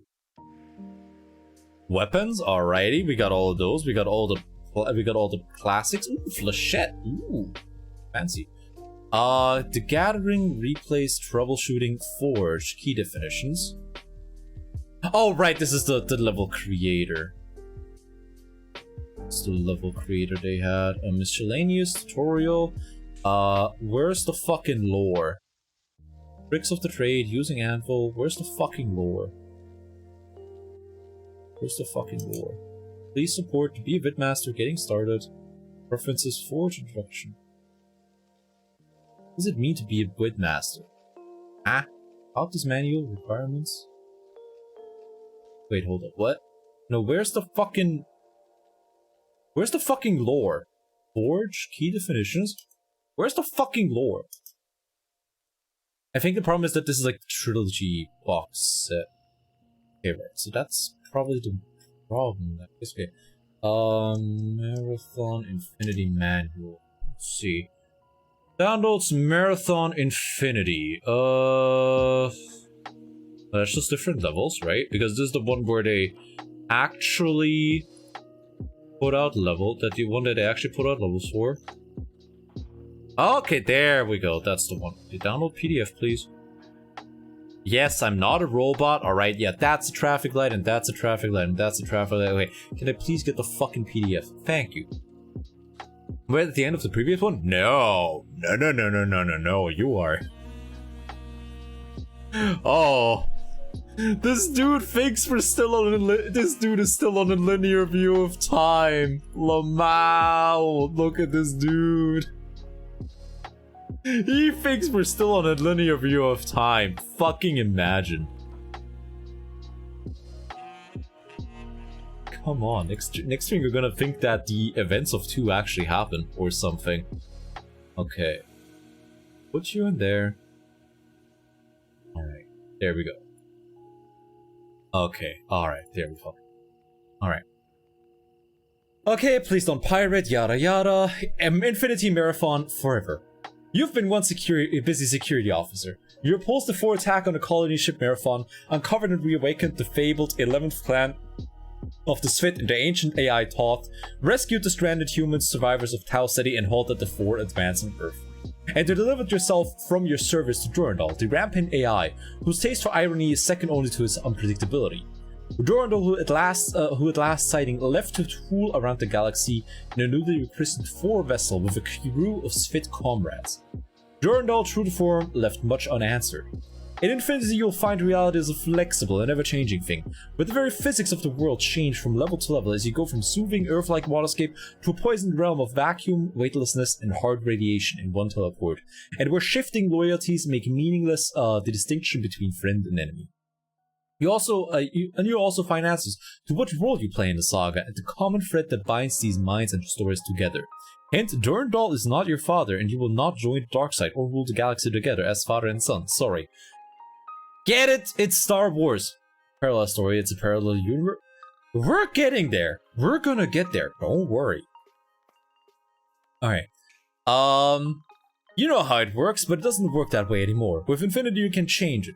Included are all the tools necessary to make your own Marathon worlds from scratch, from tight and fast network arenas to sprawling multi-level scenarios with Marathon Infinity. You have a game that never need end. Have fun. So that's basically them going like, oh yeah, we're gonna give you a level editor and we're gonna make all this shit freeware. Anyways, a report to Lawan Command. So yeah, we have a little bit of lore to go through. Alright. Transmission to 4 High Command from Fear the Lawan High Command. The battle on Lawan had gone according to projections. That to trap Durandal and end the threat of Tau Ceti, we would, as we did with the Drinial Rebellion, be forced to use the Trig Scene. Forcing a star into early Nova has proved most satisfactory at destroying what we could not control. To a commander, the presence of things beyond one's control leads directly to the conclusion that they must be destroyed. In the countless encounters of the 4 naval arm, there has never been an ultimate defeat. We have, through our supreme power and tactics, always prevailed. All of this explains why, as our great admiral of my own destruction now completely assured, I give you, High Council of 4, warning that we have met our demise.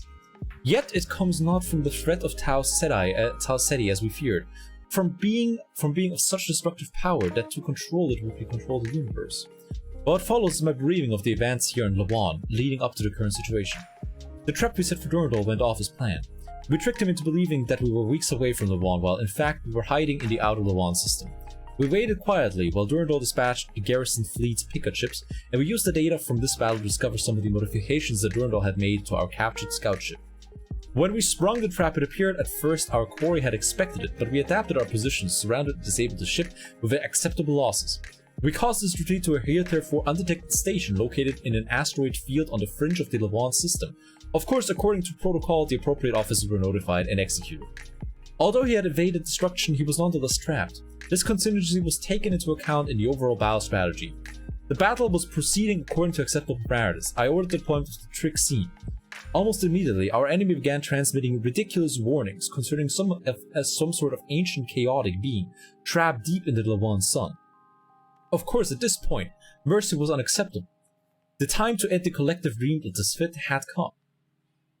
Oh wait, I just realized I'm way off with the zoom. I ordered the fleet to retreat to a safe distance, waited for my moment of glory. What happened next is the reason for my warning at the beginning of this report and the destruction of the western arm of 4 Battle Group 7. The Nova went off on time, and for a moment our simple victory was assured. But then, in a pathetic failure of discipline, the fleet's ranks broke in an all-out retreat. All quarters report the same thing. Half of the sun had gone Nova, but the readings from the other half were impossible. It was as if the universe had forgotten its own rules. I can tell you what's going on now. I can only hope that this message reaches you through whatever is surrounding us. I gave the fleet general the order attack at will, but none of our weapons seem to affect whatever we're firing at. This battleship has only seconds of integrity left, and I have no more information except for Durandal's warning. On the marathon, I saw your stupidity through the lens of victory, and now I see it in defeat. Maybe it is fate that your ignorant pride would unleash this horror into Sword of Galaxy. So that's already the thing. This isn't what happened. This isn't what happened. Up until here is what happened. But then, what we learned, Durandal broke, we managed to get Durandal out of there. Durandal actually managed to get himself out of there, took control of one of the ships, and destroyed the remaining Battle Group 7. And, they still deployed the trick seam, but that was only at the very end, whenever they were fleeing. So something's already fucky here, because we know for a fact that this isn't what happened. So how about we try and figure out what exactly is going on, and whether or not we're going to be able to make any sense of it. Marathon Infinity. Banger soundtrack, by the way.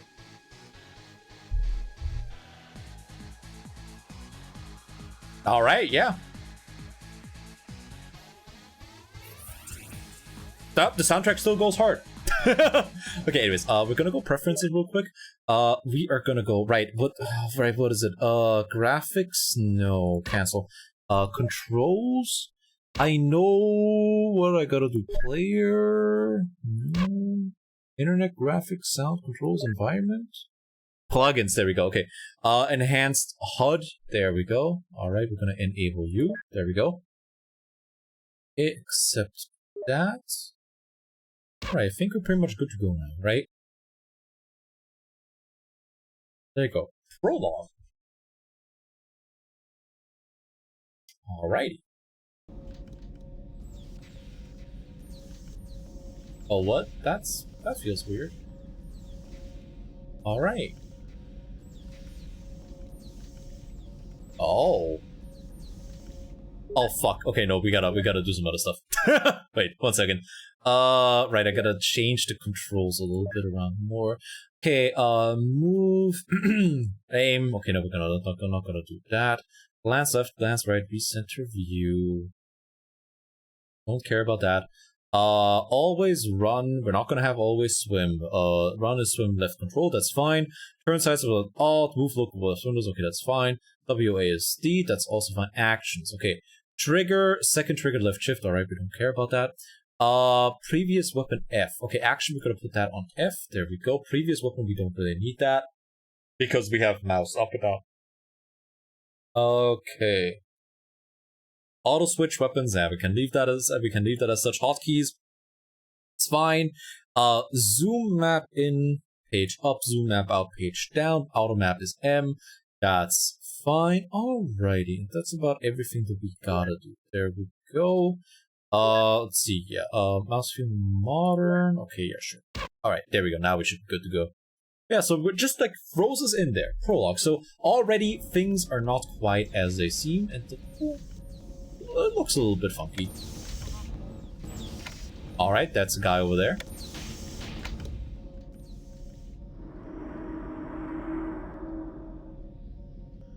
Alright.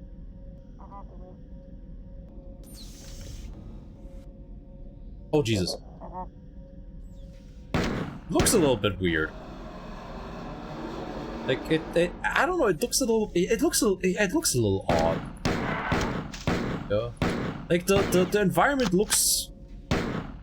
Okay, also, I forgot to give myself a crosshair.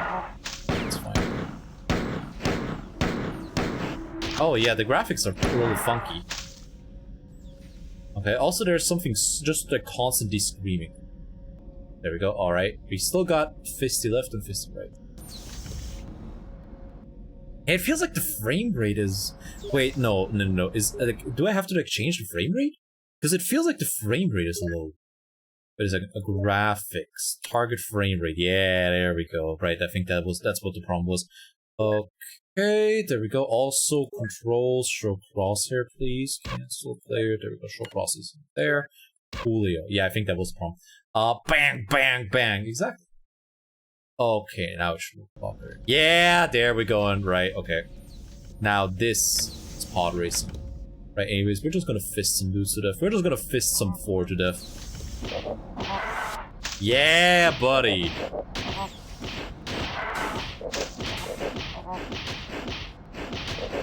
Alright, I feel like I may... Alright, that was bad. That was not good. Also, I hope the sound is okay for the most part. Okay, let's try this again. How about we try this?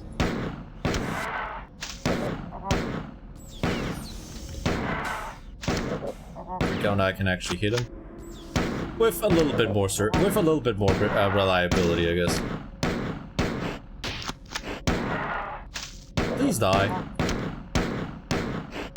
It's a little bit loud, isn't it? Or is it loud? I need somebody to help me, please. But they're not.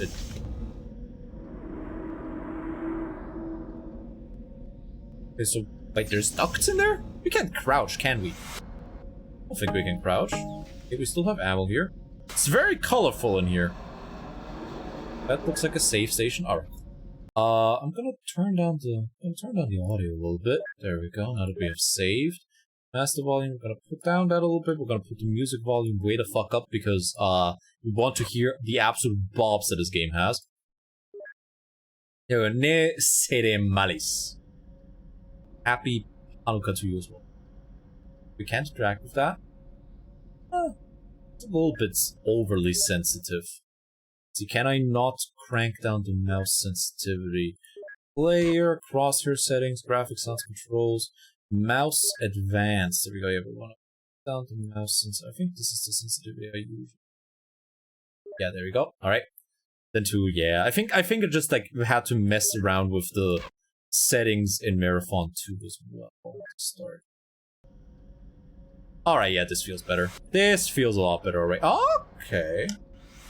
That's there. Alright, we got ourselves a little bit of stuff. We got a little bit of stuff and things. Alright, cool. Okay. Still no reload button because fuck you for even thinking about wanting a reload button. You fucking pleb. You absolute idiot. You dumb moron. Alright. Oh, there we go. Malfunction error. Things have gone terribly awry. Until now I thought myself immortal, but now I know that is not true. There are things that can destroy me with the ease that I slaughtered the 4 naval garrison at the western arm of the Battle Group 7. But in their final gasp, they used a weapon that I thought they had retired. Even Tycho tried to keep them from using it. Now I fear what that weapon has unleashed will destroy us. I once boasted to be able to count the atoms in a cloud, to understand them all, predict them, and so did I predict you. But this new chaos is entirely terrible, mindless, obeying rules that I don't comprehend, and it is hungry. It's too bad. Perhaps if I could have delayed the 4 from using their weapon, I could have sent you to explore the ruins of Lawan. Perhaps what you found would give us the answers we now need so desperately. How to stop this chaos, the purpose of the station on which you're currently standing, and why the chaos hasn't come here yet. Okay, so we're on a Jaro station right now. Okay. But with each moment the chaos grows. I am doomed to die here after so many triumphs. I've detected one ship nearby, which I can only guess is being commanded by Tycho. The 4 have entered the station, and if you can find a way onto the ship, you may be able to escape.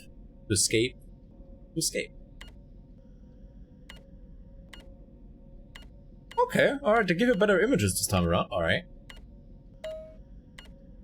Okay, so basically, get on the ship and run away. And I can only guess that whatever we hear in the background there is in fact the working calendar. Constantly groaning, constantly hungry at all times. Right, that one's borked. Alright, cool. Yes, hello, that's my name. Do you need to... Oh, right. Thank you, bud. Thank you. Forgot about that. I mean, to be fair, there's not too much of a difference between Durandal and Infinity, except for general theming, because, you know, in Durandal, it's very much, you know, a fight against bad... Hello there, compiler. So, it's like, you know, the compilers at the end of Durandal were free, right? God, like, yeah, we can just hear the working Kakanda whirring in the background. That is fucking terrifying. Oh, alrighty. Spurious interrupt, unauthorized access, information contained. Information retrieval aspect 30F. A bat weapon? I see? I guess? Alright. Alright, so yeah, now our only recourse is for us to escape, but even then, question is how much does that really do? And you know, it's like, how exactly, you know, that's already a question, because like there's already something that doesn't quite add up, because we heard that Durandal was basically captured by the 4 Battle Group 7, whereas, you know, he told us right here that he completely destroyed the western arm of 4 Battle Group 7. And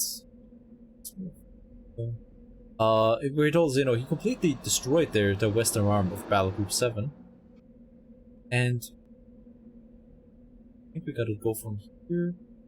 Dear Jesus. Dear God, I love using the stairs. Oh my God, it's the greatest. Like, you know, he's like, oh, I destroyed them. But in the document that we read at the start of the stream just now, it was like, oh, we captured Durandal, we completely defeated them. But, you know, us using the Chirk seam is what, you know, basically caused that being to get out, right?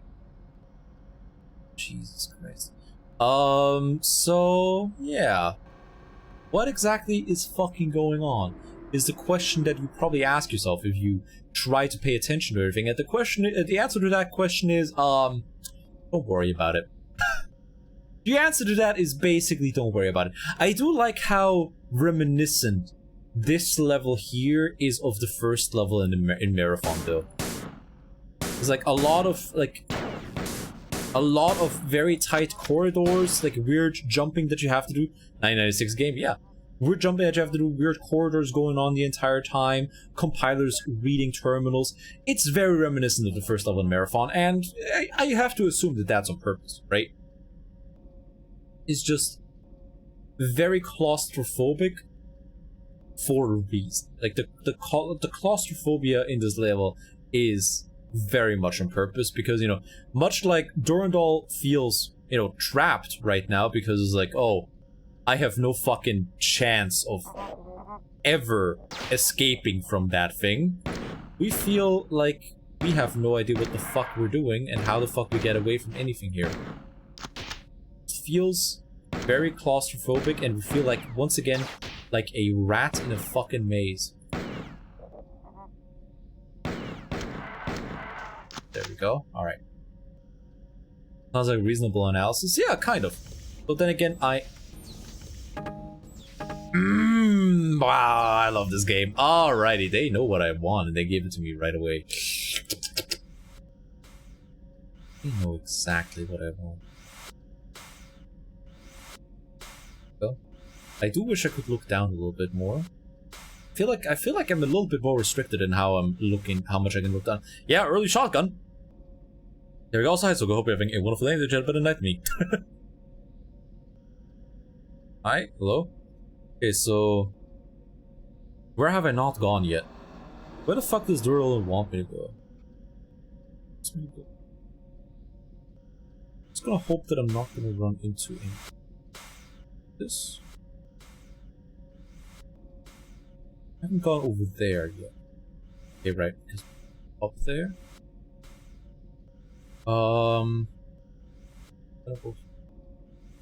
Here, I do like. Okay. Can I go up there? Right, I don't think I've gone up there. Right? Yeah, no, I haven't gone up there yet. We can go over here, then we can go over here, then we can jump over here, then we can take the elevator up there. There we go. Bug madness to watch. Yeah, no, we are just gonna give ourselves schizophrenia live on stream. Because that's the only way to perceive this bullshit. This leads me down there. Yeah, let's not use the shoddy right away. Let's not use the shoddy. Okay, so we have that. Now we gotta get over there. Right, now we gotta get over ours. Okay, so we're gonna go through the Ball Crusher 9000. Then through the Ball Crusher 9001. And through the Ball Crusher 9003 because they wanted to catch you off guard. Oh, and then we're gonna dodge that boy. It feels a little bit... It feels a little floatier even than Marathon 2. It's like it feels like the Marathon games just like progressively got floatier as time went on. Which I don't want to say is a bad thing. It's just a very odd thing because we can't go here. Let's see, can we go over here? And is there anything? Oh lordy! Yeah, okay, there's a lot more verticality in this level. Like, there's like a lot more verticality like right out of the gate. Just like, it wants you to go up and down a lot more. It wants you to go like, go do some freeform gliding a lot more than the previous game. Which again, isn't a bad thing per se. It's definitely like something where they finally got to the point where they really knew what they actually wanted to make, it feels like.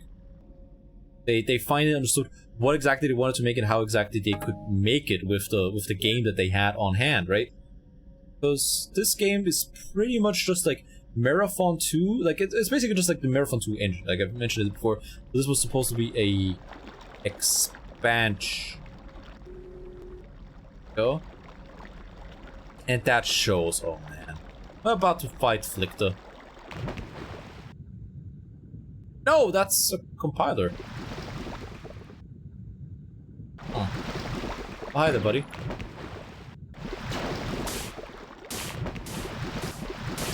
Alright, get fisted. Right, you know what? I would have been mad if there were Flichter on here, because that would make no fucking sense. Why the fuck would Flichter be on here? We're on some weird I mean, actually, no, we are on some weird, like, Svit/Jaro outpost, right? So there could actually be Flichter here, right? Texture's so clean. Oh yeah, the textures are fucking sleek. So there could actually be Flichter here, because, you know, they basically use them to keep any water system, like, going, right? Could absolutely shove some Flichter in here. And still be fairly lore consistent. I'm fairly sure. There we go. Oh man. You haven't lived until you swim in the poop water and just like punch compilers with your bare fucking hands. I don't even know what's going on anymore. God, this is on the first level. I don't know if it's a good first level, but it's definitely a level that gets you, that makes you understand the kind of bullshit you're in for. Now you are the Flichter. God damn it! They turned me into the poop monster. God fucking damn it. Bungie is trying to tell us something with that. I think, you know what, Bungie is like somehow trying to tell us something about ourselves here. We were the poop monster all along. We were a swamp thing that's about to get fisted. Or something in that general direction. Okay, there's nothing else down here. Alrighty. Where the fuck am I going? No, really, where the fuck am I going? Oh, that's where the fuck I'm going, I think. Yeah, there's nothing else here. Alright, time to go into another poop tank. How many water waste tanks do you fucking need on a station like this? Is all the trash because we can't stop making it. Then we eat. First, I spread the garbage all around the Destiny game. Then I eat. Then I make the players eat the garbage. Okay, anything else in here? I don't think so. No, okay, right. So we're gonna go down here. Right, where's the way forward? There we go. They make a pay to eat it. I mean, that's just, yeah, that's again just the Digital Extremes model. Oh, damn it. Truly, Destiny and Warframe are two sides of the same coin where nobody wins. Absolutely fucking nobody wins and everybody's having a terrible time. Alrighty. Well, where's this gonna lead me? No, really, where the fuck is this gonna lead me? Oh, elevators have a button now. Oh my god. Elevators with actual buttons that aren't just on timers? Are you fucking insane? Again, the world's slowest door. Oh, and this is...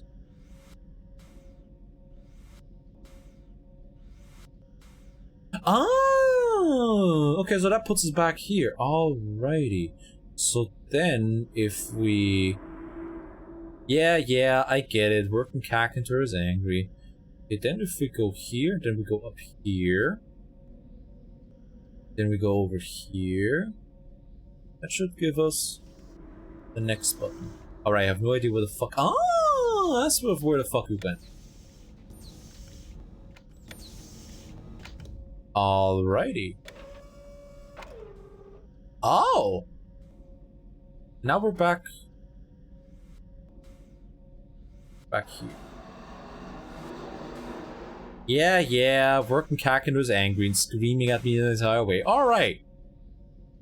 I do like this level a lot. This is a very good introductory level. This is a very, very nice introductory level. I like it a lot. Okay, right now we're just gonna get back to like... Okay, you know what? Fuck using the map. A true Caribou Hunter doesn't need a map. A true Caribou Hunter hunts by instinct alone, alright?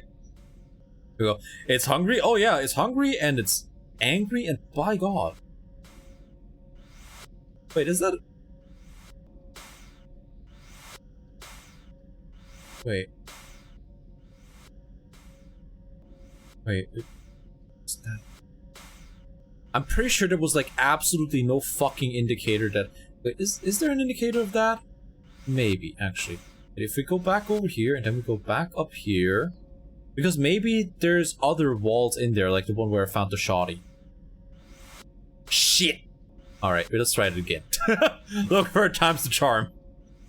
God, yeah, it's incredibly floaty. It's like, again, not a downside per se. Okay, we can't open. Okay, we can literally only open view. Alright. So yeah, that is just a secret that was in there with no indication whatsoever. Boy howdy. I sure love the fact that I just pulled it out of my ass that, you know, that was the secret right there, hiding the shotgun, because although I would have never found that out otherwise. Because it looked kind of like, am I becoming a retro gamer? Am I becoming a retro gamer yet if I can just smell which walls are fake? Is that just a sign that I'm getting there? Am I getting good at video games? No fucking way. Okay, no, okay. That being said, how the fuck do...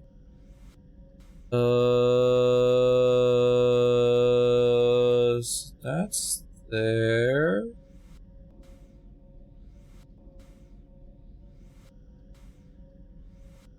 Over here.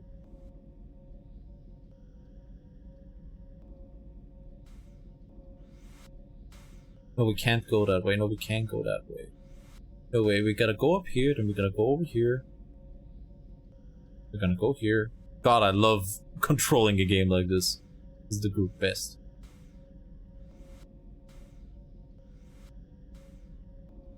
Oh, there we go. Alright. Okay, I found my way forward. Okay. Now we're back in the starting area. No, we're not. Fuck! No, we're back in the fucking Ball Crusher 8000 pit. Fuck! No, how do I get back? Oh my god! We're on the first level and I'm already losing my mind. Holy shit. Gotta go for the poop water again. Yeah. I don't want to go for the poop water anymore, please. I had enough poop water down on Lawan. I am begging you. It's a big cycle, yeah. A big circle, yeah. No, it's also like a big. It's also a big cycle. It's like the cyclical nature of trying to find your way and just like constantly ending up back in the poop water. It probably means something. What exactly that something is, I have no idea. But by God, it means something. Okay, luckily we don't have to deal with any of this fit now. So, now we actually kind of know where to go. Second run through. Honestly, I'm kind of scared of like what a... I should look up marathon speedruns. I should look up marathon speedruns because if you know where to go, and you just like go in and pop heads everywhere, I'm scared of what people could do with that. Okay, so we're going in here. Now if we just go down the hall. Now if we just go down the hall in a straight manner. We should be... Can we go right? There we go. Oh lordy, okay, alrighty. And there's some for to die. More like they're to die for.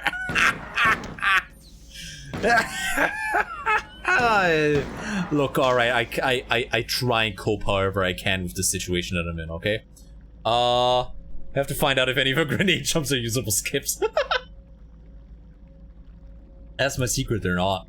I am the world's greatest gamer when it comes to figuring out the world's most useful skips.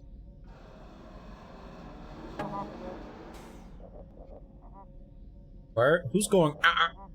Oh, you're going. Come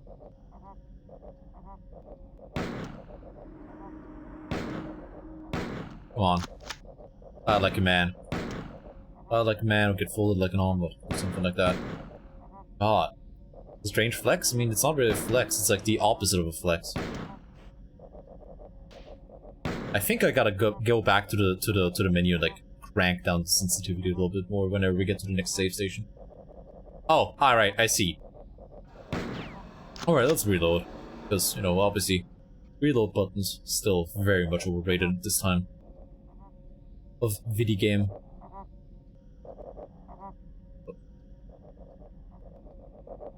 There's something up there. Are you an elevator? No, are you an elevator? No, alright. There's something up there. And there's...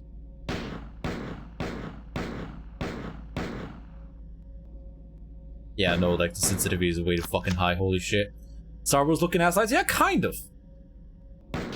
Oh no. Oh no, is that why they put in the fucking Star Wars joke where they're just like way too influenced by George Lucas's Wild Ride? Because they did put a fucking Star Wars joke in.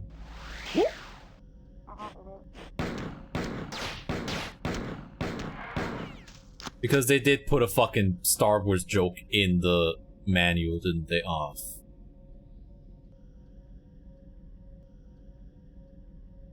Okay. It's the end of the level? Thousands- no, this is tough, okay. Thousands are sailing, the same self, the only self. Self-willed the peril of 1,000 fates. A line of infinite ends, finite finishing, the one remains oblique and pure. Arcing to the single point of consciousness. Find yourself starting back. Thousands are sailing, the same self, the only self. Self-willed the peril of 1,000 fates. A line of infinite ends, finite finishing, that one remains oblique and pure, arcing to the single point of consciousness. Find yourself starting back. Okay, I get what they're going for. Like, I get what this means because I've been spoiled. I understand what this means. All right. Well, that's a level right there. I understand what it means, and I hate that.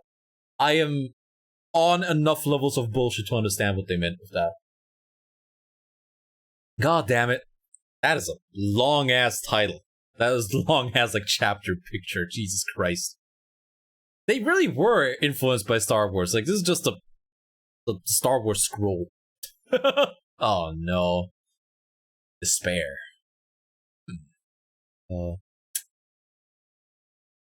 How is it? One of the despairs of some. Alright, and we're back somewhere. Let's see. Rise, robot, rise.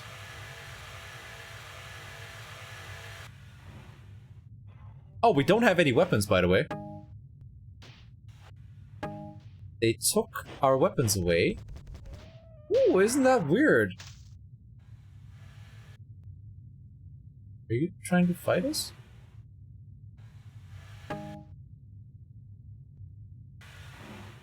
That's the thing, isn't that weird? They're not attacking us.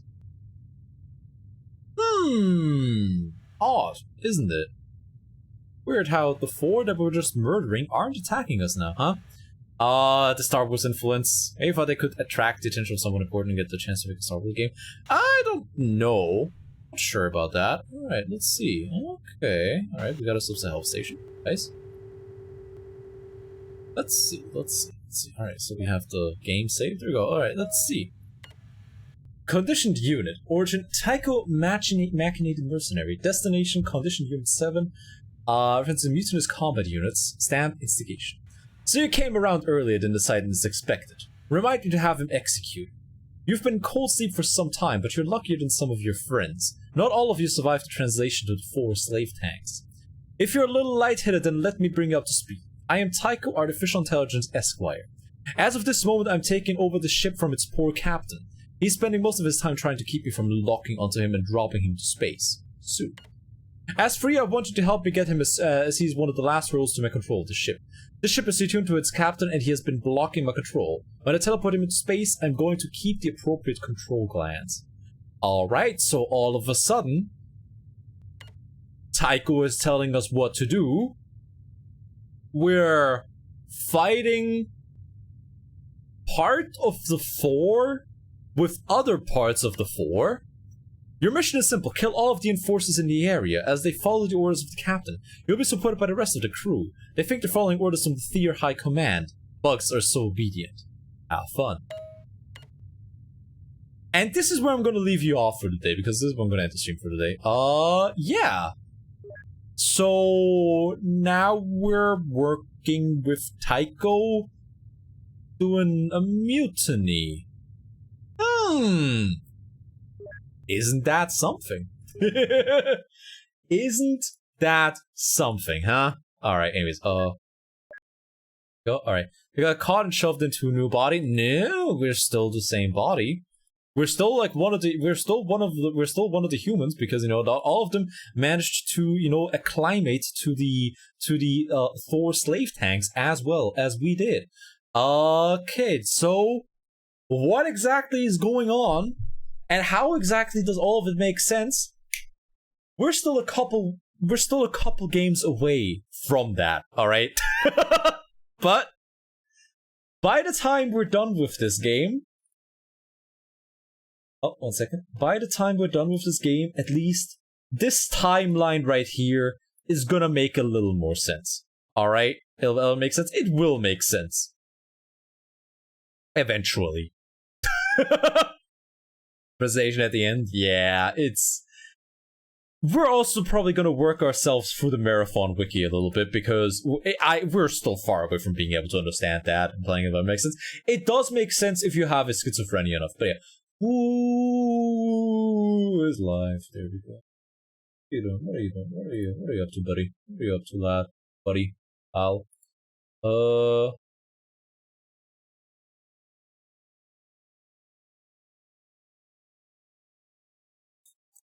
To get away from Warframe? Oh no. Wait, I figured you'd have that, like, you'd have Warframe by now. Oh, man, you need to watch more. Okay, we actually have a couple options. So he's doing... Quick ban him. Nah, I wouldn't do that. Okay, let's go for Aquarius. Go Aquarius old kiss shot. There we go. Let's go for the Robo Boy.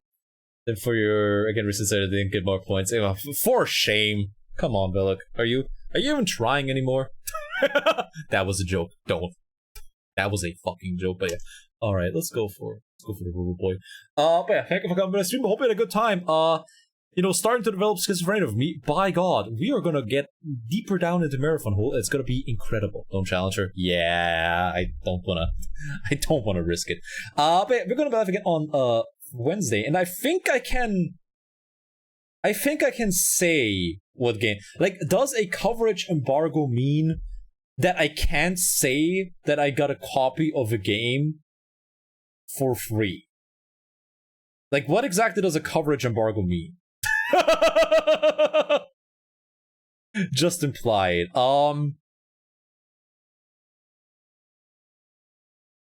It's just wait till it's over. I want to let people know what we're gonna look. Okay, we're gonna look at a System Shock, as they themselves say it.